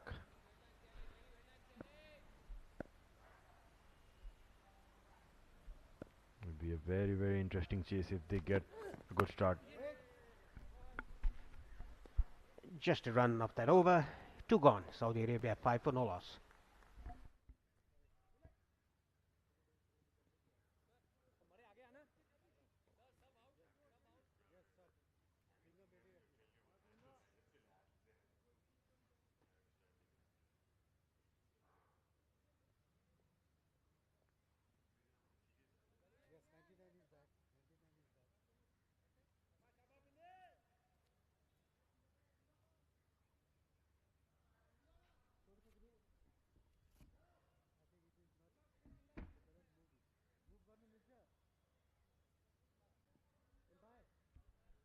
Yeah, you can again see the drone footage going around the ground. You can see the trees everywhere covering the TU International Cricket Ground.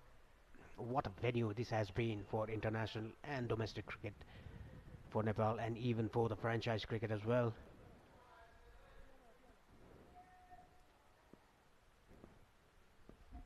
Bilal Khan to continue from the pavilion end. The field remains the same for him. Bowling outside the off stump, ball moving away from the left-hander. That's good bowling. He always creates problem. Bilal Khan, mind you, Oman playing against Nepal. Nepal were 2 wickets down for no run in 4 overs. That is what these two bowlers are capable of, getting wickets in the power play.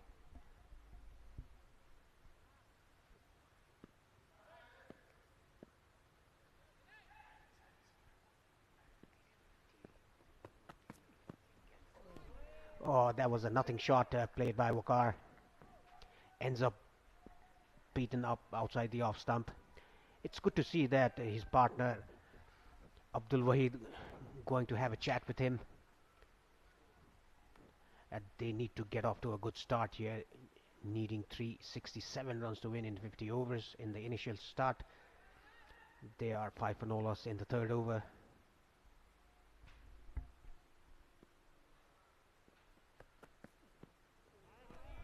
Again teasing him outside the off stump. Bilal Khan, what a bowler he has been for Oman and in the associate members.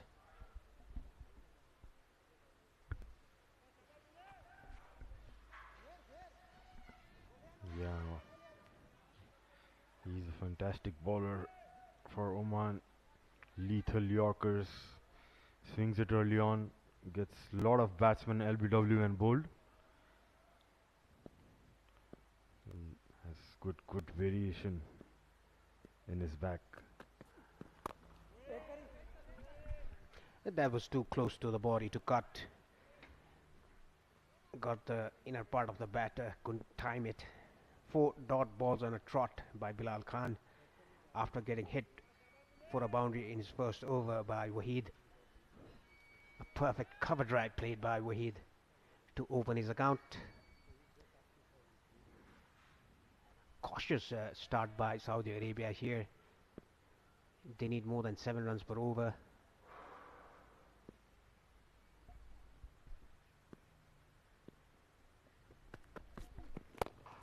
The ball swinging away from the left-hander, nicely driven. What a good effort there by the fielder. Just a run taken. Mohammad Nadeem was the fielder there. Big diving effort from him. The 41-year-old still putting that body on the line.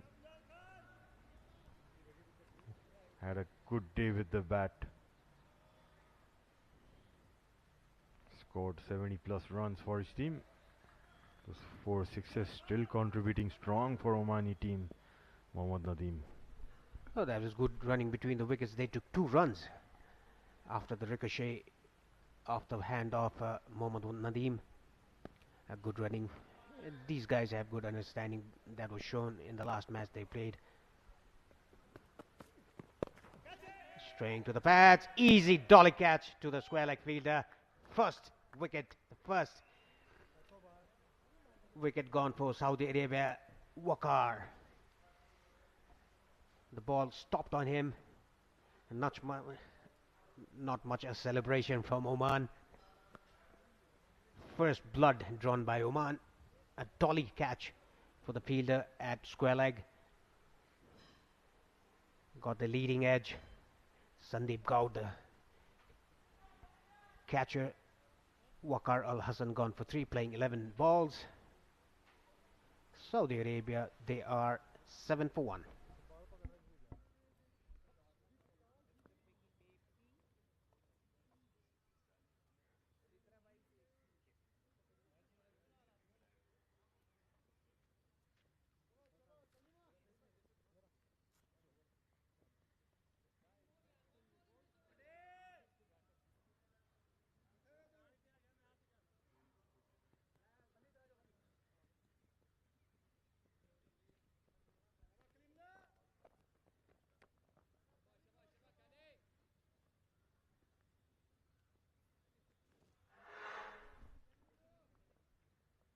Saad Khan is the new batsman in, but he's in the non-striker's end. Abdul Waheed is on strike. Kalimullah. It's very straight, but not of the head immediately by the umpire. Height can be an issue there. A good shout, a good quick delivery by Kalimullah. You can see clearly hitting the thigh pad region. Big shot by Kalimullah, almost squatting there. Begging for that wicket, Kalimullah, but not to be. It was a touch high for my liking, Parish. Yes, it was. It struck the thigh pad and he was pleading and begging for a wicket there. Pull shot. A good hit on the mid-wicket region for a boundary. A good start for Waheed. 2 boundaries for him so far. That was pulled off the length. Very good shot. It was not that shot. He rocked onto his back foot very quickly and picked up the length and hit it onto the wide long on region. A good shot. This guy is a good batter, Abdul Waheed. Very talented guy. If Saudi need to get close to this target, he needs to definitely bat through the innings. Good timer of the ball, looks so relaxed in the crease. It's been impressive. in the tournament so far.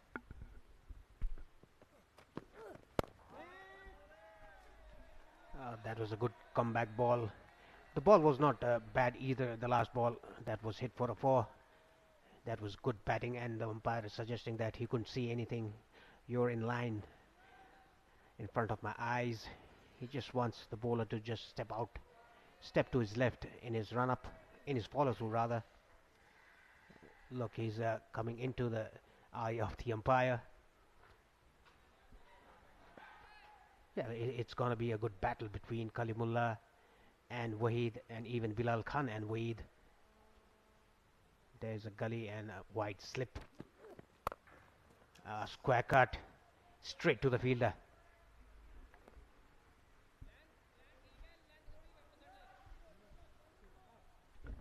Waheed has come out with a mission that he's going to play his shots. A very big target to chase down. The only ball that he defended in 11 balls that he faced was the last ball before that. It was a front foot defense. Apart from that, he's been timing the ball well. Has hit 2 4s already.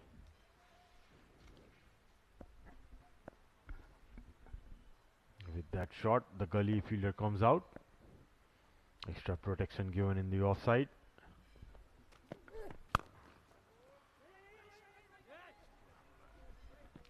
Even the back of the length ball, he's not defending it. He's going to the back foot and punching that down the ground for a single. That's good to see. A positive batting, a good start for Waheed. Saad facing his first ball, the left-hander.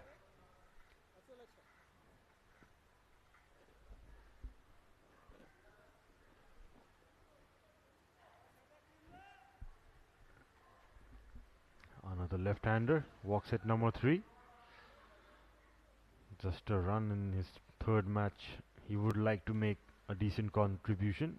Saad Khan, left-hand bat.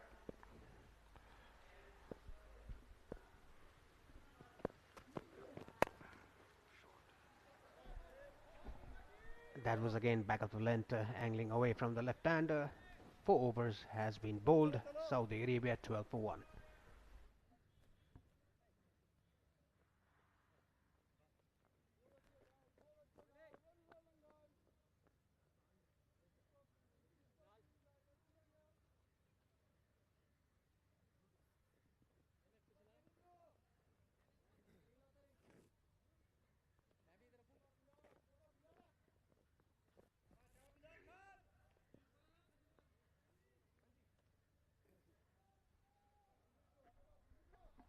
Bilal Khan, the wicket taker, is going to bowl the 5th over of the innings and his 3rd over. From the pavilion end, there's a short extra cover for him. A slip, backward point, cover point, mid off the offside field, and the 3rd man. And deep square leg in the boundary line, mid on, and 45 on the leg side behind the stumps. Nicely played. A half stop, a good stop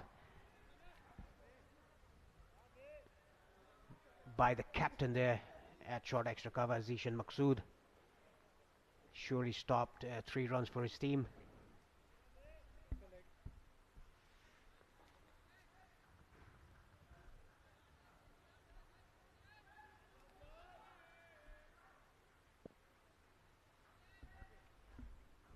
Slip in place for Bilal Khan. Saad still looking to get off the mark.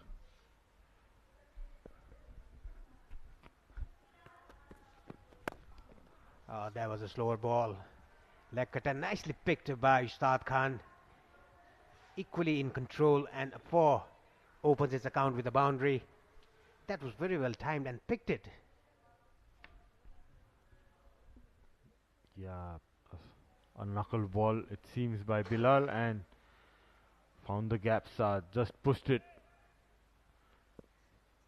towards the gap between cover and point.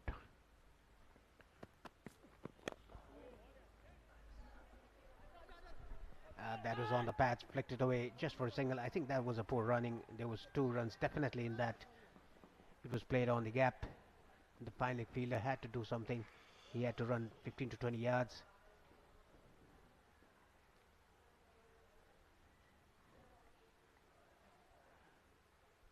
Some helmet issues being resolved by the umpire there for Saad Khan. Similar sealed field to Wahid for Bilal.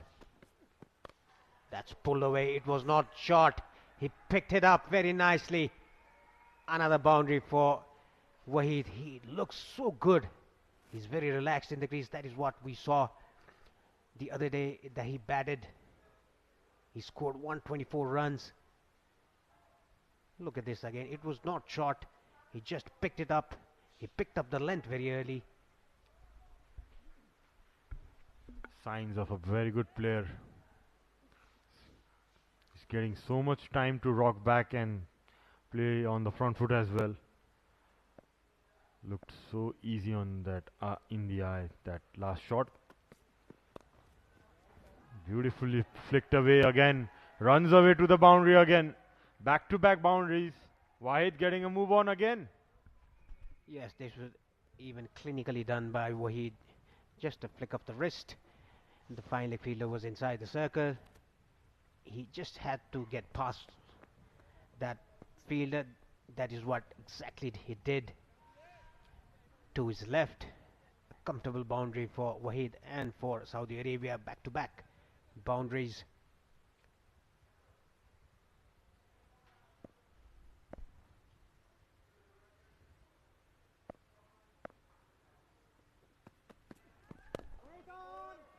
Again, he doesn't just dead defense it, he just plays it, just punches it. That's good to see. 5 gone, Saudi Arabia 26 for 1.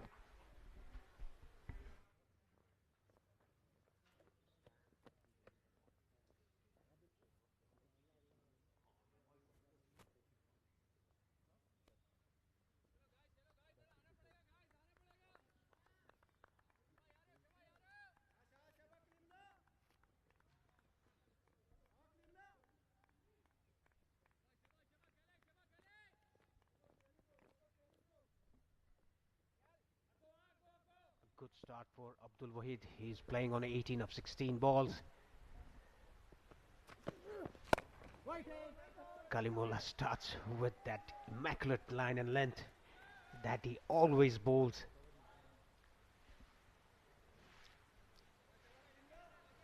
He's just holding the batsman from one end, and Bilal Khan leaking runs at the other end. It's very surprising to see that against Bilal Khan in the first power play. A credit goes to Abdul Wahid, the way he's batted so far. Again, right on the money, Kalimullah. Bilal Khan probably getting hit for a few boundaries, but rightly so. He's going for that wicket early on of Abdul Wahid, who has been in so good form. Bilal Khan trying to get some swing, pitching it up. Kalimullah at the moment is giving nothing away, bowling a very tight line. Oh, that was slashed into the covers for a boundary. That was played on the up. Very well controlled. Now Saad Khan into the attack. They want to get these runs quickly in the first power play. That is why they're using the power play. Look at that shot. Very controlled, very balanced. A perfect cover drive on the up. Beautiful shot that was. Pierced the gap. 4 fielders on the offside inside the ring, but still got the gap. Good looking shot there by Saad. The ball coming in after pitching. Quick single taken by these two batsmen. Left and right hand combination. Saudi Arabia off to a decent start. 31 for 1 in 6 over. Abdul Wahid is going to come on strike. The last cover drive we saw was a very beautiful. We can see some of the crowds there. Cricket lovers here, even though Nepal is not playing. We can see a bunch of people out there in the grass banks watching cricket.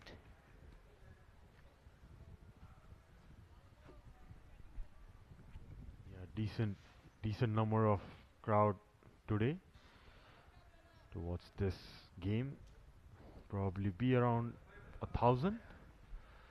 Can guess. It's it's free entry today as well. Enjoying a nice game of cricket. Love to see more in numbers, Paresh, supporting other teams as well. There's not many international tournaments happening in Nepal the past few years. It would be very good to see if there will be more fans coming in supporting other teams as well. Great job that Can has done to organize this tournament in Nepal. Yeah, it's not only for Nepal, not only a blind support, but very knowledgeable crowd that we've seen. They've uploaded every 50s or a wicket again against Nepal. 6 overs gone. Saudi Arabia 31 for 1.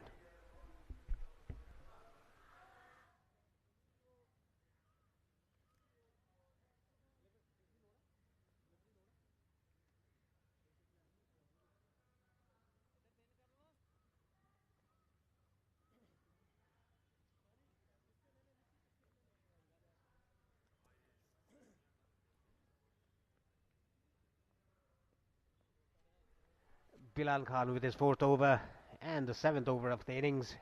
Saudi Arabia with a decent start at 31 for 1. Just a cautious start. But talking about Wahid, what a batsman he has been for Saudi Arabia. That was cut into the gap, running down towards the boundary for 4 runs. Saad Khan getting into the act. A good one by him. That was a square drive played, not a cut shot though. Yes, slight bit of room given to Saad and made full use of it. Definitely making good use of that gap between cover and point. And runs away to the shorter boundary, the offside. Bilal Khan getting a bit expensive here. He has that room to play with, Paresh. Yes, 366. What is that? Oman scored in the first innings. He has that luxury of runs on the board. There's a fielder there because of the boundary, the ball. That is why the sweeper cover has been placed there. A good start for Saudi Arabia, 36 for 1. Wahid on 18 of 18, whereas Saad Khan 15 of just 9. They're getting a move on here. They need 367 to win this game, a virtual quarterfinal for both the teams. It'll be an interesting chase if they score big here in the first power play.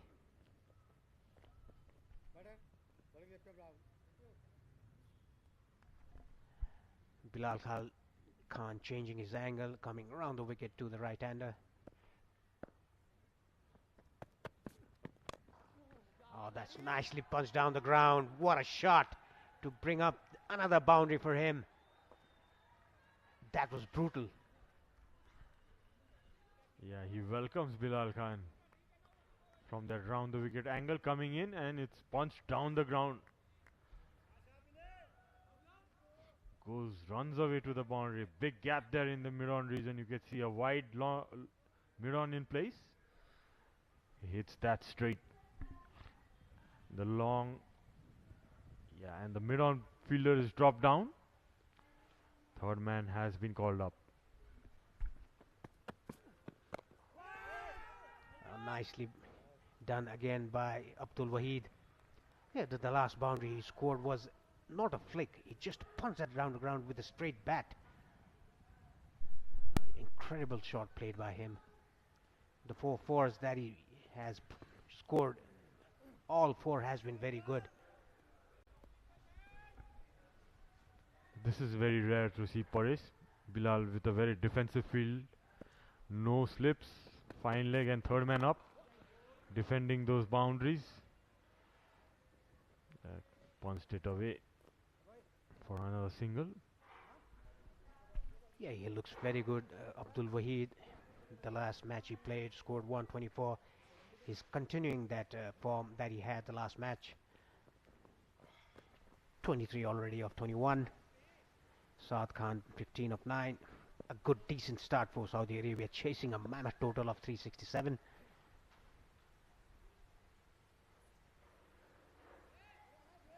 Three overs remaining of the first power play after this ball. If they can get more runs in that 3 over, it'll be a good start for Oman.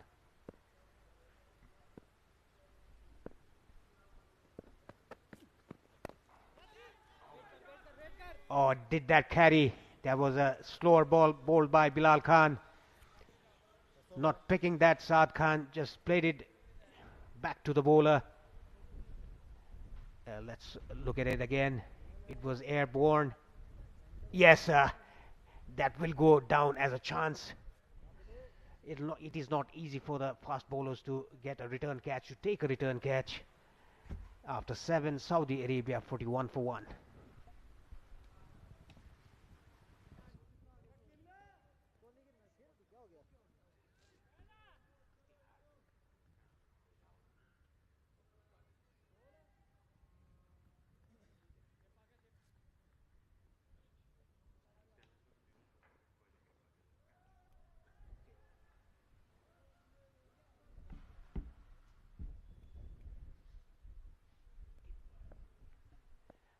Kalimullah to continue from the Chobar end. A drop catch the last over by Bilal Khan of his bowling.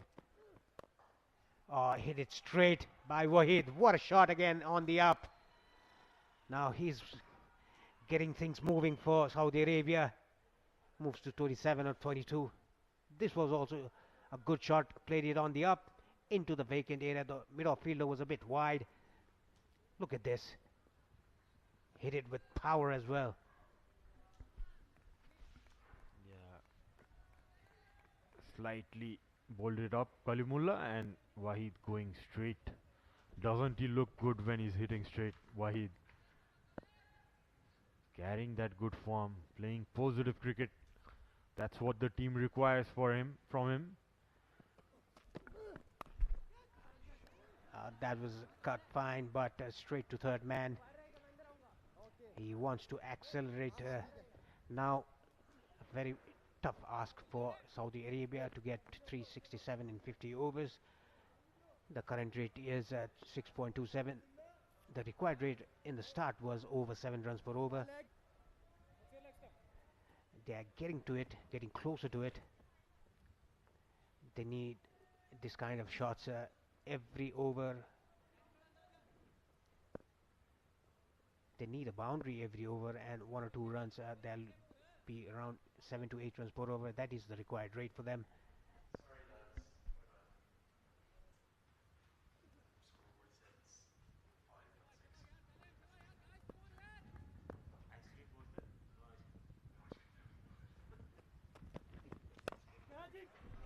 Hit it over the top. Another boundary for Saad Khan. These guys are dealing in boundaries at the moment. 50 is up for Saudi Arabia in the 8th over. A good start, positive start by Saudi Arabia chasing this target. Look at this again, played it. It was a bit of a half volley. Yes, it was.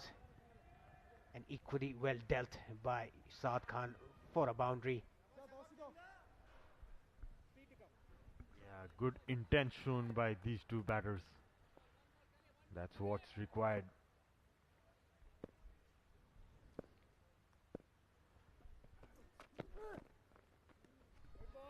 Very nice take by the keeper. That was a wide down the leg side. Mohammad Naseem Kushi, the keeper in that occasion. Look at that. Beautifully done, diving to his right. Initially his movement was on his left. He adjusted that, saw the ball going down the leg side of the left-hander. That was beautifully taken by the keeper, Naseem Kushi.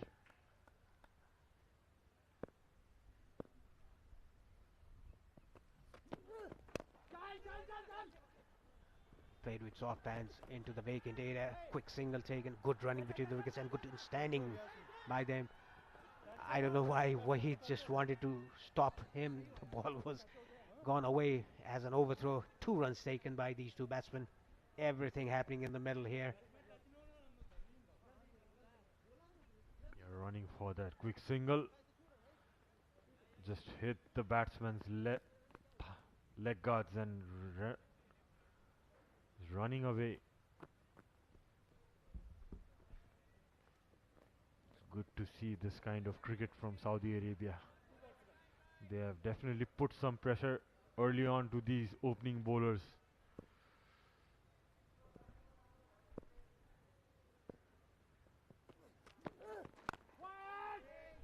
Very well bowled back of the length.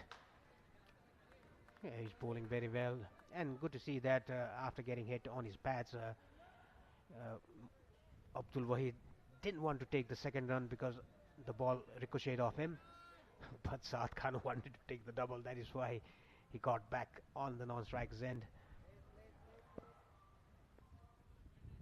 This is a good counter-attack by Saudi Arabia against Oman, one of the top sides here in this competition. Getting the inner half of the bat, the ball running down the fine leg. There was 2 runs, but Saad Khan, I think he wanted to take the strike. 8 overs gone. Saudi Arabia 54 for 1.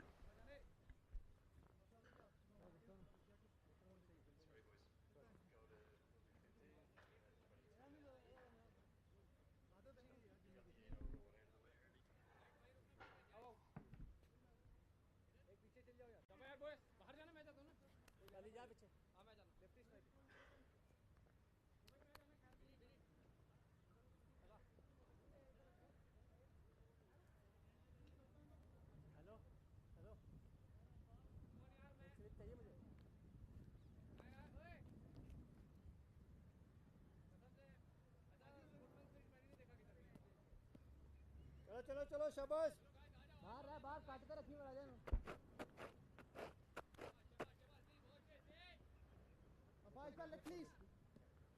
So 9th over in progress, and there's a bowling change from the pavilion end.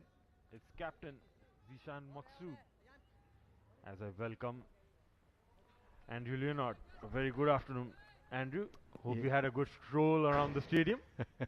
Yeah, good afternoon, Shara. Good afternoon, everyone. Warm welcome along. Now, here's the acid test. Brilliant start and credit to Saudi. They've showed they can play, particularly Abdul Wahid. Outstanding, continues a good tournament for him. And even though Kalimullah and Bilal Khan are excellent bowlers, this isn't their wicket. This is a spinning wicket. It's going to turn square. Look at the first ball of Zishan Maqsood. So the question isn't whether or not they can get off to a good start and score up more than a run a ball against the Quicks, which they've done very well. They have lost 1 wicket.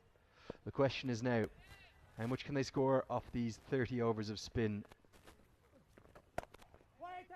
against one of the best spinners on the associate circuit? He is no longer a part-timer, Zishan Maqsood. He's a front-line left-arm spinner. And now we're going to see the difference in strategies, the difference in approaches between the 2 teams. And I think this is going to be the winning of the match here for Oman. Let's find out. Yeah, you called it right, Lenny. This is going to be an acid test against the slower bowlers. Yeah, Saudi Arabian batsmen look very comfortable with the pace attack. You can see the turn Zishan is getting straight away off that footmarks of Kalimullah. So nice to see him bowl. The tip he gets, the turn he's getting. He's a smart customer. Edged and edge wide of the first slip. That one's just skidded on a bit, not as much turn. 2 runs to the total, deprives Maqsood of a maiden. Already run scoring more difficult with the spinners into the game. 9 bowled, 56 for 1. If they bowl 30 overs of spin, if they get them all in.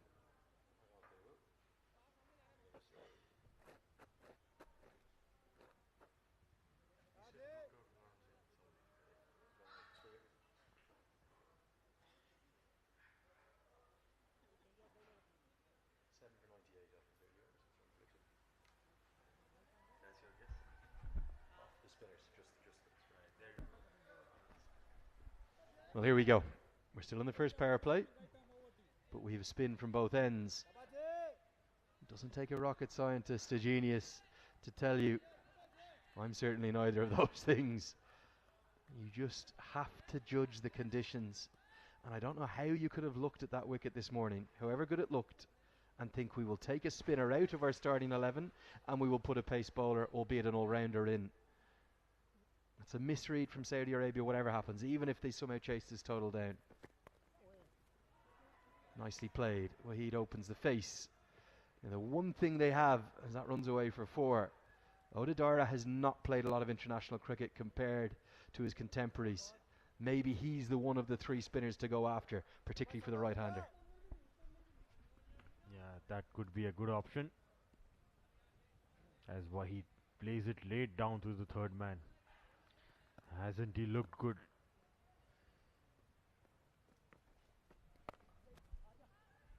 That's nicely punched off the back foot, and it's another boundary. Played against the turn, just stayed on the back foot and got that boundary again. Brilliant. Really good batting from Abdul Waheed. We were waxing lyrical about his century against Qatar. Looks a fine player, Saudi-born opening batter. Odedara has only played 3 ODIs and 3 T20Is for Oman. His economy rate in T20I cricket over 10 and over. He's the one to go after. Don't think you're going to get more than 30 off Maqsood. He's so consistent, he just doesn't bowl a bad ball. And he's generating sharp turn and bounce. This is the one, particularly for the right-hander, with the ball turning in. 4 more. Too big a gap. 12 off 4 deliveries. Crowd, they're only cheering one team here. That's Saudi Arabia. Yeah, they're loving the shots there from the Saudi batsman. Nicely gave room to himself, Waheed. There's no fielders out there, just the 4 fielders on the offside. That was a lot of wit. And then slight change in the angle. Jai comes round the wicket.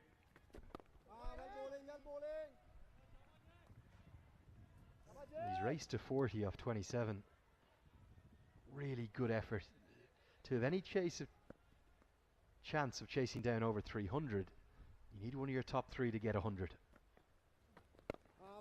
He's the man, the key man. He's got 12 off the over, and maybe, just maybe, it's about honours even after the end of the first power play. Saudi Arabia, 68 for 1.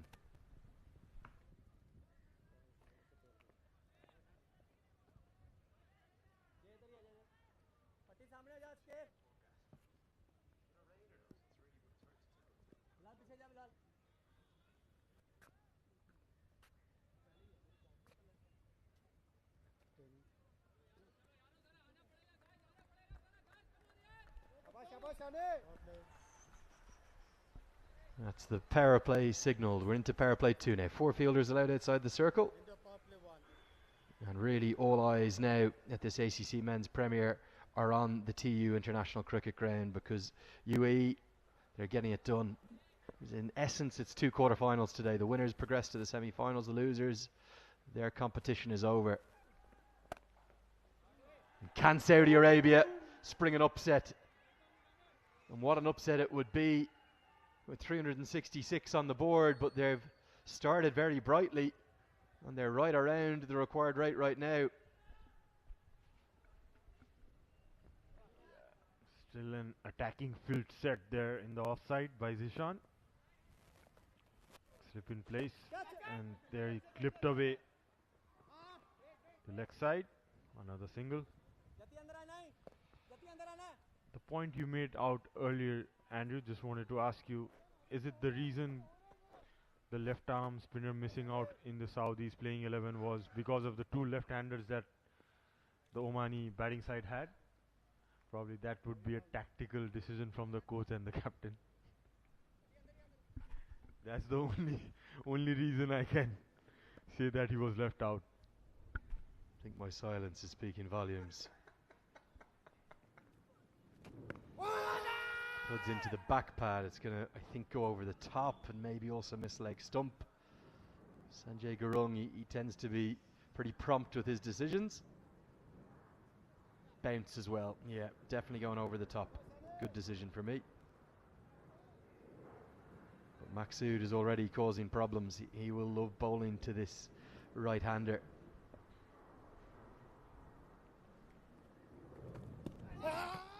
Does him in the flight, and the keeper thinks he has his man. Are we going to go upstairs? Yes, we are. He does now signal for the TV umpire. And the keeper's reaction was one from Naseem Kushi that you felt that Maqsood has got the big fish for Saudi Arabia. Wahid has started so well, but just 2 balls from Maqsood. One that went on with the arm, and now this one that dipped viciously late. That's the brilliance of this delivery. Watch the dip.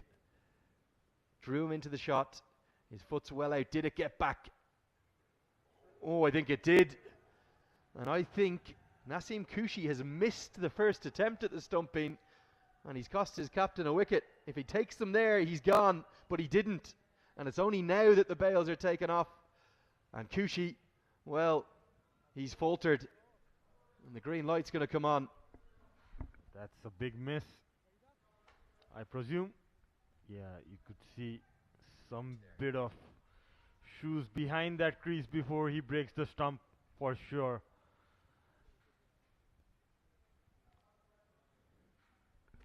The problem is for Naseem Kushi, there's the big screen up there. They've all just seen it. And the captain will be saying, what are you doing? Take the bails off.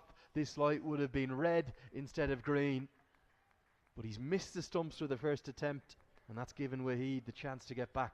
But already signs that Maqsood, it's going to cause him real problems. We just heard a clap of thunder in the background as well. Now bear in mind, maybe the best way for Saudi Arabia to win this game could be for it to get to the 20 over marker and for the heavens to open and not get back out there. Don't rule that out. If they were just 1 down, they'd only need to be 125, despite needing 367 to win. They're well on track to be ahead of that. Saudi Arabia, they're in this contest. If you see those numbers, just 50 runs away. It's 11 done. Saudi are 75 for 1.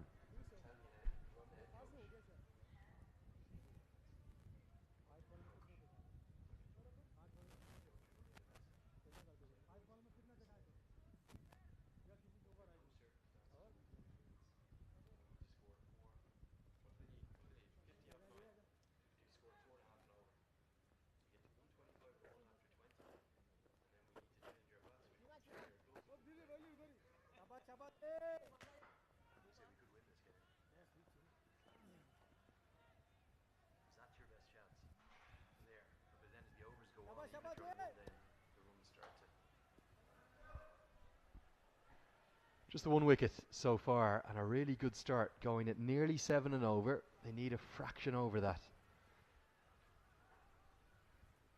It's just got cooler and darker. We've had a clap of thunder. Sharad, you're the local expert. We can clearly see the Chobar Hills. Is rain going to play a part this afternoon? Well, I had a quick look at the weather forecast. It's still just around 40% chance of rain. So if that stat comes true, the rain should be away from us. I think every time I've looked at the weather apps here, they've been wrong. I want the local knowledge. Come on. What do you see out there? It looks pretty good at the moment. It's not that threatening.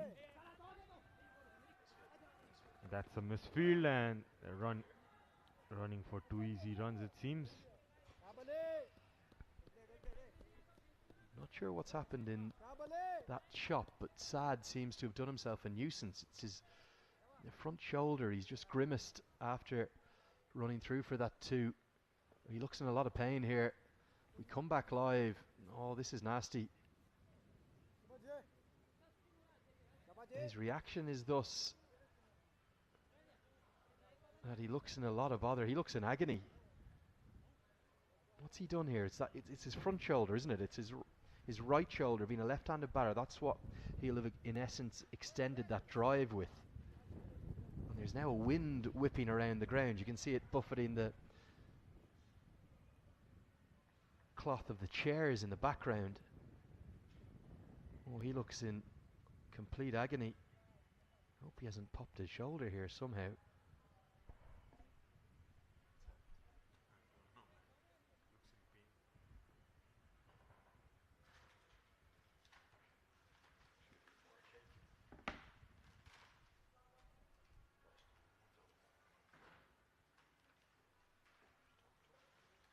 You could see there probably his bat. Look, yeah, when he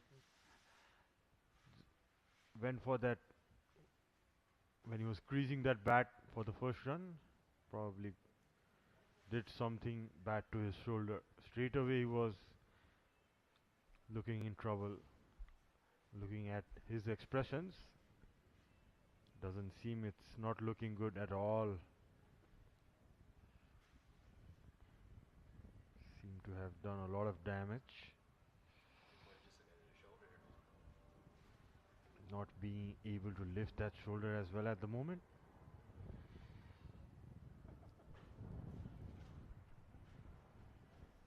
It looks so innocuous, doesn't it? But the grimace was there immediately after he set off. I think this might be a historic injury. It might be something that he's done before.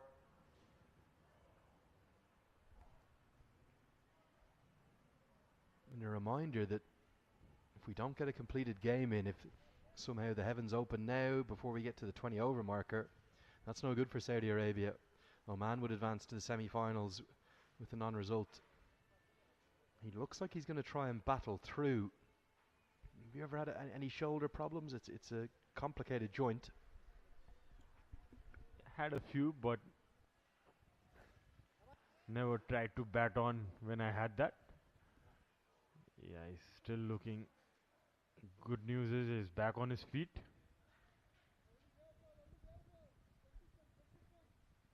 Yeah, couldn't find many reasons why he suddenly had that pain. He's definitely looking to carry on.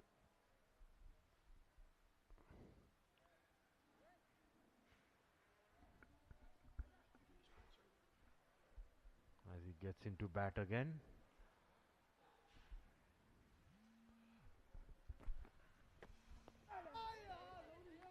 He looks in trouble here.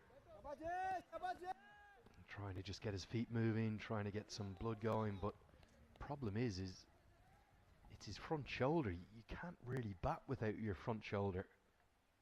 Every shot has some kind of an impact on that. Beaten outside the off stump. Sanjay Gurung asked the question and he says let's go upstairs again. Now has Naseem Kushi made amends? He's missed one stumping. Can he make the next one? It's not a good decision to bat on, I feel, from Saad. Looking tentative after that injury. As you can see, yeah, he drags that foot out, but yeah, that's a tight one.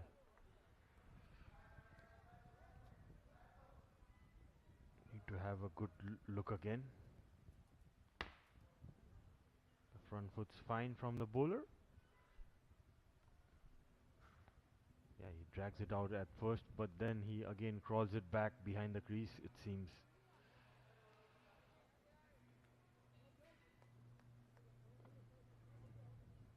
Yeah, remember the line belongs to the umpire. Probably they'll need another angle. Waiting for the umpire signal. Question this decision to bat on Andrew, having that injury. If he loses this wicket, Saudi with the rain around, it's not a good sight. Yeah, you just wonder, is the better option for the team, as we'll have to keep going through the process.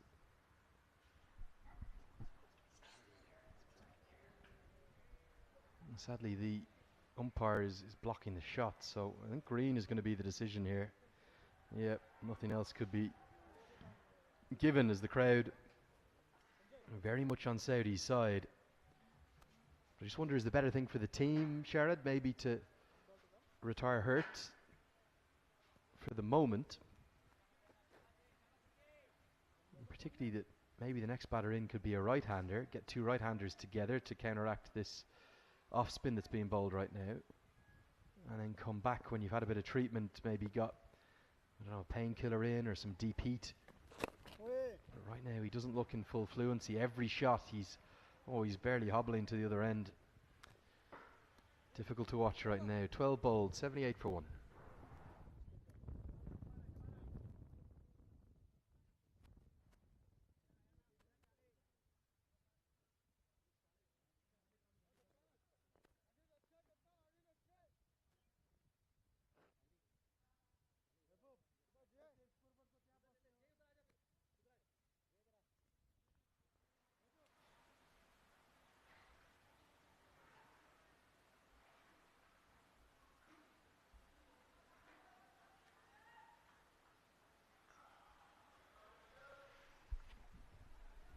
So it's the state of play. 4 bowlers used thus far.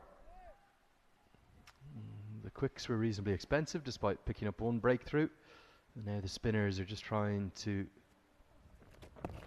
wrest control for Oman, and all it will take really is a couple of wickets, and the required run rate that's already at 7.6 per over will become out of control.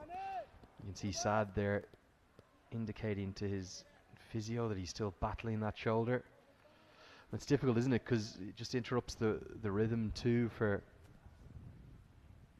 Abdul Wahid, who's played so well. Both innings that he's played at this ground, the century against Qatar, and now looks well set for a 50 at least. Yes, you would question it sometimes. You show that braveness for your team, batting on with that injury, but need to find out what's best for the team. You could see he's just playing with that bottom hand, signaling to his dressing room earlier to bring a wrap on.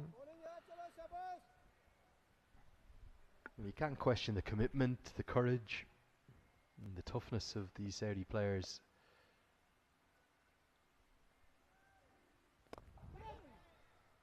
Hit nicely through the offside, but it'll just be a single. You just wonder what's best for the team at this very moment. And is it best that Saad Khan keeps battling it out, or should they get the number 4 in? You have the option to retire it. The injury was clearly done in active play. You can always come back. But if it dries the run rate up, the problem is with 366 on the board, you can't really afford even a 7 or 8 or a 10 over period with not many runs coming. Let's say they went at 4 and over for the next 10. All of a sudden that required run rate's going to be approaching 9 and over. 13 bowled, Maqsood keeping it tight. It's 82 for 1.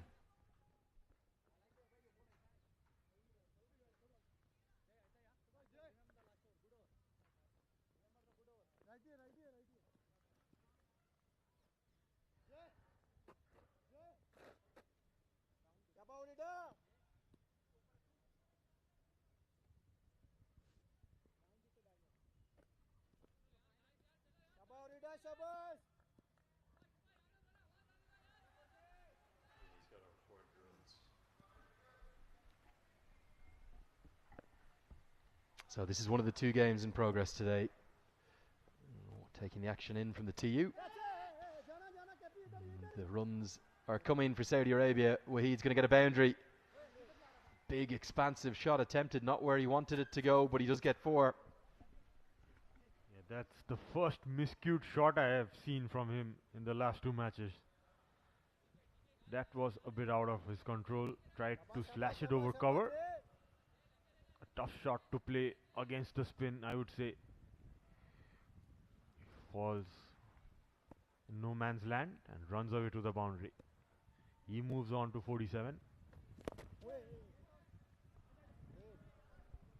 Problem is though, the runs have dried up from Saad Khan's end since this injury.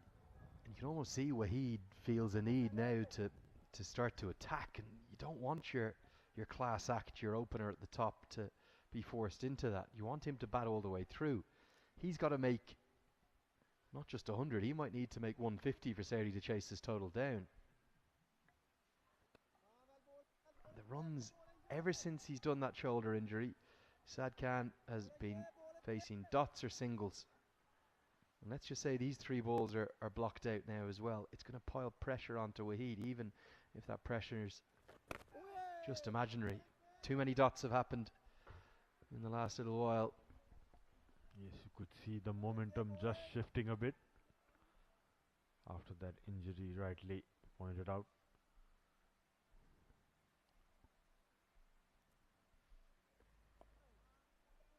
Nicely defended. He's taking his time. He would know the best, Saad, what he's going through. Looks better than before. Needs to get the score moving. Edged away and very nearly a wicket, but I think a pretty naive piece of fielding there is going to concede a boundary. That was never going to be a chance and should have been taken on the bounce. Instead, it's 4 more at the end of 14. Saudi Arabia 91 for 1.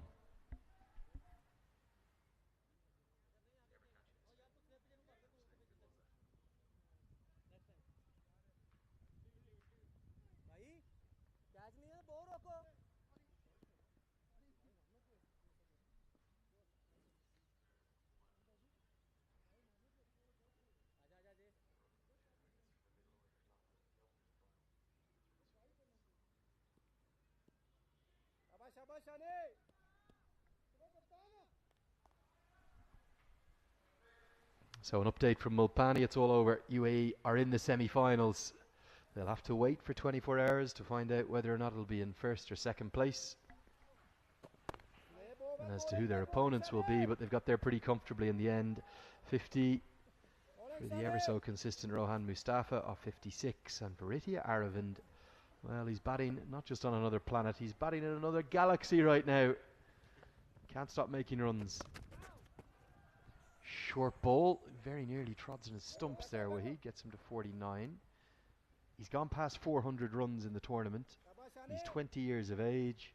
He's got the world at his feet. What consistency to speak of him. 200s, and that also big ones. That's got away nicely. Finally, Saad getting that boundary convincingly in the hitting in the gap. Nice cut shot, got that width. Zishan just pushing that a bit. And very nicely executed shot. Saudis are looking good. We need to carry on and bat as long as possible.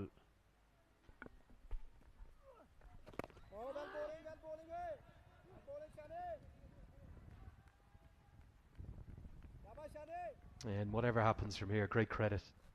They really are showing their potential for the future. This is a side on the rise. A side we'll see and hear a lot more from in the future. This Asian region is so full of talent, it might be difficult to get through and qualify for a World Cup or something like that anytime really soon, but I think they are one of the big forces on the rise in the associate game in years to come. Very well coached, well led, and putting it up to an excellent Omani side here. 50 for Abdul Waheed. What a knock. It's come off just 39 deliveries, and that's only a cursory raise of the bat. He doesn't want just the 50. He wants double up and more, and the home fans, they love it. 15 bowled, 98 for 1.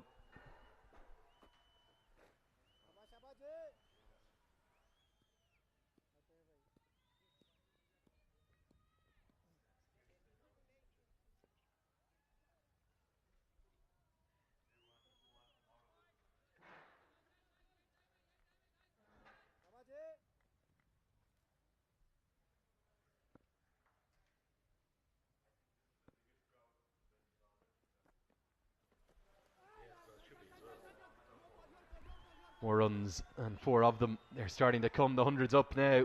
Odedera has been very inconsistent, I have to say, given his buys. In fact, this one, they won't mind how they come. As I welcome back Paresh Lahani. Paresh, is this game on? Absolutely.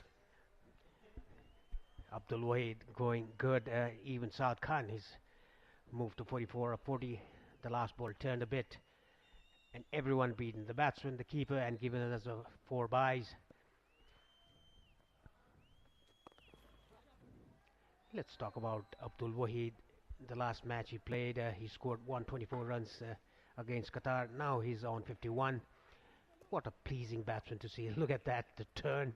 The batsman and the keeper both beaten. The wicket is helping the spinners so much. All they need to do is put it in the right areas. And I have to say, Odedere in particular hasn't done that. He's been inconsistent, he's been too short, too full.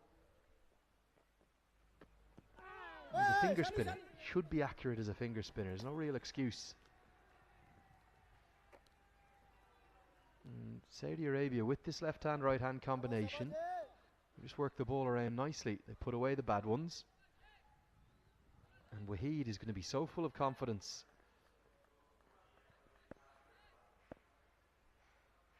After that century, the last game at this ground. If he does that again, let's say he could get 120, 130. There's a real chance we do have a game on. Yes, record rate is 7.66. That's again nicely played. Played it late. He always plays it late, right under his eyes. That is why he's so successful against the spinners in this particular track.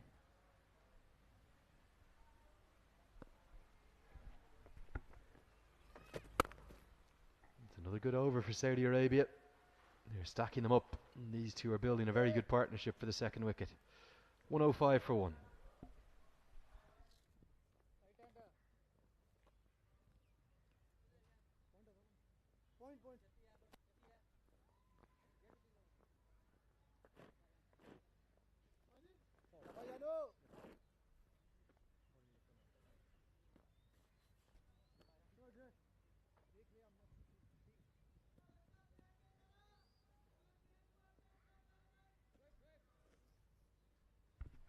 Bilal Khan, a bit expensive, 4 overs, 30 runs given, has taken a wicket, the only sole wicket to go for Saudi Arabia.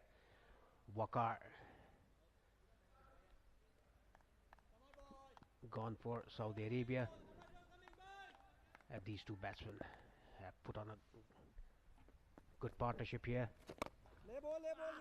In a change of bowling, Ayan Khan, the other left arm spinner, into the attack. These 3 you would expect to share full allocations, 30 overs between them. Khan, Sishan Maksud and Jay Odedere. And I felt that was the winning of the game. I felt these 3 spinners would clamp down on the scoring rate. They've been inconsistent again. That's a poor length. Gets away with it. Don't have to do much on this track when it's turning and bouncing as viciously as it is. Just get it in the right area. And even that required run rate, that should come into play. But if Saudi Arabia can just put that out of their mind, because the last 10 overs here at this ground, you can get 100. So let's break it down to that for a moment. That means they'd need to be at 266 after 40. That's achievable. That means you need 150 odd off these next 24 overs. So you don't need to take too much risk. Again, sharp turn and bounce. It's going to be difficult to do it. If they could get it to 100 off the last 10 with wickets in hand, there's a real chance, because the seamers will have to come back on then, and we've all seen what's happened to them today. Yes, that's a very good point, Lenny. And the last ball that Ayan bowled was in a very good area. The ball very sharply turned into the left-hander. Again, a quicker through the air. Look at the turn again. If you put on the right areas, the ball will definitely turn. Well, I think Sanjay Gurung is going to want a concussion check here, because it has made contact with the helmet. That is how extreme the turn and bounce is. This is why we're saying it was never a 360 wicket. We felt it was a 250 wicket, 260 maybe. And because we're going to have a concussion check, I think the umpires are going to use some common sense. We're going to have a drinks break as well. We'll take a break here in the commentary box. And with 16.4 overs bowled, It's 106 for 1.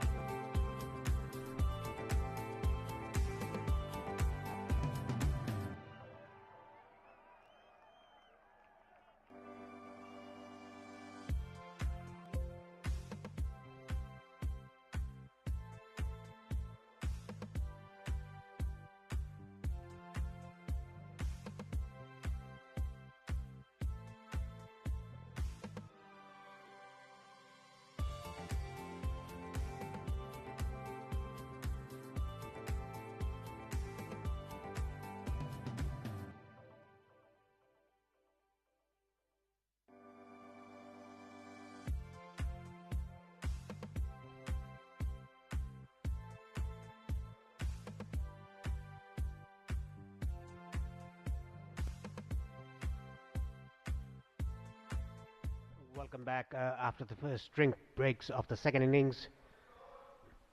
Saudi Arabia going good at the moment. You can see the spectators, even though Nepal is not playing today, the crowd has come in numbers to see the neutral match.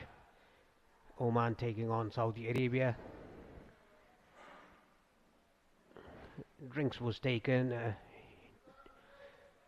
due to the concussion check. 101 for 6 Saudi Arabia at the moment. 16.4 overs have been bowled. Ain Khan with his first over.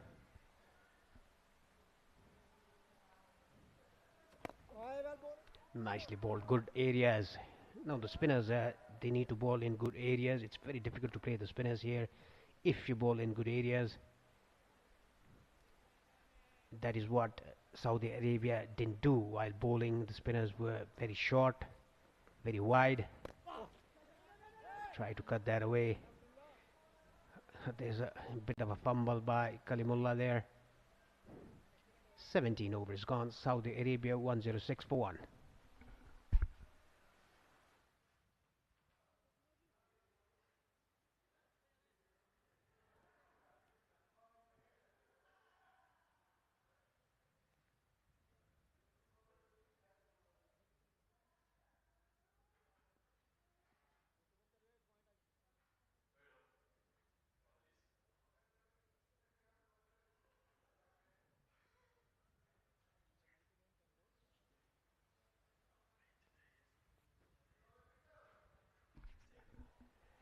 Saudi Arabia 106 for 1 in 17. Ain Khan just given a run in his first over. Mohammad Nadeem is the bowling change from the Chobar end. Lazing on a Wednesday afternoon. Doesn't get any better. I think they've seen each other on the big screen. And maybe that was a first or second date they didn't want everyone to know about. Lovely scenes up in the grass banks. Brilliant to see always. Great fun in and around the TU International Cricket Ground. Mohammed Nadeem will come into bowl, his first ball of the day. Interesting they've gone back to pace. Not the move that I think I would have made, but an indication that Jay Odadara has not bowled in the way that Zishan Maksud wanted. And the sunshine is streaming across the ground now. Any threat of rain for the moment has been avoided. But there has been a bit of a chill in the air. That's usually an indicator we might get something. Yes, good to see the sun shine on the ground. Bright now. It was a bit dark earlier, let's say 10 to 15 minutes ago. Now we can see the sun, and we can even see a clear Chobar Hills.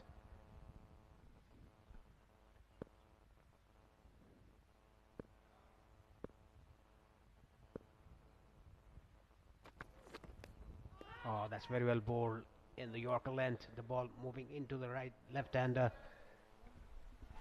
Well, I think if Saudi Arabia look at the makeup of this attack, Nadeem is a fine bowler. He can get it up towards even 140k, even in the autumn of his career here at the age of 40. He's very fit, he's very strong. But surely with the pace on the ball, they're the ones to go at. Nadeem's overs are ones to target. We've seen outrageous turn and bounce from Ayan Khan's first over, a bit from Zishan Maksud as well. Slower ball, changed up by Nadeem. So I just wonder that even though we're talking about getting to that sort of 100 runs out with 10 to go, get to 266 after 40. To get there, you're going to have to absorb some tough overs from the spinners. So maybe go and attack Mohammed Nadeem, particularly early in his spell. Yes, that seems to be the case for Saudi Arabia, just to attack the spinners as well. If they play dot balls, there's no way to chase the target. They have to attack every bowler that comes into bowl. Short ball, try to heave that over mid wicket, got the inner half of the bat, going to fine leg. Yeah, it's relatively easy to play the pace bowlers, seam up deliveries, and you can see the spectators, they're out in numbers here just to watch the match between Saudi Arabia and Oman. A good knowledgeable crowd.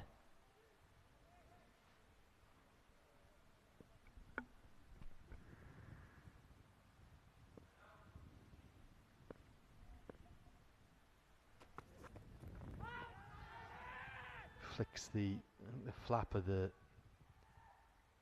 right pad of Sad Khan, and the appeal was really just to make sure the umpire didn't give the wide.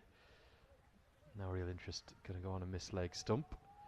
Great credit to Saudi Arabia. I think a lot of teams in their position staring down this total, they would have folded. Yes, a bit disappointing in the field. The medium pace is giving away runs, the spinners not bowling up to their mark for Saudi Arabia. That is why Oman posted a very good total of 366. That's cut away behind square. I think he got a hand to it. That's a very good stop. 2 runs taken. Good running between the wickets. And look at him. He got the left hand to it. After 18, Saudi Arabia 1-1 for 1.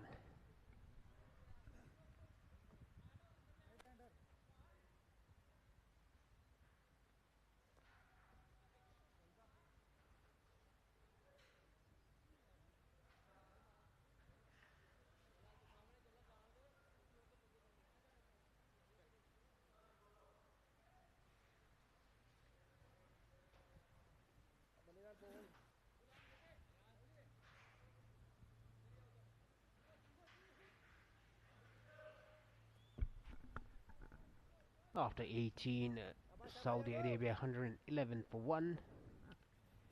And Nelson on the board for Saudi Arabia. And Khan to come back into the attack with his second spell. Dolly full toss, but straight to long on. Couldn't get hold of it, Wahid.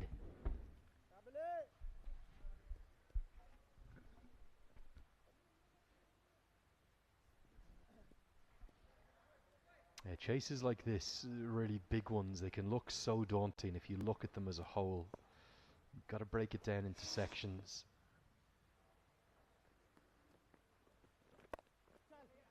Build partnerships, which is exactly what these two are doing. The left-hander, the right-hander combining nicely. Saudi must look back at that first game against Malaysia and wonder how did they get bowled all out for 153. And I'm not being disparaging towards Malaysia at all. I think they're a great side.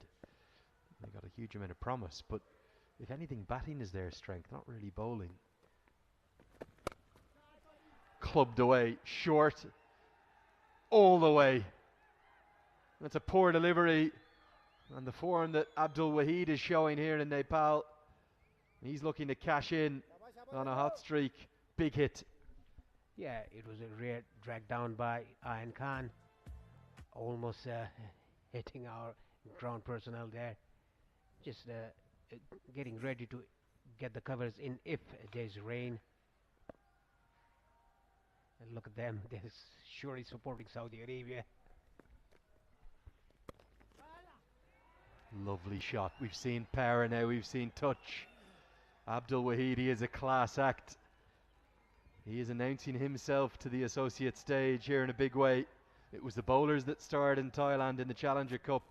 Is it going to be the batters led by Abdul Wahid who are going to put Saudi Arabia's name up in lights at this competition? Yeah, the last ball he hit it with power down to mid-wicket for a 6, and this one a neat touch, guiding the ball down to third man, the vacant area. There's a slip though, mind you. The slips come out now. Oh, nice delivery.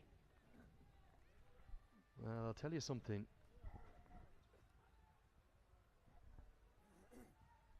The happiest man maybe in all the Kathmandu, or he should be, and we need to give him the scale of praise that will make him such, is Madhu, the head curator here. This is the 5th use of this wicket. Yes, there's turn and bounce, but runs aplenty still in it. Batter's paradise Kurdapur is turning into. 19 bowled, 123 for 1.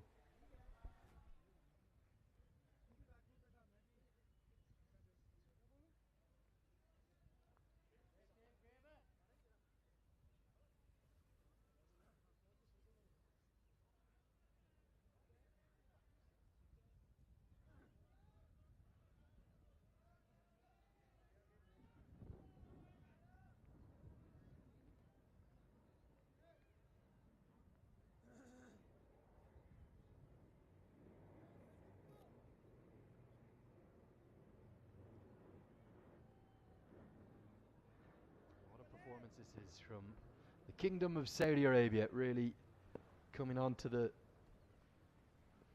world cricketing stage.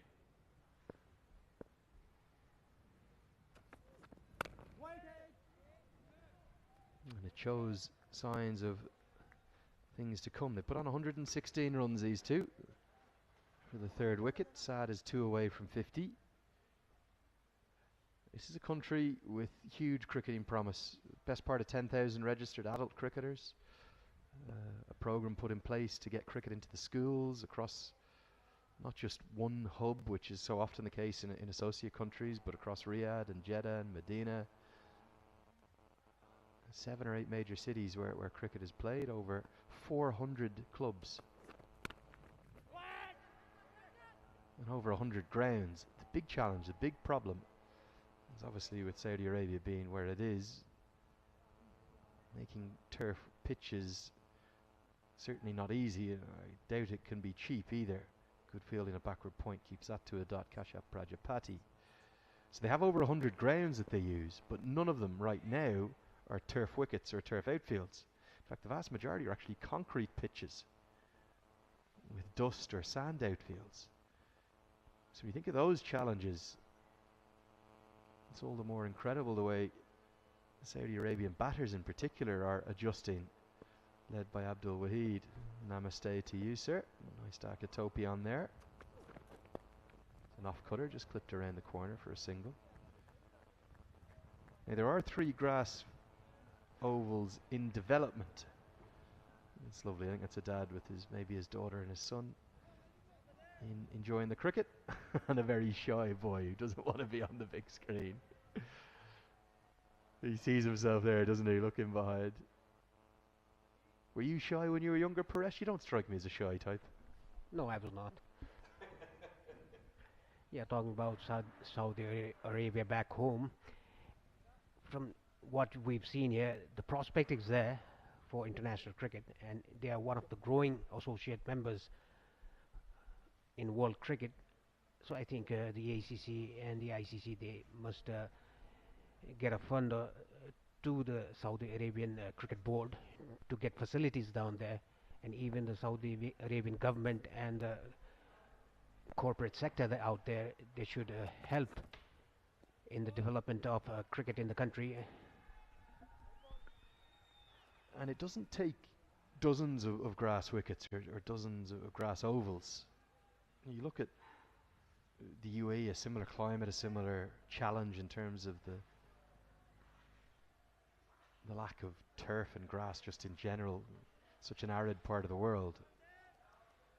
But they have really, on the back of those 3 elite facilities in Sharjah, Abu Dhabi and Dubai, and Dubai's really 2 facilities because the ICC Academy grounds are world class alongside the Ring of Fire Stadium.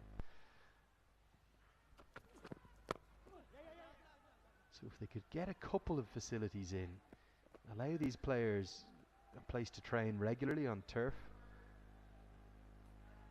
really is rich potential, and great credit to the Saudi Arabian Cricket Board who put in place Kabir Khan as the head coach. An inspired choice for me, because he knows what it's like to come from somewhat rudimentary setups. He was instrumental in guiding Afghanistan to where they are now, leading them through their associate phases. So a great appointment, and the fans are on their feet because they want 50 for Saad Khan. And so does Saad Khan, but not yet. Yes, he really wanted that single to get to the 50, but it was straight to the fielder. Abdul Wahid sent him back. Yeah, good to see the knowledgeable crowd here coming here to watch the game between Oman and Saudi Arabia. No doubt about that, they are supporting Saudi Arabia.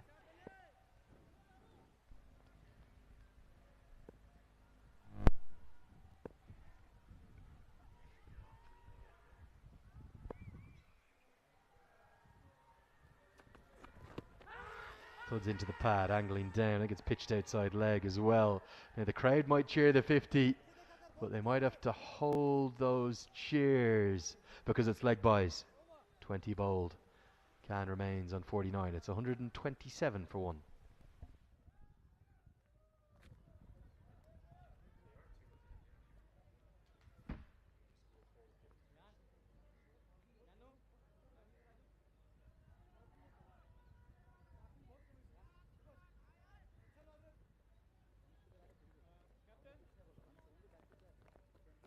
After 20 minus 2 minutes.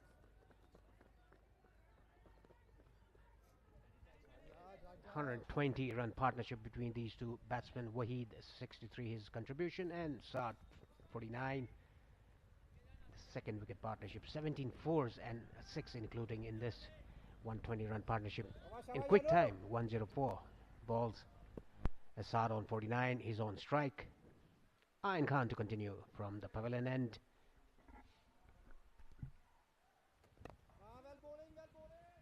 It's funny how milestones change the game. Saad Khan didn't know his score. I think these last 3 balls would have gone for singles, but it just plays on the mind. It's really unique to our sport of cricket. No other sport has this phase of play where there's an added level of intrigue. And the big shot comes out, and it's a nice way to get there. There's a decent gap. There should have been a couple, but he's happy with the single because he wants to celebrate his 50. Come on, 56 deliveries, and the fans are on their feet as well. They rise to Saad Khan. It's been a good innings, not as aggressive as Waheed. He's battled through that shoulder injury, and he's got to the landmark. Yes, a very good knock by Saad Khan, even though he was a bit struggling with his shoulder earlier in his innings. He fought back and he scored a 50. Still 239 required. That's nicely driven down the ground by Abdul Waheed.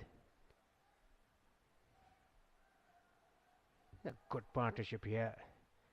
Like you said, Lenny, if they are around 266 runs in 40 overs, getting 100 runs in the last 10 overs can be done in this wicket, in this ground.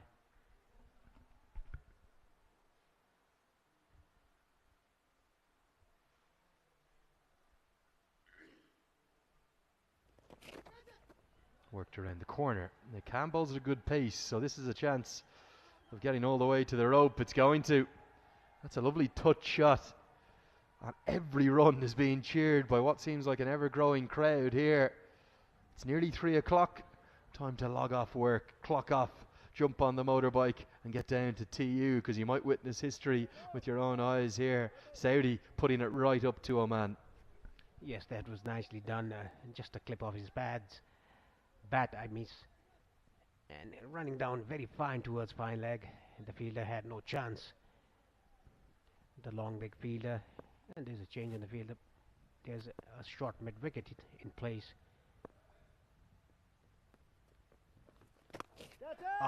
Slog that over square leg. One bounce over the fence. Good shot into the vacant area. And the spinners continue to get their length strong. Ayan Khan, Zishan Maksud and Jay Odadara should have been the winning of this game. 2 full. It's into the arc. And because the only man in the deep, apart from long on the leg side, is deep mid-wicket, it's almost a free hit. And now deep backward square leg goes out to join him. Only one man in the deep on the offside. Mid-off has to come up into the circle. They're really enjoying their day out. Namaste to you, gents.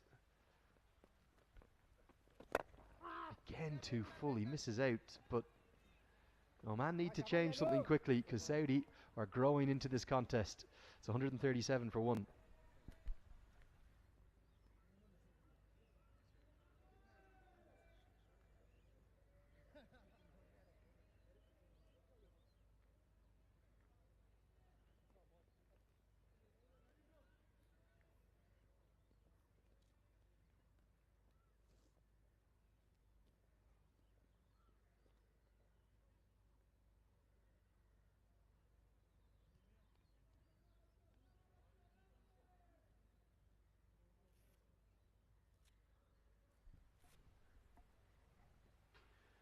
Lovely to see the fans in and enjoying the action, and a great move from the Asian Cricket Council and Cricket Association of Nepal together, coming in to say, let's make it free in for all the non-Nepal games. Now tomorrow there's a cover charge, but if you want to come on down, buy those tickets in advance, get them online, you get a 25% discount. And I've got a little surprise for everyone coming up later in the day, because I'm going to be giving some tickets away again myself. 20 tickets this time. I've got 10 pairs up for grabs. So I'm going to try and get out and explain to everyone how to win those. Looking forward to meeting you all here tomorrow. Should be a pretty celebratory day because Nepal are basically guaranteed of a semi-final spot now. And you'd have to think that they should be confident of winning tomorrow. That would top the group. And depending upon the result, remember, if Kuwait beat Hong Kong tomorrow, which is very possible, I've been impressed with Kuwait, it could well be a Nepal versus Kuwait semi-final, which could set it up for that Nepal versus UAE grand final, the grudge match, the rematch, the El Clasico. But right now, Saudi are determined to try and deprive Oman of a spot in the semi-finals. UAE have got there. They've beaten Bahrain comfortably. Who's going to win this game, Paresh? It's even Stevens for me today. It's Saudi is right on top at the moment. They've just lost one wicket and cruising along. Work must be done by Oman to get to break this partnership. It's more than 120 runs. There's a change in the field for the right-hander. The fine leg comes inside the circle, and there's a deep square leg and a deep mid wicket for Wahid. I think those grass banks are going to be a bit fuller tomorrow, aren't they? Expecting a really good crowd for Thursday, and then a full house for Saturday. Now let's take a look at this. Duckworth Lewis turn. I'm not saying it's going to rain. I'm not saying we're going to be abridged or even shy of the 50 overs that the second innings takes, but it's a great barometer for where the game is at right now. And were play to end at the end of this over, Saudi Arabia to be ahead on Duckworth Lewis, they'd need to be 137. So that's how neck and neck it is. They're ahead, but only just. If they lost a wicket, they'd be well behind by about 15 runs. But because they've only lost one, with 9 in hand, even though the required run rate is high, you're right in this contest. As Wahid just plays and misses a couple of times. Nadeem's trying to find something. Yes, very good bowling by Nadeem here. 2 dot balls on a trot for Abdul Wahid. Yeah, talking about the DLS method, I don't think it'll come into play, but if it does, Saudi Arabia, they must be 136 at the end of this over. They are 139 for 1. That is if they've lost 1 wicket. I think it always indicates really well as to where the game is at. And right now it is neck and neck. Right now, for once, Paresh, you're right, it is 50-50. It is on the fence. I always want you to get off the fence, but this time I'll allow you. Sit proudly on it, my friend. Yes, if there's a wicket or two, then the game will definitely shift towards Oman's way. At the moment, it's right on the balance. Just a slight edge towards Saudi Arabia.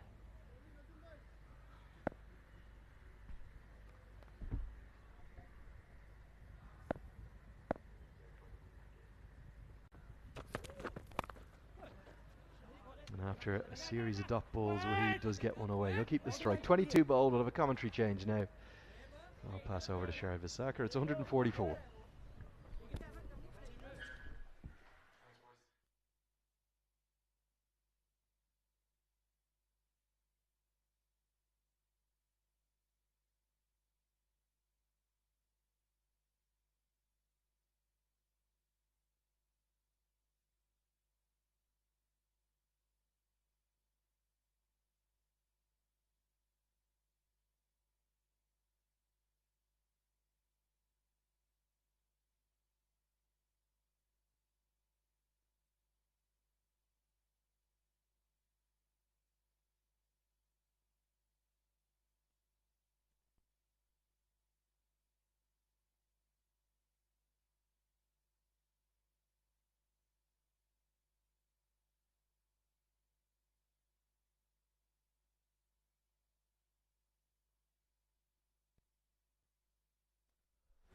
Zishan Maqsood gonna replace Ayan Khan from the pavilion end. He's bowled 4 overs. Maqsood give it away 20 runs. He's in for his second spell. And there's a short third, a backward point, short extra, and I would like to invite Sharad Visakar again in the commentary box. Sharad, good afternoon again. Thank you, Paresh. Good afternoon to you as well. What an effort it has been from the Saudi Arabian batting lineup till now. Wahid well on his way to another 100. Or it could be a match-winning one. He can bat throughout. Tries to swing that on the left side, inside edge. Yes, the ball is just staying low, and that was a quicker ball by Maqsood. Yeah, it has been a very good chase till now. Just a wicket down, a good partnership over 120 runs i- between these two batsmen. Nicely driven down the ground. Both the batsmen crossed their 50s. Wahid on 71 and Saad on 59.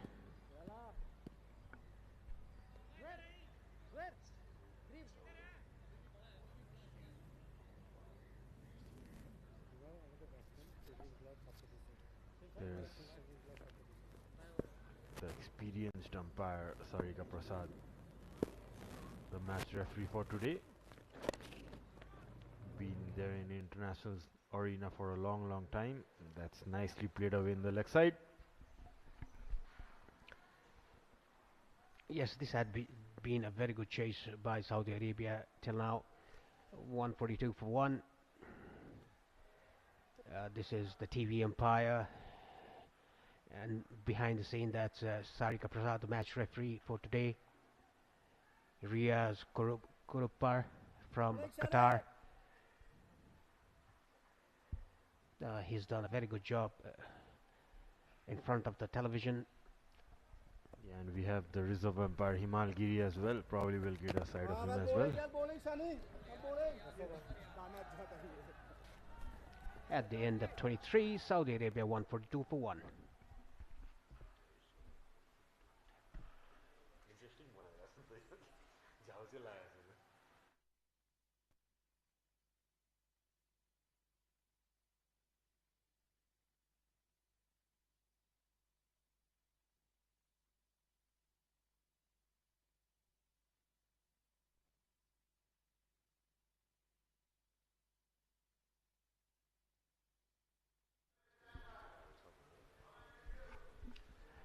.142 for 1 in 23. These two batsmen, Wahid and Saad, going good. Look at the group stages. This is the updated group. UAE, they are qualified for the semi-finals. Malaysia, Singapore, and Qatar, they are out of the tournament. Tomorrow, Nepal is playing Qatar in the last group stages of Group A, where Hong Kong will play against Kuwait at Mulpani Cricket Ground. There's an appeal going down to the leg side. Just brushed the pads, I think.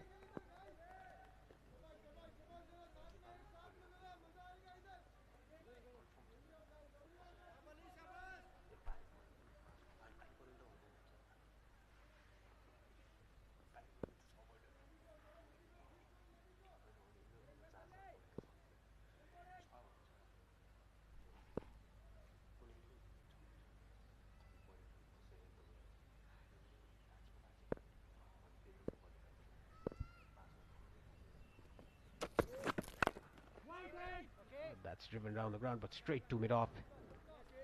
They're taking some time to readjust, to reassess. These two batsmen, they have got off the team to a good start, chasing a huge total of 366. They still need 225 in 26.4 overs.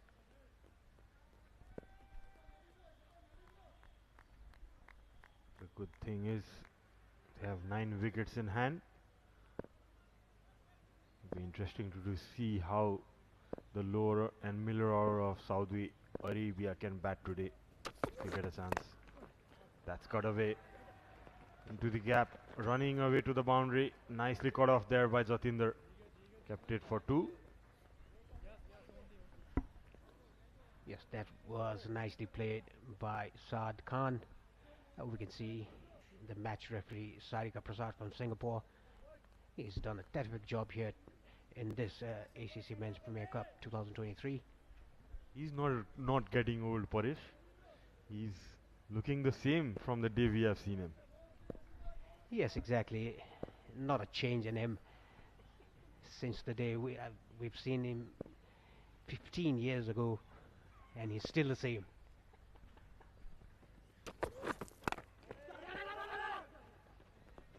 That was nicely bowled on the length. A good quick single taken by Saad. Nice view from the officials building there. Nice side angle.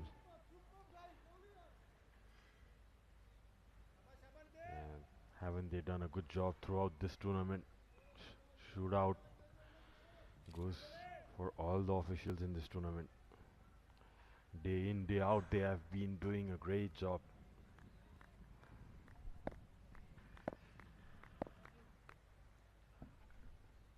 Now required rate reaching 8.5, 8.43 to be precise. A slower bouncer bowled by Nadeem. A nice feeling there, tumbling effort by Jatinder Singh.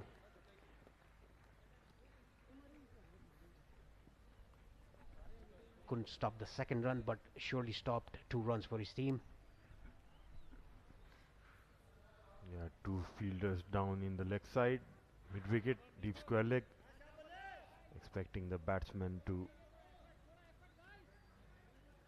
heave it over those leg side area. Using the bottom hand, nicely covered. You can see he's bowling into the wicket, Nadeem, with those off cutters. Nice field set. The fine leg up.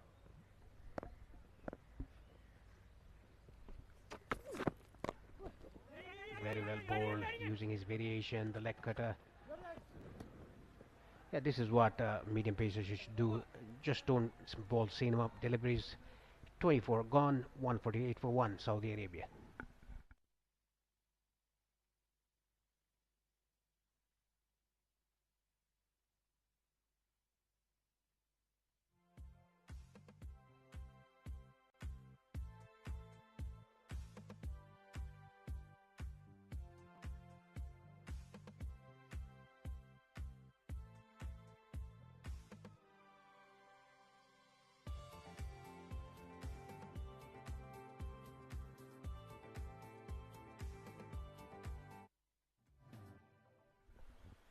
Zishan Maqsood to continue his bowled 5 overs for 22 runs. Oh, that's got the edge. There's no slips at place. The ball running down the third man region. Stopped by Kalimullah. 2 runs taken. That turn from middle stump, it seems Zishan is bowling well. You could see got the outside edge, but no slip. Runs away to the third man region. 2 runs added to the total. And it's 150 up for Saudi Arabia in the 25th over. It's come in quick time. Yeah, so Maqsood making a field change, bringing the slip fielder on. Rightly so, he can take a couple of attacking options with 200 plus runs to go still. And that's a sweep shot attempted, but missed it completely. Yeah, the captain has a cushion of 217 runs still to go. That is why the slip has been brought there for Waheed. Oh, that bounced a bit. It went on the side of the helmet of Waheed. He's just checking either it was wide or not above his head high. It is not so because he was bent. Tried to play a cheeky shot down the leg side.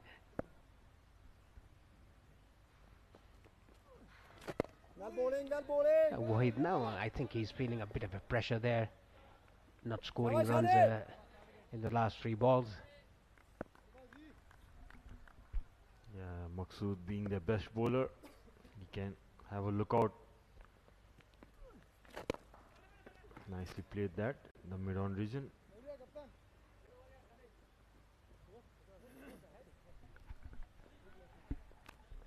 Immediately the long on fielder comes to talk to him. Maqsood, the captain. A bit of an advice to the captain from the fielder there. There's a short fine, short mid wicket, backward point, short extra, mid off. Inside the side. Oh! Did it carry? A valiant effort by the captain there, Maqsood. 25 overs has been bowled. Saudi Arabia 151 for 5.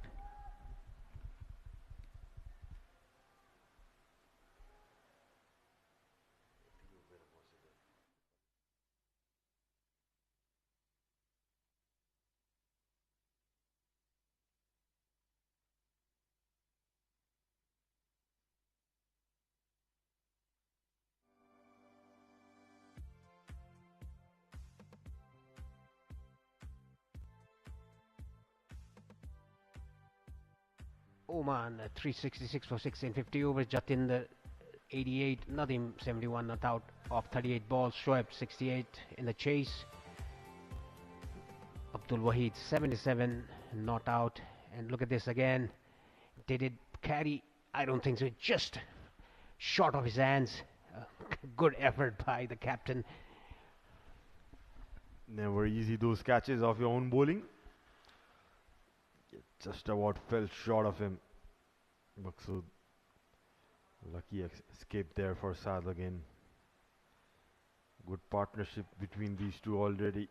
Almost they have put on around 140 plus runs. These two, how well they have batted. Been so impressed by these two batters against this experienced Oman bowling attack. Just the one wicket that has fallen. We don't see often Bilal Khan going 7 runs per over. That is how good these two have batted. Pull away down to mid wicket. Beautiful shot. The ball raced to the boundary for 4 runs. A much needed boundary for Saudi Arabia. Wahid moves to 81, just 19 shy of his second 100 in this tournament. Look at this, pulled it in front of square. What a shot that was. Had the deep mid wicket in place, but no one moved. Right, it between the mid on and deep mid wicket fielder. Strong shot. He's getting boundaries at will. Nadim pitching it short. That's the match. 56th 4 for you in the match. Full toss, hit it straight side of the mid-off fielder for yet another boundary. Back-to-back boundaries for Wahid. They are just cruising now. Probably overcompensating there, Nadim, after a short one in the previous ball that got hit. And again, back-to-back boundaries. Wahid just throwing his bat through the line of the ball and right in the gap. He didn't try to hit it hard. He just timed the ball into the gap between mid-off and extra cover. Back-to-back boundaries. He's batting outside the crease just to cover the swing, whatever that's get.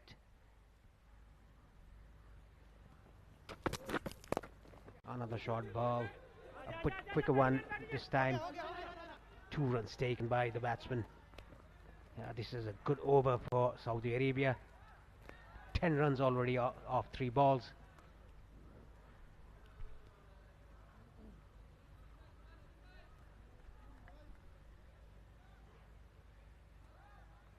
He's been one of the best batters in the tournament for me, Parish. The way he's batting looks so easy in the eye. Nice hands to the ball. Less movement of the feet. Yeah, pretty subdued dugout at the moment. Game's on at the moment with these teams. Slow one. Goes straight to the cover. Yeah, he's been always relaxed in the crease. He hasn't played any bad shots. At this particular point, Oman were 164 for 1. Saudi Arabia are 161 for 1. Very close. Both the teams at 25.4 overs. Required rate almost 8.5 now. Apart from this over, Nadim has been very good with the ball for Oman. 10 runs of 4 balls so far.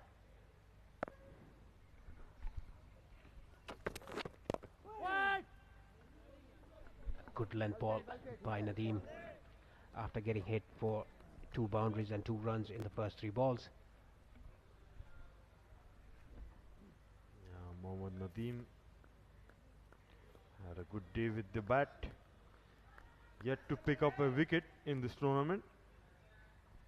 That is a bit of a surprise for me, being one of the main bowlers of Oman side. More of a batting all-rounder in this tournament, it seems. Not bowled his full quota of overs, but he has been good, making good contributions with the bat. Need to make some contribution with the ball as well today. Oh, that's it, over extra cover. What a beautiful shot that is. Another boundary. 14 runs of this over, a big over for Saudi Arabia after 26. Saudi Arabia won 65 for 1. Look at the shot again. Total in control. Deliberately played it over the extra cover fielder. 1 bounce over the ropes. A much needed over, a big over for Saudi Arabia.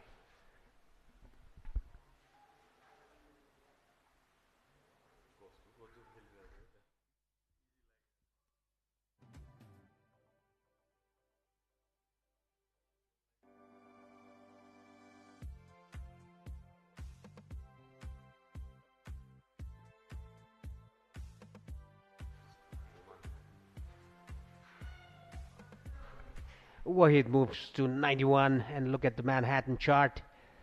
A big overs there. This is almost the biggest over for Saudi Arabia's innings. There was one in the 5th over and the 26th over as well. And look at the partnership between these two batsmen. 202 more required of 24 overs. The required rate is touch under 8.5. Zishan Maqsood to continue from the pavilion end. Game on. Zishan would be looking to pick up his first wicket. Need to break this partnership. The current partnership, as you could see, is 158. These two have added, both contributing equally almost. There you go. A slight mistimed shot, nearly carried to the mid wicket. Rightly, Zishan Maqsood bowling on those rough areas. That's how he can pick up a wicket. Some assistance there he's getting.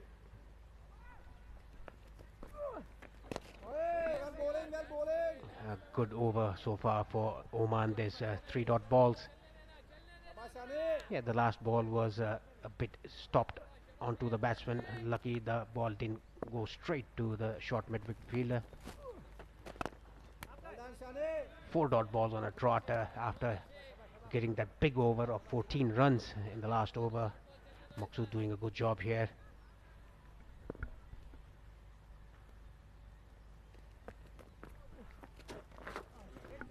Vicious turn. Oh, that was unplayable. Strike the pad. 5 dot balls.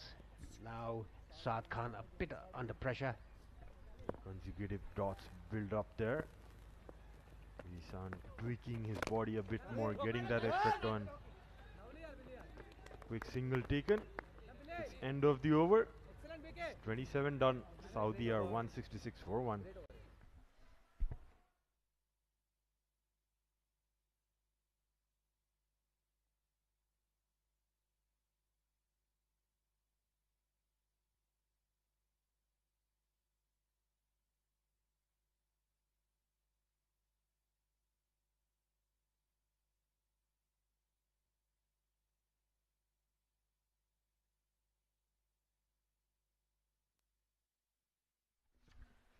Odedra is the new bowler, and look at the partnership. 159 of 146 balls. Wahid 87 his contribution, and Saad 64, 22 fours and a 6.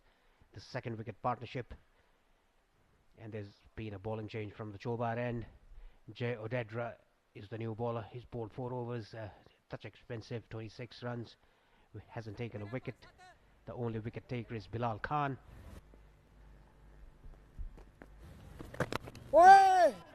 getting that inside edge, ball running down towards the boundary for 4 runs. Lucky escape for Saad Khan. A good boundary for Oman.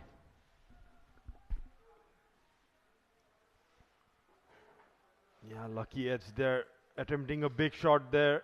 Saad Khan got the inside edge and ran away for another 4.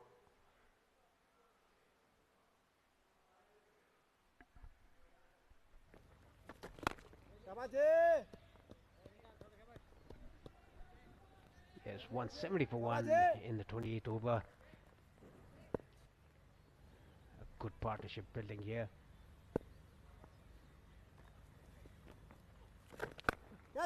Slog sweep. What a good shot. It has gone for a maximum into the grass banks. They are capitalizing on the good over bowled by Zishan Maqsood the last over. 10 runs of 3 balls. Nice slog sweep there by Saad Khan. Utilizing the leg side, the shorter side. Well executed.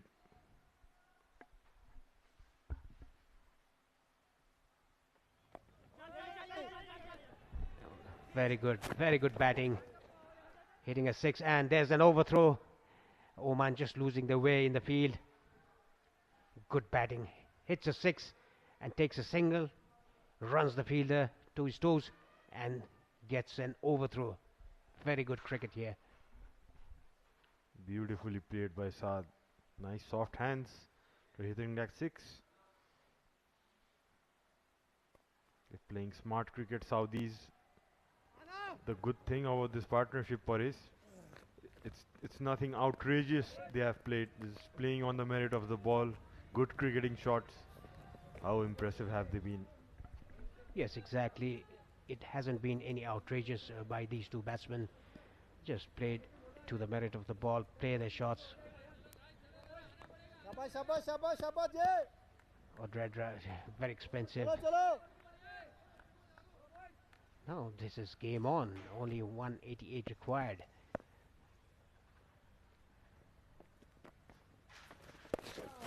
And nicely flicked off his hips.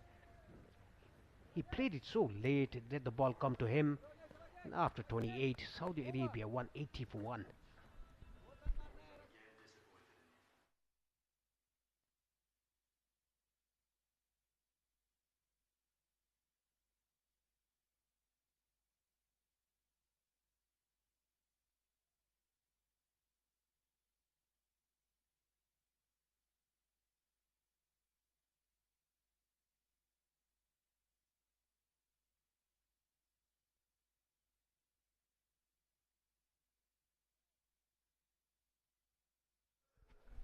Maqsood is going to continue from the pavilion.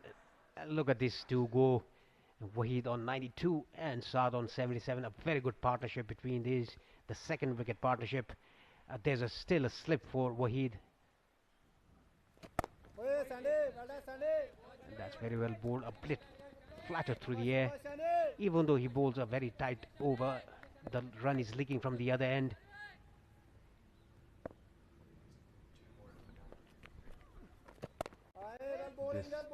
There's something I sense there's going to happen, something at this moment. Like this captaincy from Zishan Paresh, he's keeping himself on, the main bowler of Oman, trying to pick up that second wicket, trying to break this partnership. You can't take the game till the end as a bowling side. A very quick single taken. There was a bit of a misunderstanding in the initial part, but comfortably makes it. Yeah, Zishan Maqsood in his 8th over. He's one of the pick of the spinners for Oman. Only 2 remaining after this. Odedra has been very ordinary today. See the attacking field positions, the mid-off in, inviting the batsman to hit against the turn. These two are picking singles at will at the moment. There's just constant flow of runs. Yeah, if they can have a slow over from Maqsood, they can capitalize from the other end. That is what they've been doing.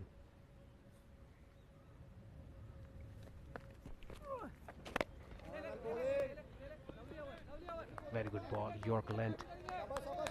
Only 2 runs given by Maqsood in 5 balls in his 8th over. Maqsood doesn't pick up a wicket in this spell. It's going to be a very interesting chase, I presume. That was pulled off the length by Wahid, moves to 94 after 29. Saudi Arabia 183 for 1.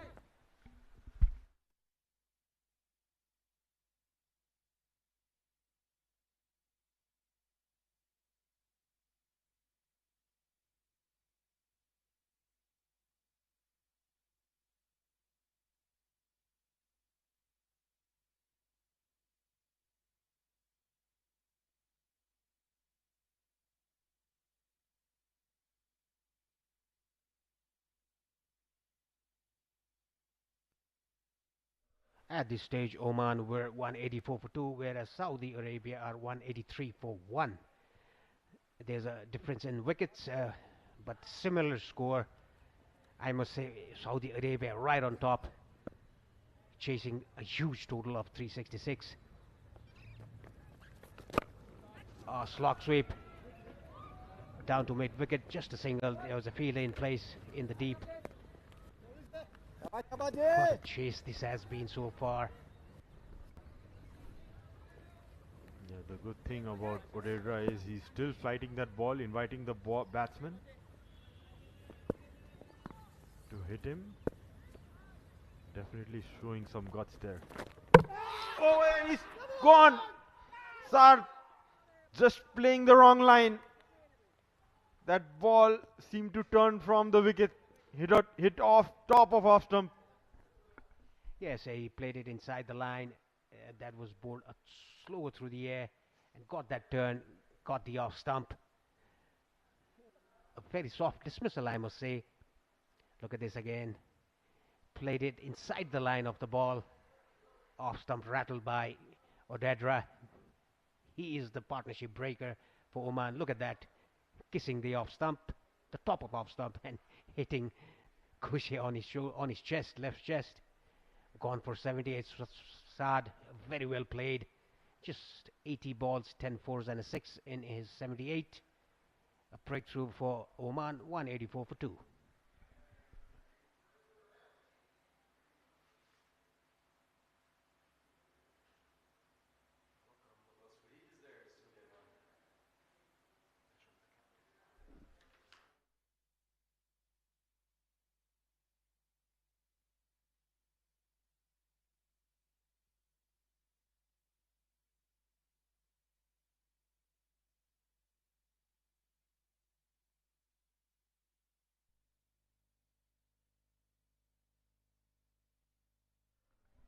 The captain of Saudi Arabia is into the crease at number 4, Mohammad Hisham Sheikh.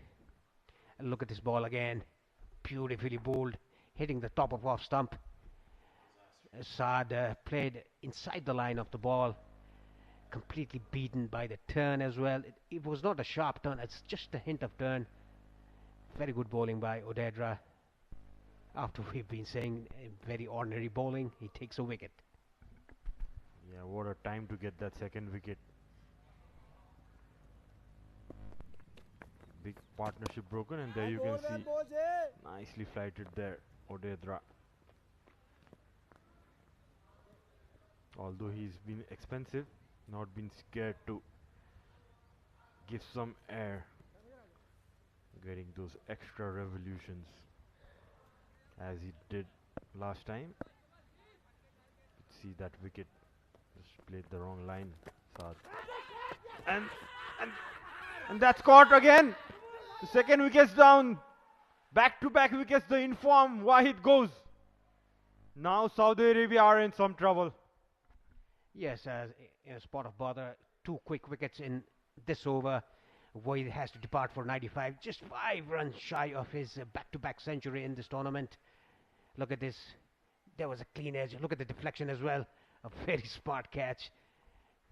First attempt, second attempt, third attempt. He takes it. Good reflexes, and good thing is that he got his eyes right there on the ball. Wahid has to depart on 95. A very well played innings by him. 14 fours and a 6. It's 185 for 3.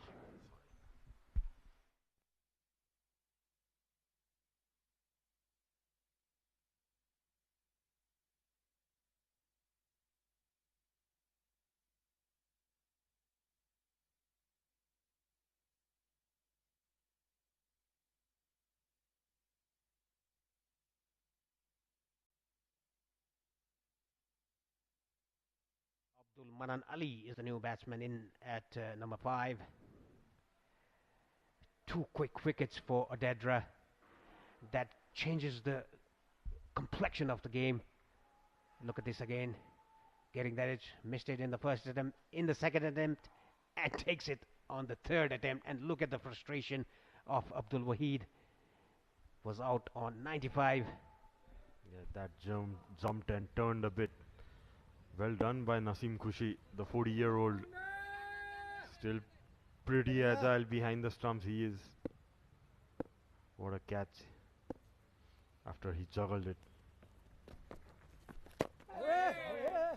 Good bowling, the ball going with the arm, not turning, going straight in, getting the outer part of the bat.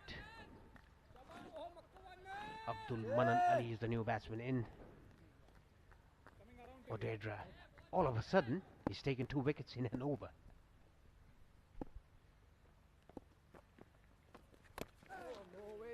Getting that inside edge. 30 overs have been bowled. Saudi Arabia 185 for 3.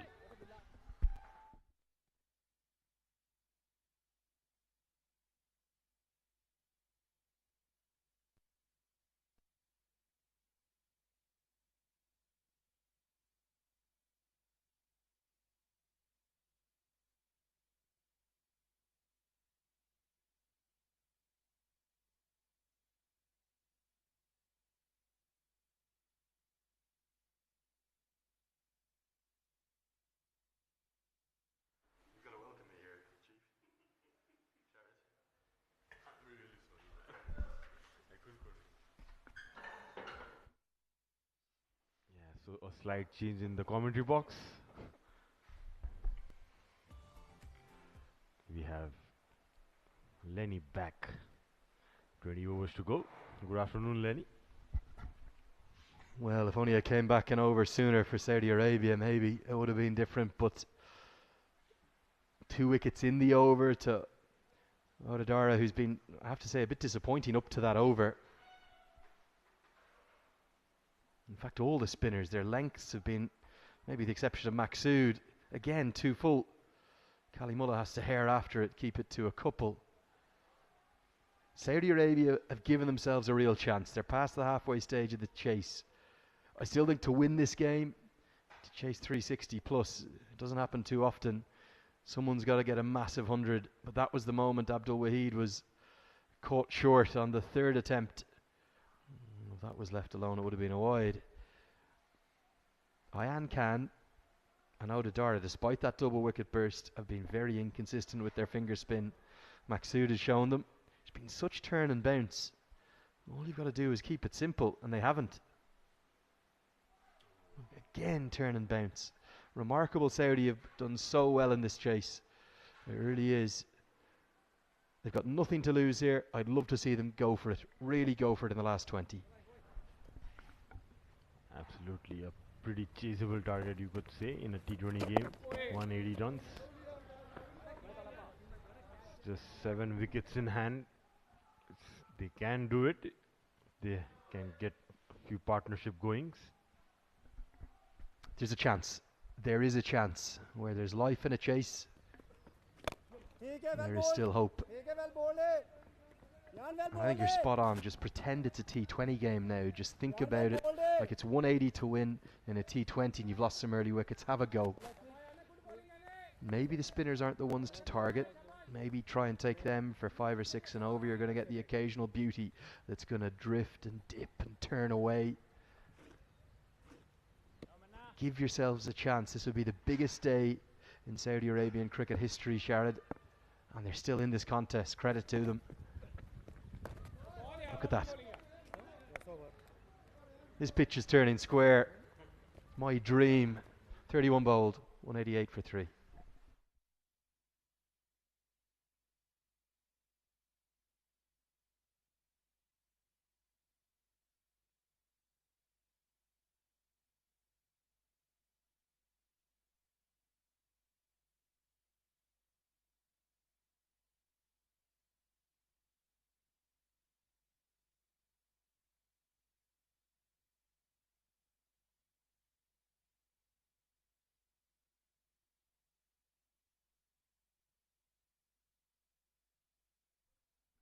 So it's Jayodedra to continue.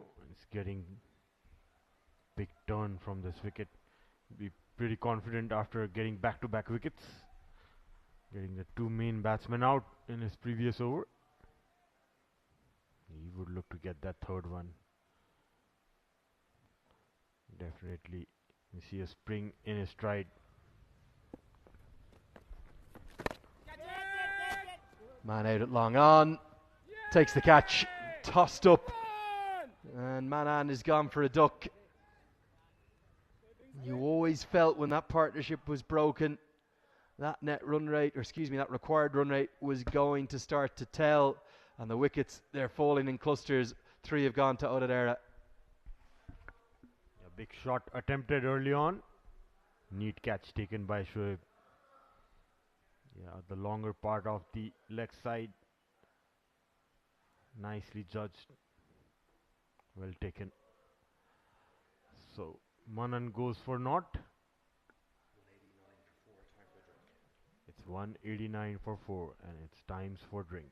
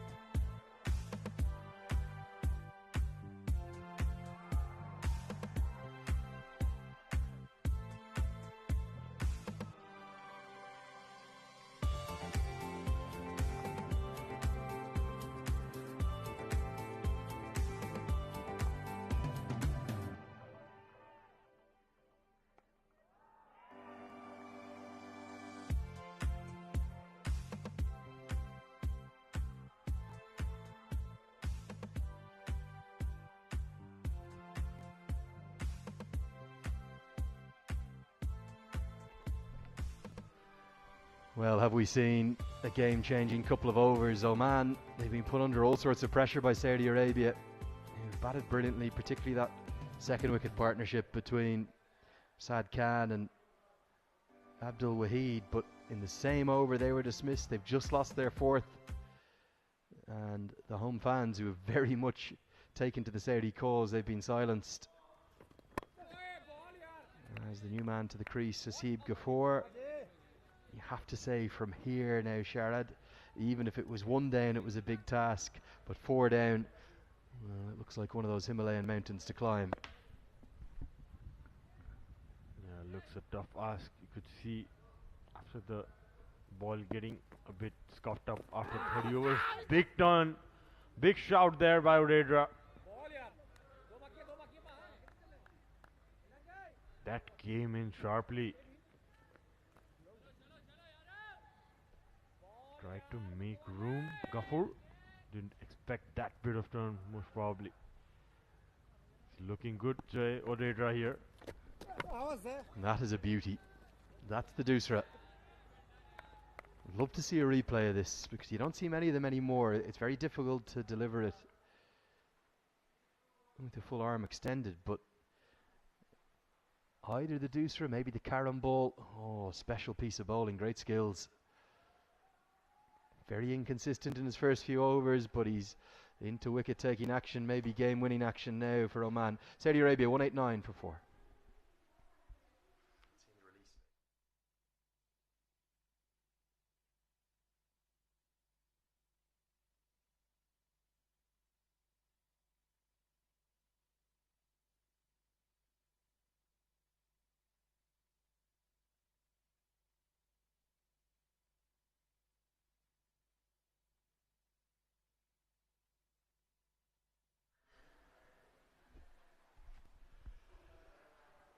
Yeah, quite brilliant, these drone shots, sponsored by the team at Dafa News at this 1xBat ACC Men's Premier Cup.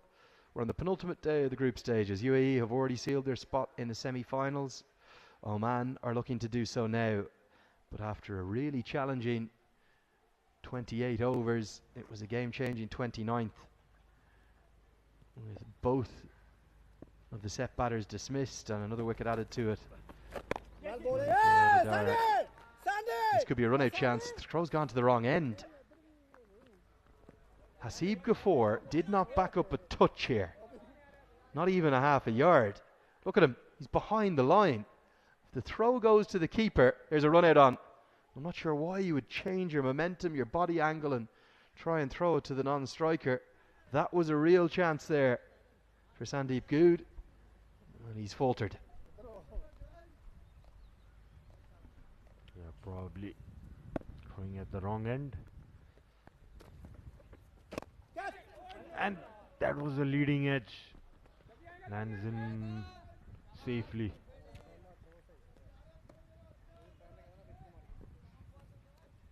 Looking decent in his second spell, Ayan Khan. Looking close to get his first wicket for sure.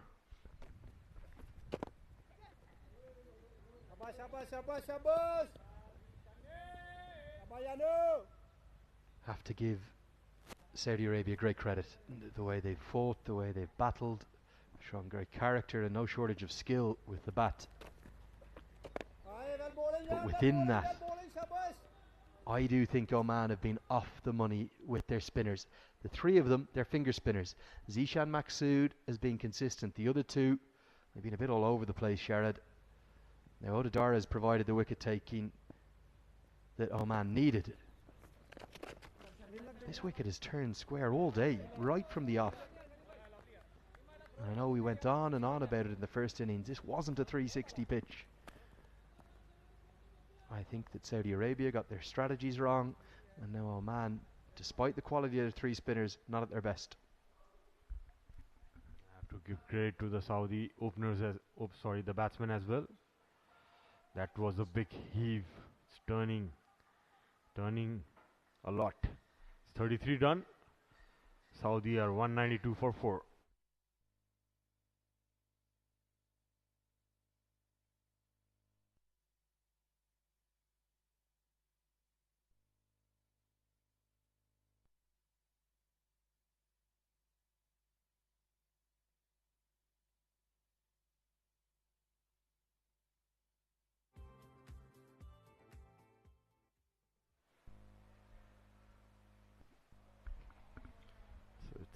So it's 33 overs done.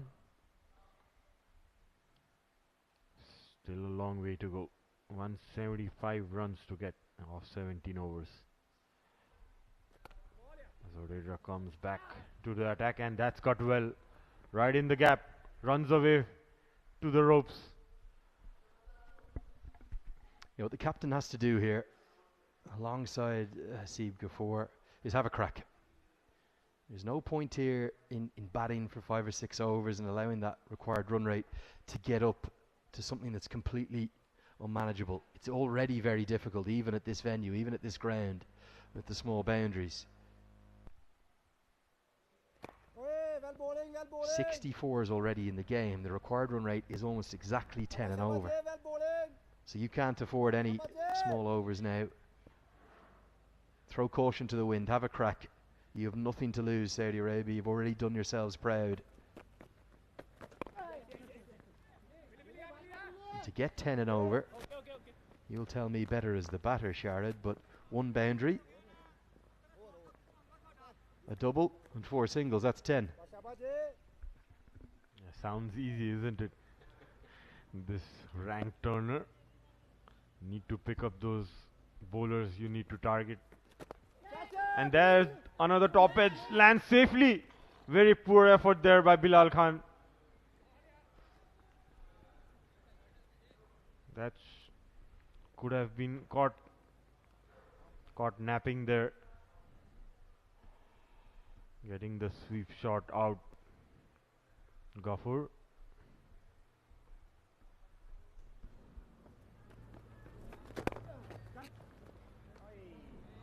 Yeah, the pitch has taken not just sharp turn, but also significant bounce. The bounce was what caused the issue there for the sweep shot. I'm not sure it quite would have carried to Bilal Khan, but he was a little bit on his heels, wasn't he, at 45 around the corner.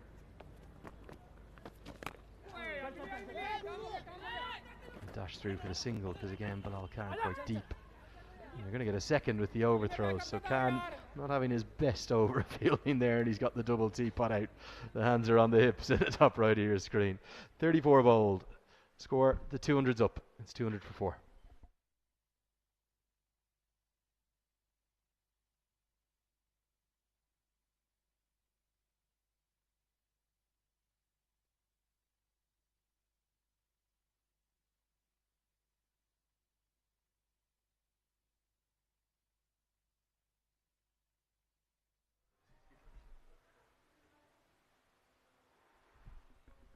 So you can see balls per 50 by Saudi Arabia. The third and fourth one coming a little bit late than the first and second. Would say not a bad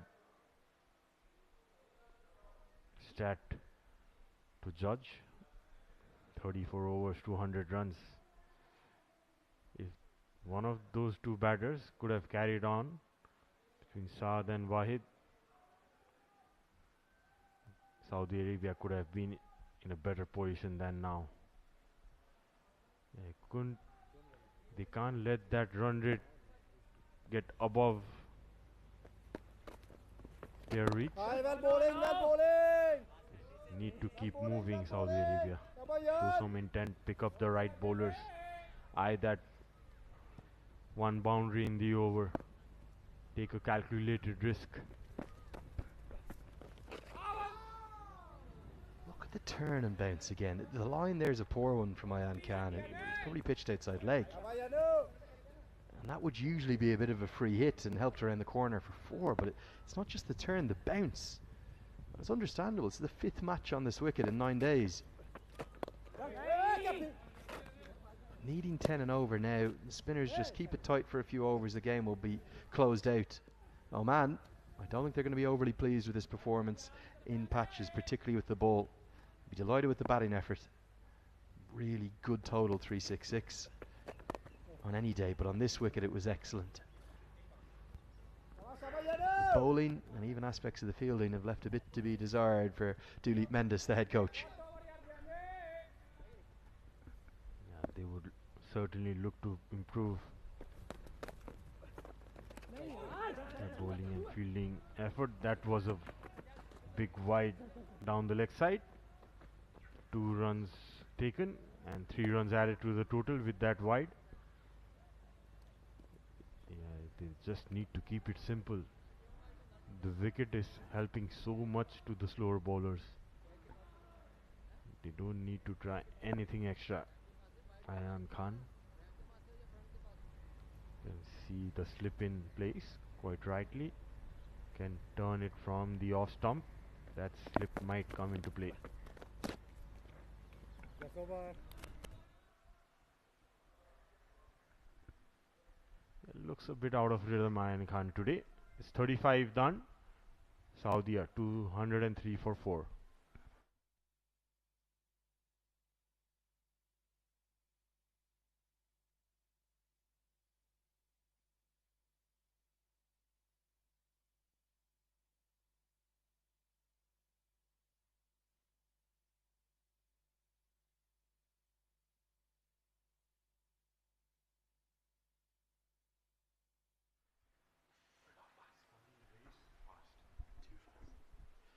It's a state of play. 164 more to win off 90.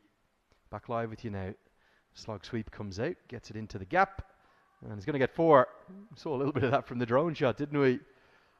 And Hisham, the captain, showing there's fight left in Saudi Arabia.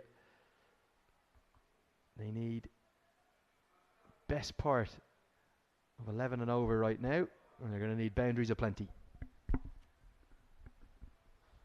Yeah, Hisham playing that right in front of square, in between the deep square and mid-wicket region. Nicely driven that, runs away for another 4. That's a very good shot against the turn, just over pitched, played under his eyes. This goes back to my point about the inconsistency of the bowlers. This is a spinner's dream. You don't need to do anything special. Pitching on a line and a length, you're not going to go for boundaries. It's turning square. Yes, you have to adjust that line. As an off spinner, you need to get it further outside the off stump. Odadar has been inconsistent today. It's a very good shot, like you said, against the turn. But it was a half volley, and the crowd loved that. They really want to see something special here. They want to see an upset.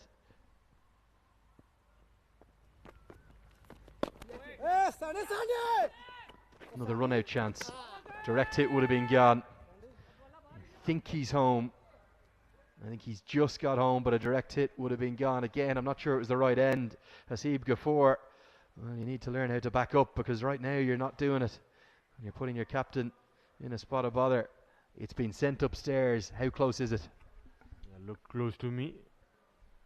The first impression I got was he didn't drag his bat, just put it from the air. Let's have a look at the replay. And yeah, I think he's made it home. Need to see when the bails are off. And he's grounded the bat, and yeah, he looks safe. This time, you can see the green signal given.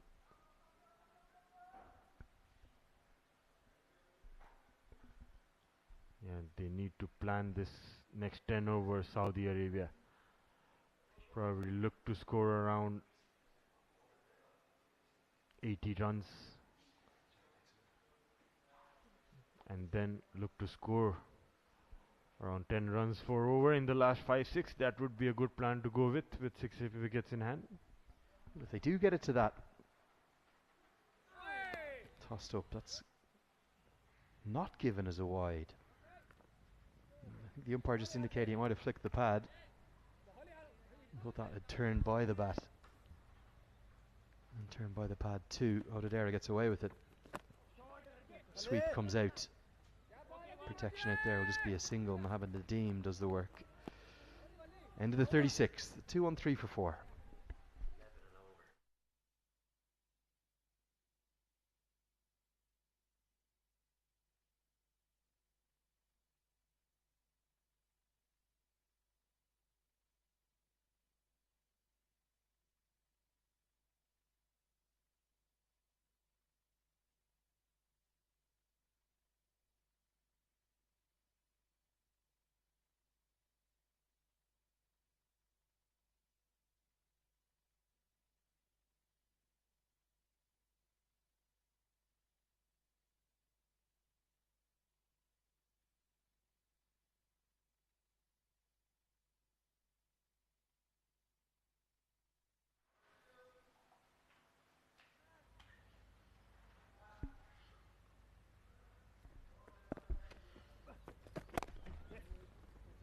Ayan Khan to bowl his 7th.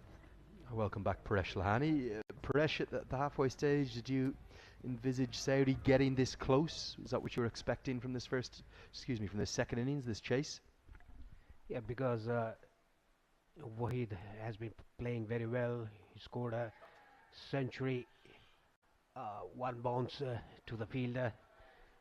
Yeah, talking about Wahid's century in the last match they played against Qatar.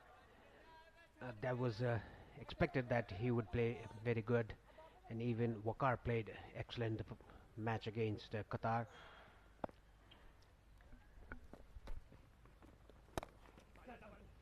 Yeah, you feel like for Saudi to win, and even though they're going to keep giving it a good crack here, you suspect, they needed Abdul Wahid to go on and turn that 90 odd into 140. Not just 100, but a real daddy 100 like the ones we've seen from Veritia Aravind. And the problem's been, for the new men coming in now in the middle order, you need 11 and over. And Abdul Ghafoor right now is 5 off 17. You can afford to be 20 off 20, that's okay, because you can catch up then, but 5 off 17 just puts you in a position where every single ball you need to be getting 2 off it, so when you get a dot or a single, the required run rate goes up. Yes, it's gone up to 11.32. Yeah, 6 of 16 Ghafoor. Hisham, the captain, is doing a good job, 25-22. 149 still required of 79 if you can play a T20 here. 6 wickets still remaining. After 37, Saudi Arabia 219 for 4.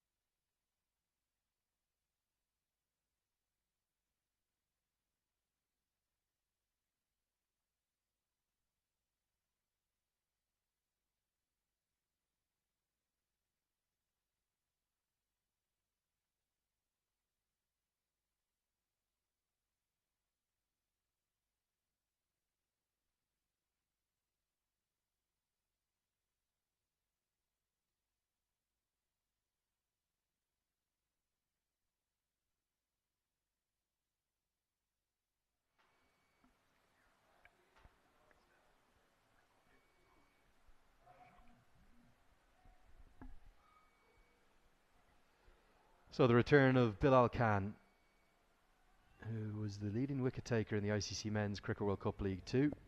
Himself and Sandeep Lamachani well ahead of the pack. Averages about 2 wickets per ODI appearance. And he was just a little bit costly in his first 4 overs. But he can be lethal at the death in the return overs. He's got 6 left. He'll tend to bowl to the right-handers exclusively around the wicket, try and close off the angles. And he bowls a big in-swinging Yorker ever so well.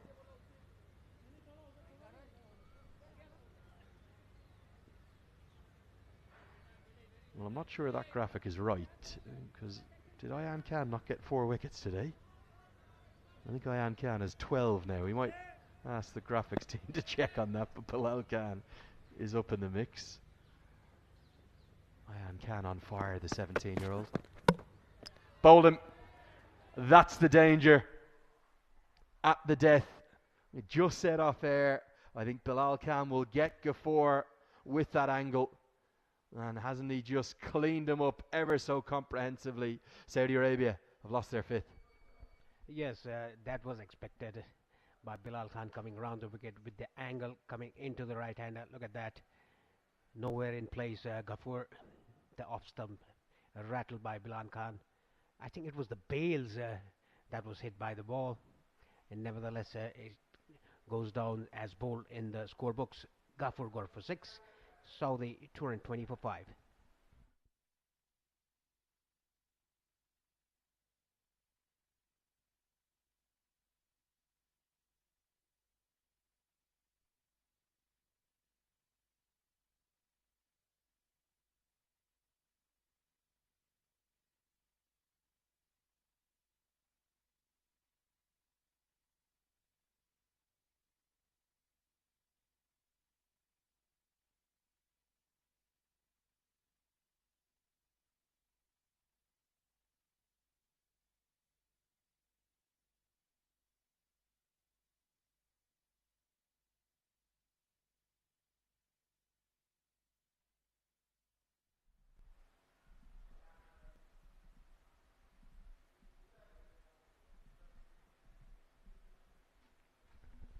The new batsman for Saudi Arabia is Imran Arif in at number 7.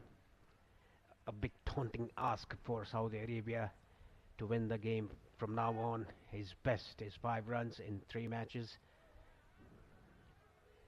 Bilal Khan will get right on top in the middle order and the tail order of Saudi Arabia. Yeah, what an asset he is to have coming back at the death. The problem is now that net run rate, required run rate, keep saying net run rate. That required run rate just spiraling out of control. You can get 12 and over for maybe 4 or 5 overs. To get it for anything more than that is very difficult. Even we've seen at the IPL level with all of the power hitters they have, it's just getting that consistently. As soon as it gets above 10s, you get yourself into trouble. In Saudi Arabia, they've fought brilliantly hard. They've been so gallant, but they'll need a miracle from here. But they will keep fighting. And that's a nice way to get off the mark. Across the line, gets 4. Yeah, this is what the Saudi Arabian batsmen should do. Just swing at the ball. Nothing to lose. They might go swinging and get out rather than just block it. Just get closer to the target if they can just get to the target. This was a very good shot played by Imran Arif. A good way to get off the mark.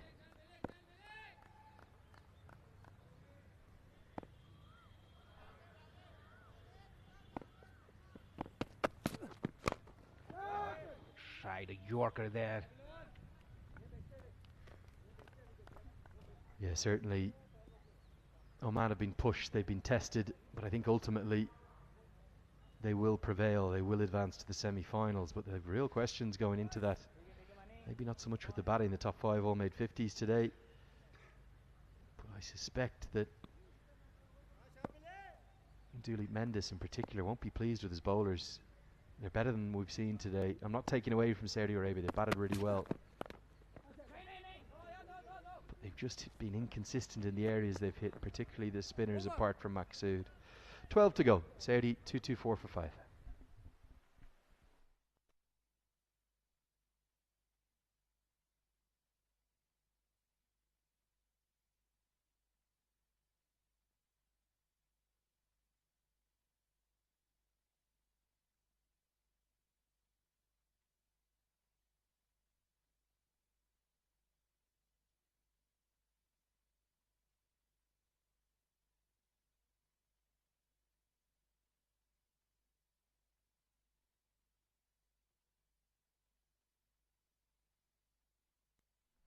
It's chasing 366.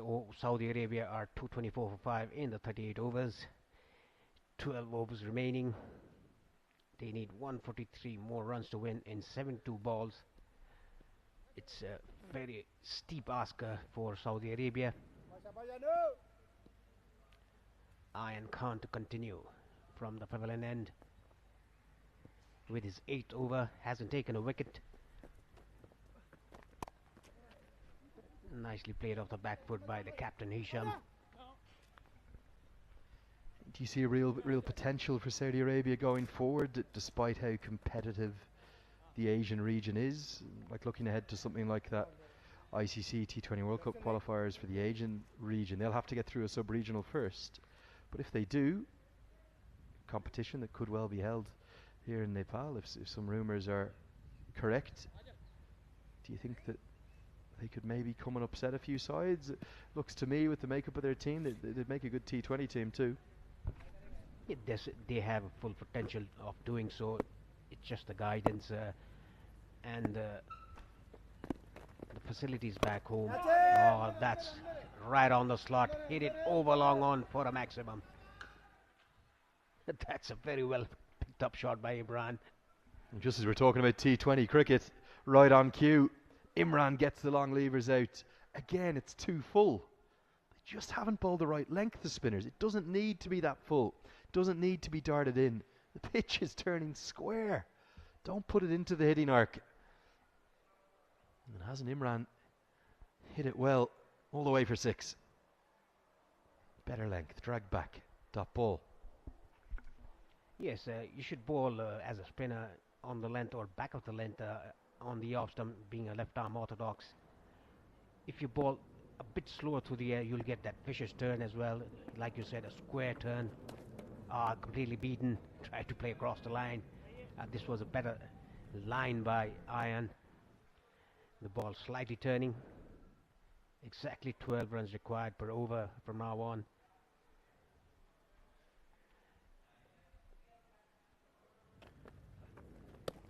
Again, a big heave towards the mid wicket, completely beaten by the pace, the slowness of the pace. Look at this. Luckily, he didn't drag his feet out of the crease.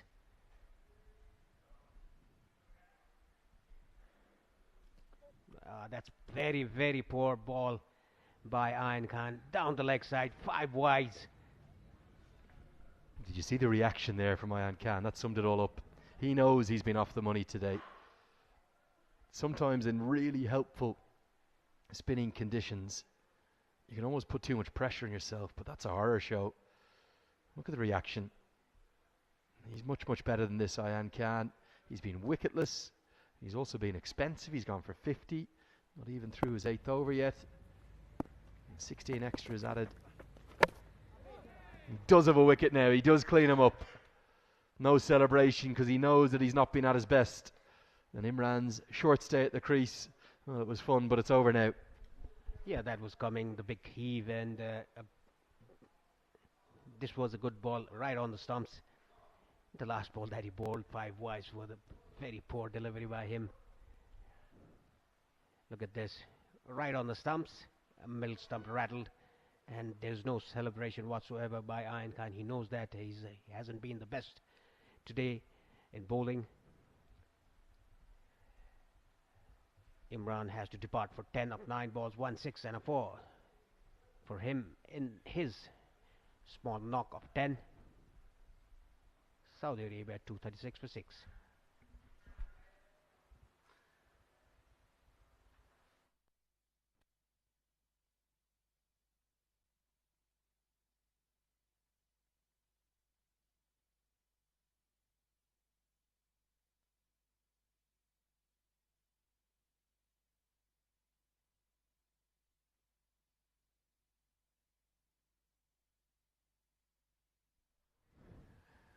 And it's Abdul Wahid, isn't it? At number 8. Runs continuing to come. A short ball. Hisham gets a boundary. Top edge, not really in control of the shot. Bilal Khan's bumper is a real surprise delivery. It comes at you quicker than you think. But just the angle slightly wrong and it runs away for 4. Yes, pleasing boundary for Hisham, the captain. Now they'll have to hit all the balls to the fence if they can, to just get to the target, closer to the target. Bilal Khan, that was a very sharp bouncer.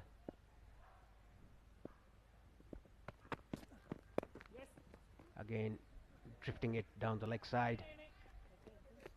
Just a single.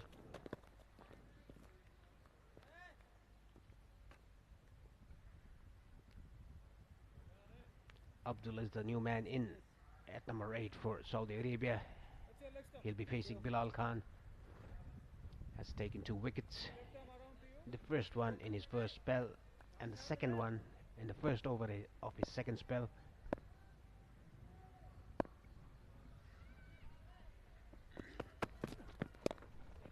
Oh, that was angling into the right-hander. Nicely played by Abdul.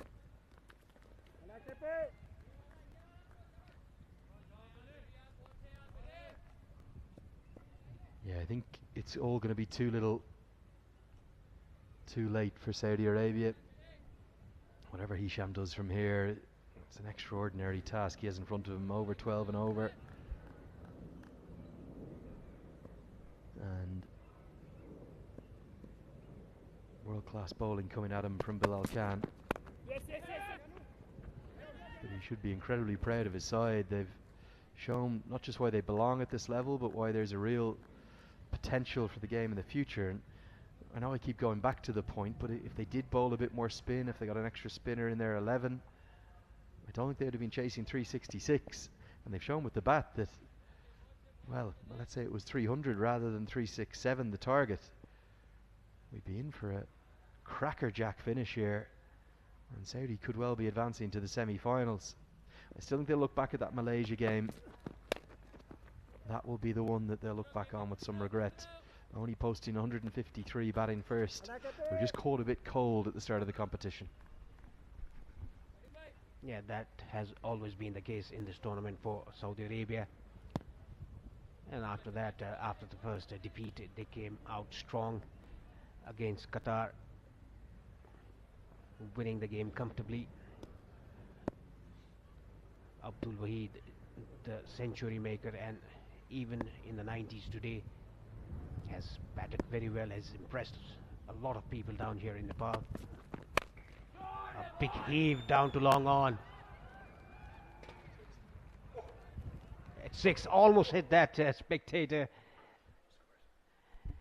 40 overs gone. Saudi Arabia 249 for 6.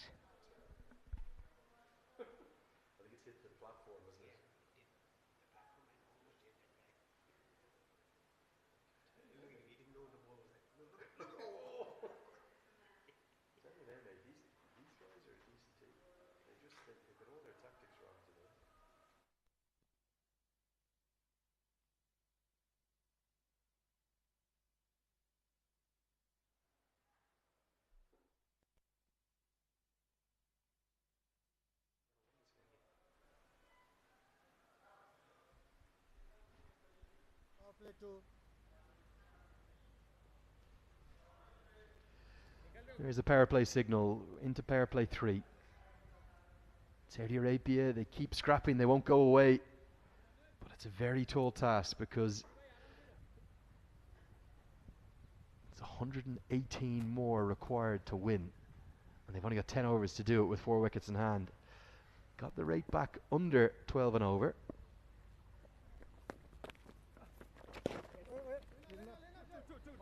Abdul Wahid, we spoke about his similarity to Gulbuddin Naib as a bowler. He's showing that he's very much more than just a lower order hitter. He's got real power. Is he the one that could keep this game alive? Yes, if he can go with those lusty blows over the fence, it's game on. It's doable, but you'll have to bat really well. That was shot outside the off stump, nicely cracked away. Nice fielding there. He got his footing wrong. 2 runs taken by Abdul. 250 is up for Saudi Arabia. 252 to be precise. 115 more required of 58 balls.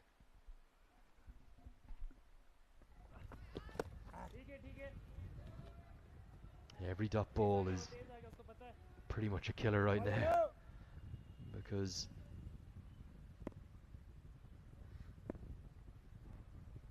you need 2 a ball. A dot ball sends that required run rate flying, and there's going to be no shortage of effort from either of these two. That was nicely bowled, flighted, and again sharp turn away. Yeah, he's trying to hit across the spin. Go with the spin. Try to hit it over extra cover. The result will be good. Good bowling there. Just slow through the air. Chance of a run out, but he's safe home. How's that? 114 of 55. That's pretty doable if Abdul gets going. Quick fire 50 can do the job for his team.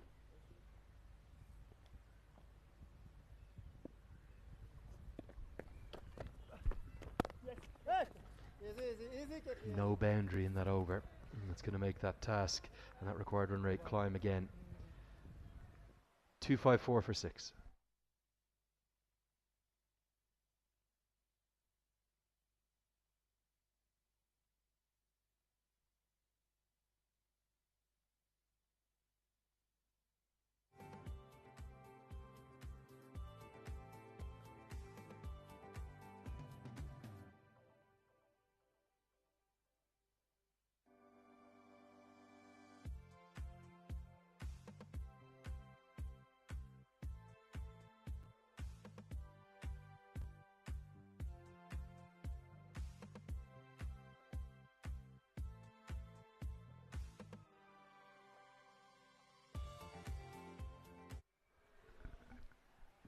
captain is back into the attack from the Chobar and Zishan Maqsood.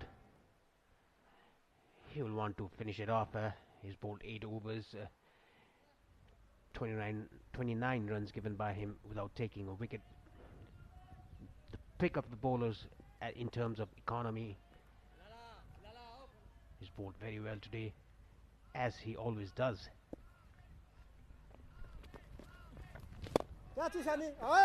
What a catch! Well, one of the catches of the tournament. Zishan Maqsood off his own bowling says, that's how you cling on to them, boys. Evergreen is Oman's skipper, and that's a really athletic and impressive effort to catch his opposite number and to remove Mohammad Hisham Sheikh and maybe end the last hopes of Saudi Arabia. Yes, it was block out out of thin air by Maqsood. He almost got a return catch earlier. It bounced right in front of him. In this occasion, he plucked out the ball out of thin air. Hisham has to depart for 36, well made 36 of 32, with including 4 boundaries. Saudi Arabia in trouble, 254 for 7.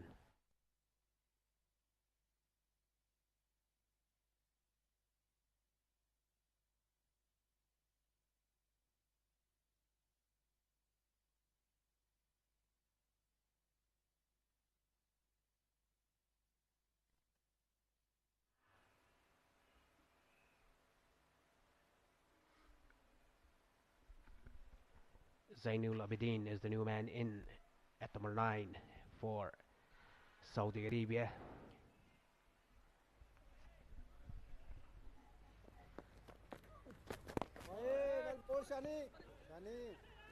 Single conceded as the mid-wicket fielder didn't pick it up early. I think Maqsood, of the 3 spinners, is the only one who's bowled close to his best. Look at this catch.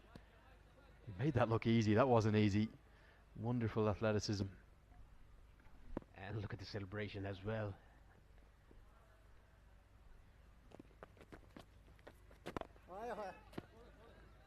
Dead defense played by Abdul. He just wants the ball in his arc to swing the bat to get under the ball. That is not given by Maqsood, a clever bowler.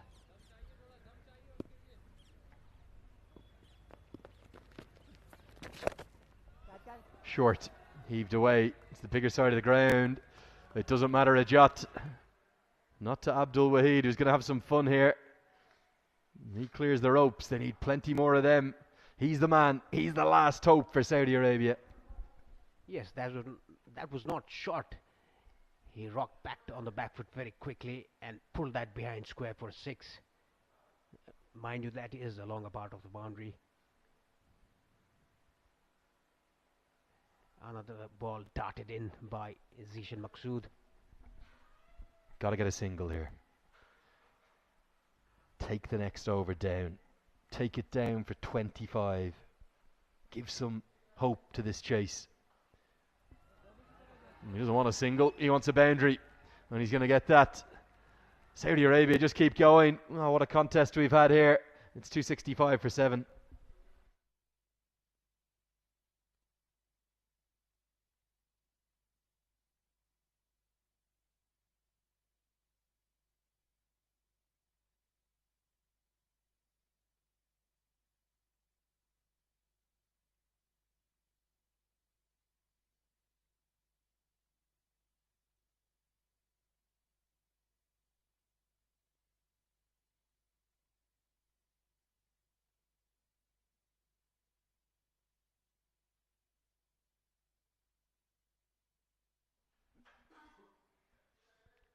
Bilal Khan changing his ends, coming from the pavilion end with his 3rd spell. He's taken 2 wickets in his 2nd spell. He's taken 1st wicket in his 1st spell and a wicket in his 2nd spell. And this is his 3rd spell. Zain is on strike. Oh, look at that movement, significant movement away. If Zain can recognise the situation, he's got to get Abdul the strike. Don't need to take Bilal Khan on. Get it over to the right-hander, who will have the short leg side boundary, and Khan tends to bring the ball in. That's the last hope. A big hitter, Abdul Wahid. He's very powerfully built. Reminds me ever so much of Gulbuddin Naib. He really does, from Afghanistan. Good batting. That's all you need to do. Now, what can Abdul Wahid do? Are we going to see something special in these last 8 overs? Anything can happen this over. Either he can go for a 6 or either he can get out. The next 4 balls will decide the fate of this game.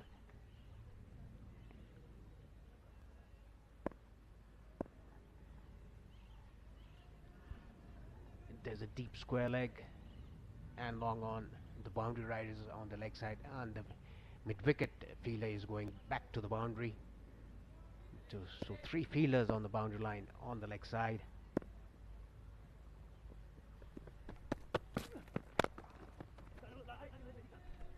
Yeah, he looks like a batter who can set up to power hit.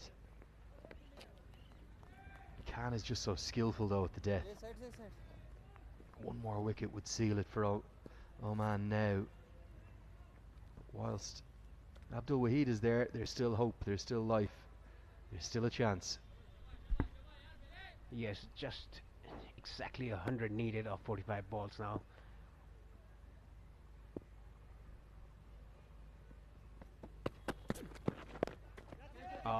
Getting the top edge. Easy catch to the short fine fielder. Zain was nowhere in his crease there. Didn't know about the ball, didn't know where the ball went. Well, what did we just discuss? You don't need to do anything fancy. Zain al-Abidin just beaten for pace a bit. I think he was trying to ramp it or scoop it over short fine. Not necessary. You got the power hitter at the other end, but instead you've been dismissed. And it's just 2 more needed now for Oman. 2 more good balls will put this game to bed. Zain's gone for 2. It's 267 for 8.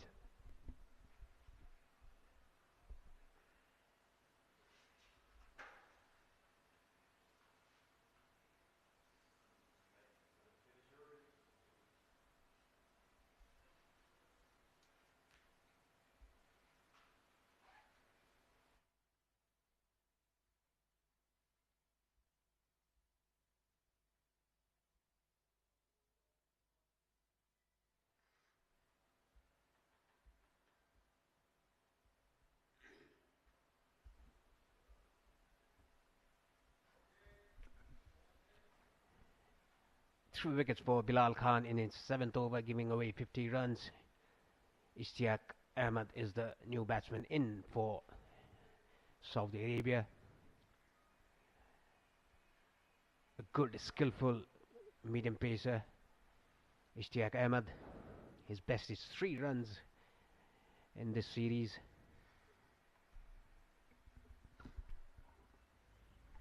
Can Bilal Khan take 2 out of 2 and register his fifer? He cannot. Well, I know one thing is for certain with Bilal Khan. He loves taking wickets. That's what he'll be thinking. Hey, can I clean up 2 more? I don't mind if it's numbers 10 and 11.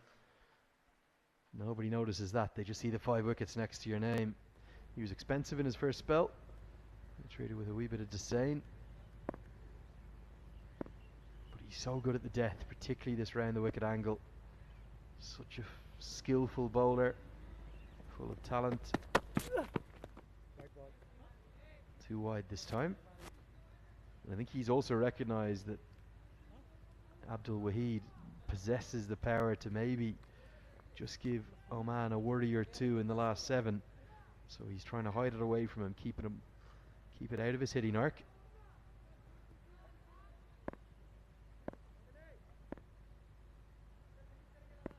Been a really good contest today. Already over 600 runs scored in it.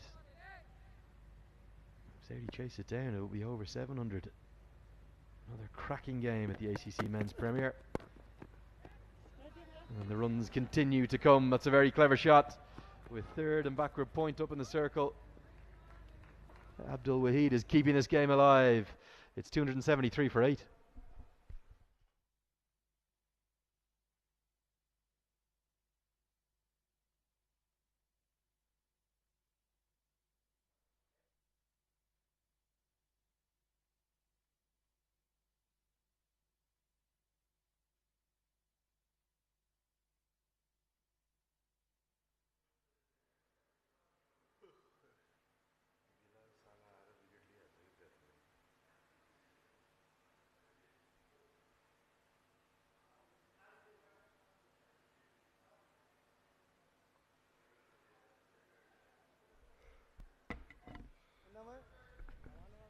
Ishtiaq Ahmed on strike. Zishan Maqsood is going to bowl his final over of the innings, of his spell. That's nicely played by Ahmed for a single. Now anything can happen this over when Abdul is on strike. Sharad is back with me here. Sharad, what do you think about Abdul? Yeah, probably he can entertain all of us watching. There you go. Late cut attempted. You never know what he'll do. Been effective.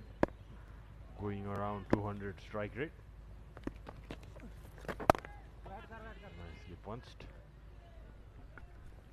Yes, it's about time he'll go after Zishan Maqsood.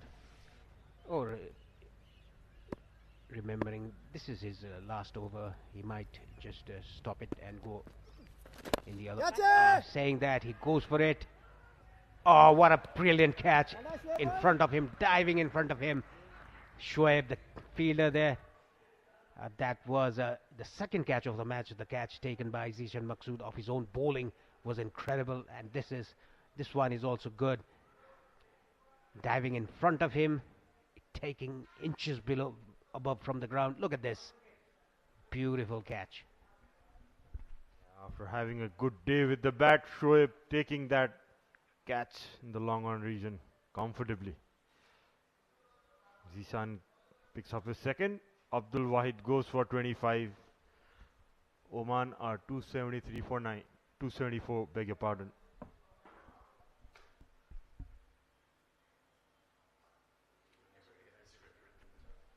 Atifur Rahman, the 41-year-old young boy, is into the crease at number 11.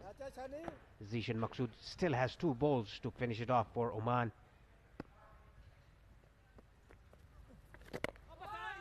Very well played, forward defensive by Atif. Just a ball remaining for the spell of Zishan Maqsood. What a spell he has bowled today, apart from the others who leaked runs. His spell comes to an end. 10 overs, 2 for 41. After 44, Saudi 274 for 9.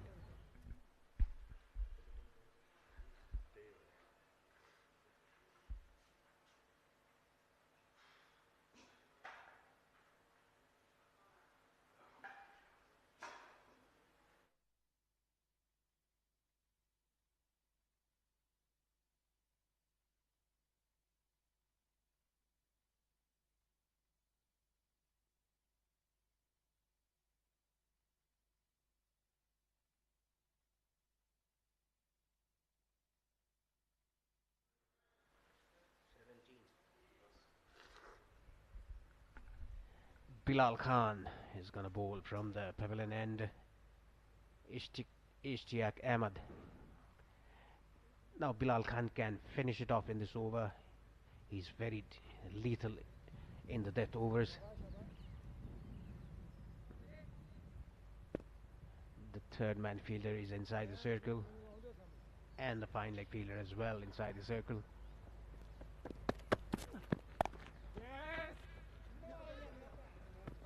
Chance of a run out. Oh, look at Bilal Khan, he was on the way. That is what he's talking to the fielder. Almost hit Bilal Khan.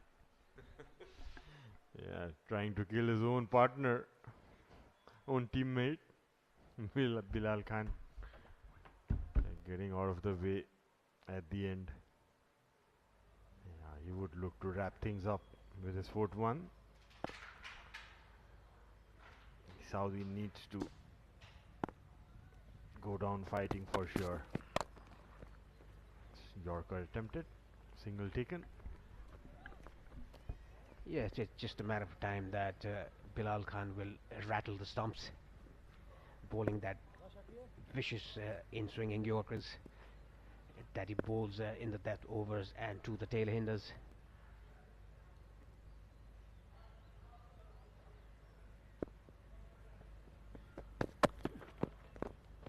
Slower ball. surprised me and the batsman as well. Yeah, that's the experience of Bilal Khan. Makes it very tough. All the variations he's got, the slower ones, Yorkers, short one. He's a complete bowler for sure. Has been a bit expensive, but had a very good comeback spell. Picked up those 2 wickets in the middle, and he's here finishing things off. Getting that edge, running down to the boundary for 4 runs. Lucky boundary for the batsman, Atifur Rahman. That is what the tail-enders do. If it's ball outside the off stump, you just go for it and gets the edge. No slips at place. There'll be no slips on the 45th over.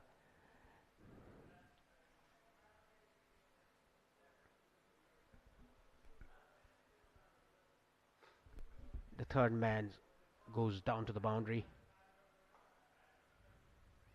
Nicely punched down the ground. The third man goes down to the boundary, and deep mid-wicket fielder comes in. The captain, Zishan Maqsood.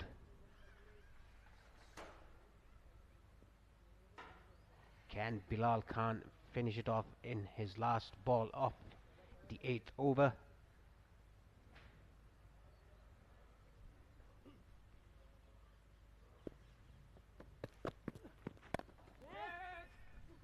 Nicely onto the back foot behind the ball. 2 runs taken. Good running between the wickets after 45. So the 284 for 9.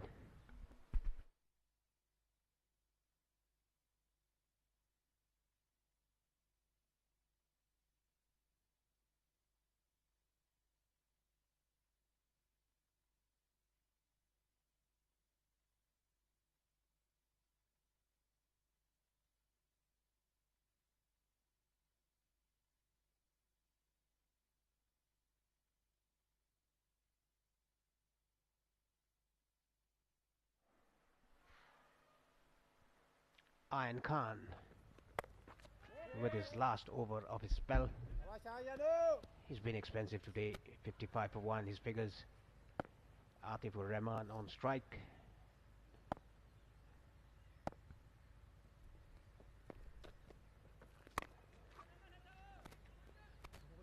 Played it all along the ground to sweep the cover.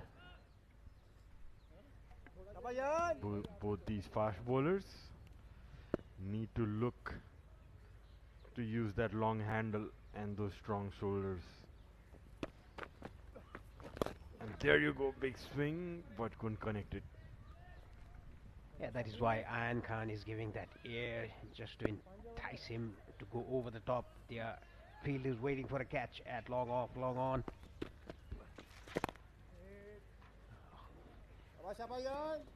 It's just a matter of time that Oman will get the last wicket.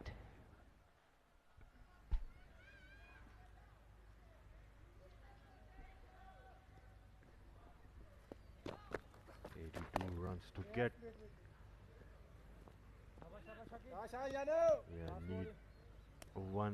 They need to play 1 innings that Karan Casey played for Nepal.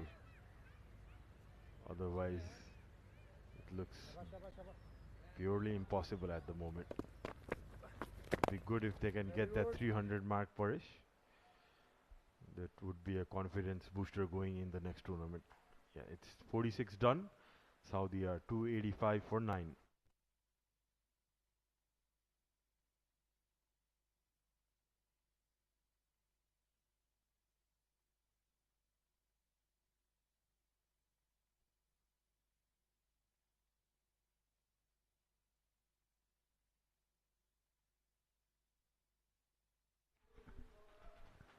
Ayan Khan finished his spell. The turnover is 1 for 55. Bilal Khan, can he take his 4th wicket? Oh, leading edge. Oh, diving attempt by Zishan Maqsood. Just fell short of him.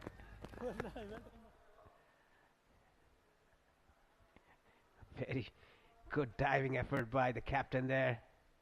Look at the replay again. Leading edge. Almost getting to it. A very good effort. You can see Zishan giving his all. 35-year-old, but still pretty agile in the field, Zishan. That's a big shot, and it's cleared the ropes easily. Some late entertainment here by Atif. Yeah, that was really picked up nicely by Atif. Down to long on for a 6. Easily done. He didn't try to hit it too hard. Just timed it. Look at that. Not much of a follow through as well. It went a long way. Thuds it into the Oman dressing room. Yeah, having a ball out there. He's enjoying it. Having a smile. 41-year-old Atif does smack it a long way. Big fast bowler.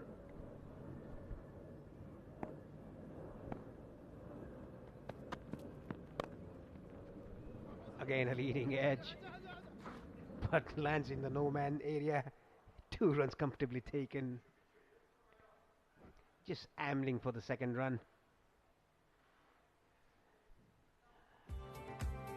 Here's tomorrow's game, the 19th match of the ACC Men's Premier Cup 2023. Nepal taking on Qatar.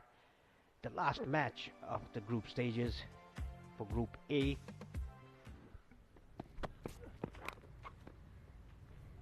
Good Yorker by Bilal. Yeah, it would be a good Super Thursday. Would love to see a big crowd coming in tomorrow. Come in, folks. Come and support your team Nepal tomorrow.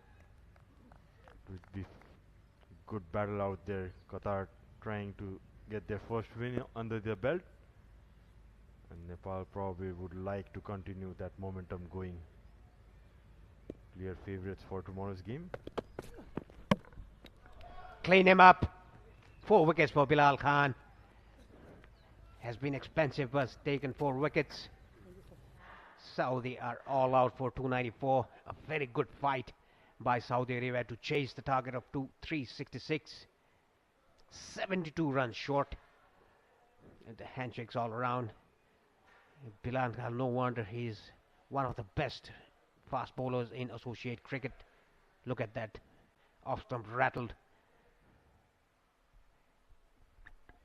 Bilal Khan at its best in the death overs, picking off 4 more wickets. The leading wicket taker probably in this tournament, Bilal Khan.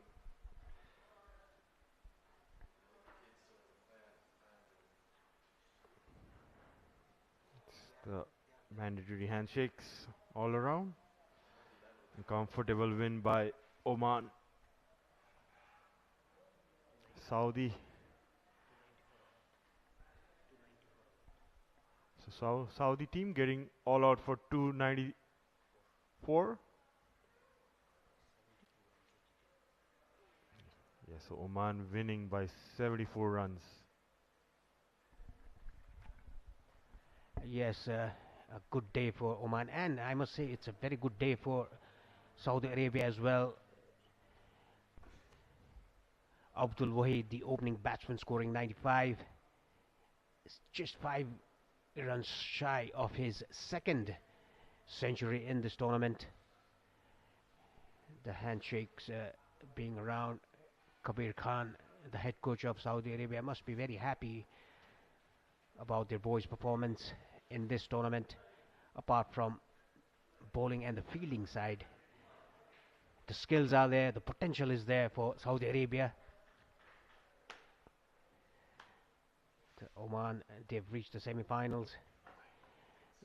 They are at the top of the table at the moment in Group A with 6 points.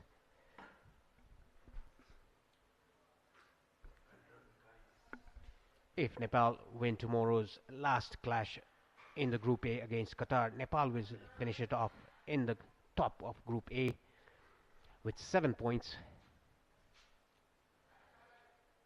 And let's look at the batting highlights of the second innings.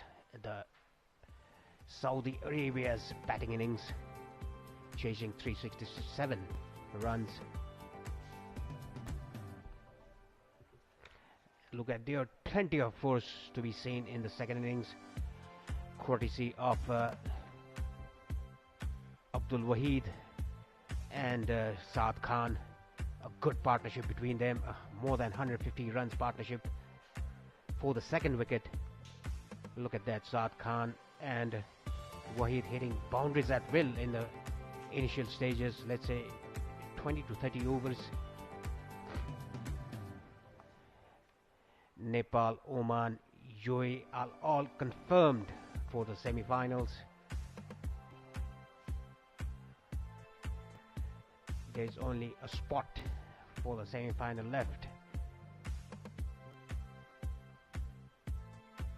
Either Hong Kong or Bahrain will take that fourth spot, and it will be decided tomorrow who's going to play against whom, who will be the group leaders, who will be the runner-up of the group.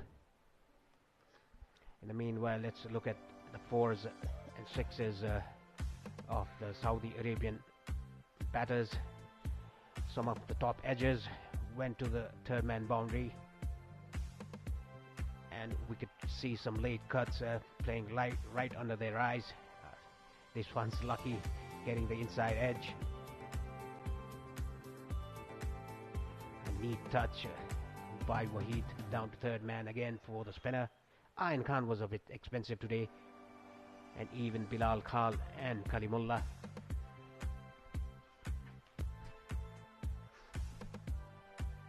A lot of boundaries hit today in both the innings, Oman and Saudi Arabia. This was a slog sweep. This pull shot by Wahid in total control down to deep mid wicket, and this full toss didn't try to hit it too hard, just placed it. This one even better, hit it over extra cover. Late cuts as well, behind square on the offside. A good sweep shot from outside the off stump behind square. That's a very difficult shot to play. Another good cover drives in front of square on the offside. Pull shots all around them in front of square. And that was 5 wides given by Ayan Khan. Bilal Khan bowling a bouncer, getting the top edge of Abdul. A good uppercut by Abdul. And a pull shot that went for a 6. And look at the sixes for today for Saudi Arabia. Every 6 being hit over the fence. This was a big one, going to the VIP area, and this was the longest one. He hit the camera holding me there. This was even bigger. Let's look at the batting card of Saudi Arabia. Wahid, the top scorer for Saudi Arabia, 95 of 86. Waqar didn't go today, 3 of 11, and Saad Khan played a beautiful knock of 78 of 80. Good partnership between Wahid and Saad. Hisham, 36 of 32. Manan, 0. Ghafoor, 6. Imran, 10. And quick power, 25 from Abdul. Zain, 2. Ishtiaq, 6. And Atif not out on 16.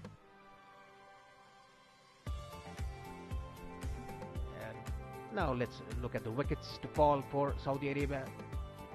3 or 4 soft dismissals. That was brilliant by Odrera to get rid of Saad Khan. Another good catch by the keeper to get rid of well set Wahid. Got out on 95. This was an easy take for Shoaib. Another cleaned up by Bilal Khan.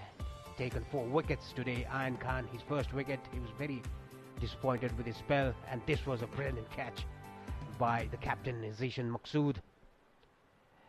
Another soft dismissal for Bilal Khan.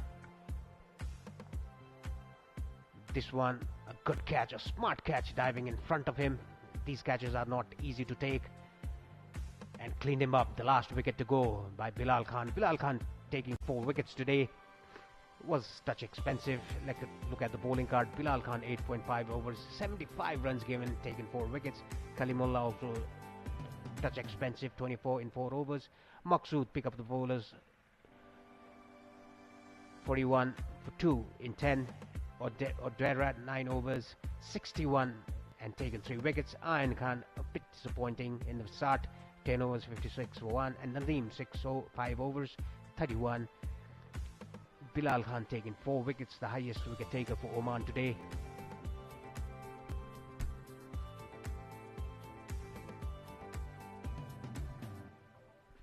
Let's look at the match summary of match 17. Oman, Jatinder 88, Nadeem 71 not out, Shoaib 68.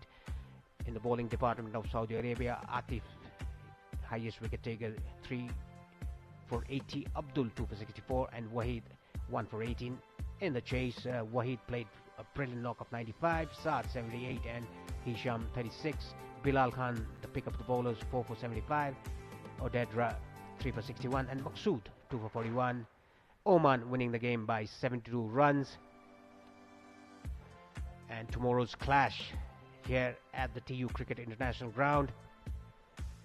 Nepal is taking on Qatar, the 10th day of the ACC Men's Premier Cup 2023, match 19.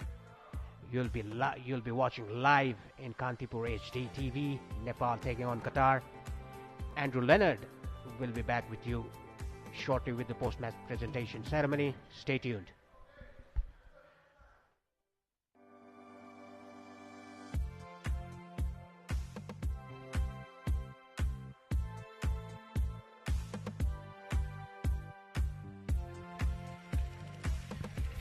Yes, hello and welcome to the post-match presentation for this game number 17 of the 1xBat ACC Men's Premier Cup 2023.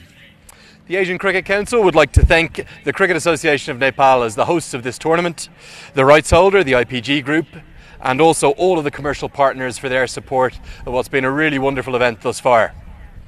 It was a brilliant contest today. We saw more than 650 runs, and Oman, they were really pushed throughout by an excellent Saudi Arabian side, but in the end Oman ran out 72 run victors and also sealed their spot in the semi-finals. We'll hear from both captains and we'll find out who the player of the match is. We'll start first with the losing captain, that's Saudi Arabia's captain, Mohammed Hisham Sheikh. Mohammed, hard luck to you and your team today. Where do you think that 72 run margin came down to? It was an enthralling contest, but where was it that there was the difference between the two teams? I think it was the last 10. We also wanted to take it deep, but in the process lost the wickets. But yeah, the boys are learning from this experience, and I think it will be much better next time.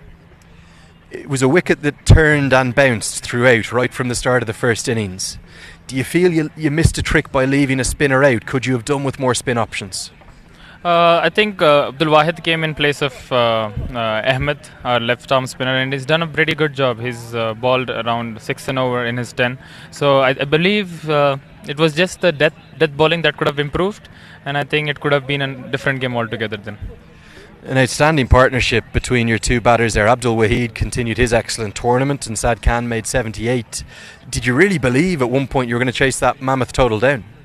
Yes, I think the way they were going, we believed that we could have chased down within 2 overs to go or something like this, because they were hitting it and timing it very nicely. But then we didn't want both of their wickets to fall, but it fell in quick succession, and so it was a little difficult for the new batsmen that are coming in, because it was, as you said, it was turning and bouncing. So yeah, that was the part which I think we missed out. Give me your thoughts on the tournament as a whole. I know you'll be disappointed to miss out on the semi-finals, but it's been an excellent campaign, and really it feels to me like it's the start of something for Saudi Arabian cricket. Yeah, I think overall it's a great exposure for our team, and we could have done much better than this. But it's always a climbing steps in small way. So we will come back stronger. It is just experiences, and I am really happy with the boys' performance. I think we've challenged some very big teams, and we are showing the world that we are going to come back. I want to wish you and your team all the best for the future. It's been great having you here. Very well played. Thank you. Okay, that's Saudi Arabia's captain, Mohammed Hisham Sheikh. Keep your eyes on them in the future. Really talented squad. Time for the player of the match decision. I'd like to call upon our presenter today. That's Mr. Birendra Chan. He is a CAN Central member. He's going to come up and join me. Birendra, nice to see you again. Congratulations on hosting a brilliant tournament. It's been wonderful. So as always, we'll go in reverse order. In third place today, Jatinder Singh for his innings of 88 from 79 deliveries. In second place, the grand old man of Omani cricket, 71 off 38 from Mohammed Nadeem. But the winner today, he took 2 for 41 with the ball. He scored 54 off 49 balls. He continued his excellent personal form. The player of the match today, it's Oman's captain, Zishan Maqsood. So Zishan's going to receive his award from Birendra Chand. Really did the business for his team today and made sure they have got through to the semi-finals. Stay with me, Zishan. Thanks so much, Birendra. Zishan, that game was not an easy one. Saudi Arabia pushed you all the way. Definitely, they played very well. They fight very well, because you can see the way they started the game. Second half, we thought if we are not getting the wickets, so we are done. So, but they fight very well, and they played very well. They gave us a hard time to win the game. So it's good we are having these kind of games. That if you play hard, so next upcoming games we can do better. Was there a little bit of complacency given you had such a good total? 366 on that pitch I thought was well above par, but your bowling effort, particularly for the first maybe 20-25 overs, wasn't at its best. Yeah, definitely it's a good total. I placed that, but the way I think we just bowled a bit of outside of some. We should bowl just on straight on the wickets, but we just mark that, and they are the bowlers. They have done wonders for us, and they will come back strong, and we'll try our clear our mistakes definitely. One thing you must be pleased with, the consistency of the batting. The top 5 all made 50s. Jatinder Singh, Prajapati, Mohammed Nadeem, Shoaib Khan and yourself. That's really good signs looking ahead to that semi-final. Definitely, like I said previously, because less practice matches, because we have not played about last 1 year competitive cricket. Now you can see if we are in the run, we have played so many games, we won, we lost, but right now players are in the form, they are scoring the runs, bowlers are doing very well. So I'm very happy the way the top order playing. So hopefully they continue that and doing the good things and perform better. Finally, Zishan, you'll have to wait till tomorrow to find out who you're going to play in the semi-finals. You could even still win the group if Nepal lost tomorrow. Will you mind who you play against? Would you like the challenge of UAE if they win that other group, or would you be happy playing against Hong Kong or even maybe Kuwait? Definitely, you can. If you want to be a champion side, you have to play all the teams and beat all the teams. It doesn't matter who comes against you, as a good team, so you have to play well, perform well, and win the game. That's it. No matter who is the against opponent. Well, if you keep playing the way you're playing, you're going to have every chance. We'll see you in the semi-final, and we'll see you after that again. Well done today. Thank you very much. Yeah, lovely to see Zishan Maqsood. What a star he is. One of the most consistent players in the associate game over the last 5 years, and back-to-back player of the match performances. That's going to wrap up today's coverage. It's been a really entertaining day. It's been a long day as well, but we're back tomorrow in Group A, the final match, the final day of the group stages. It's going to be Nepal taking on Qatar here at the TU International Cricket Ground. Nepal must win to win the group, and across in the Mulpani Stadium in Group B, it's a virtual quarter-final again. The winners of that will advance to the semi-final as Kuwait take on Hong Kong. Thanks as always for joining us. We'll see you tomorrow.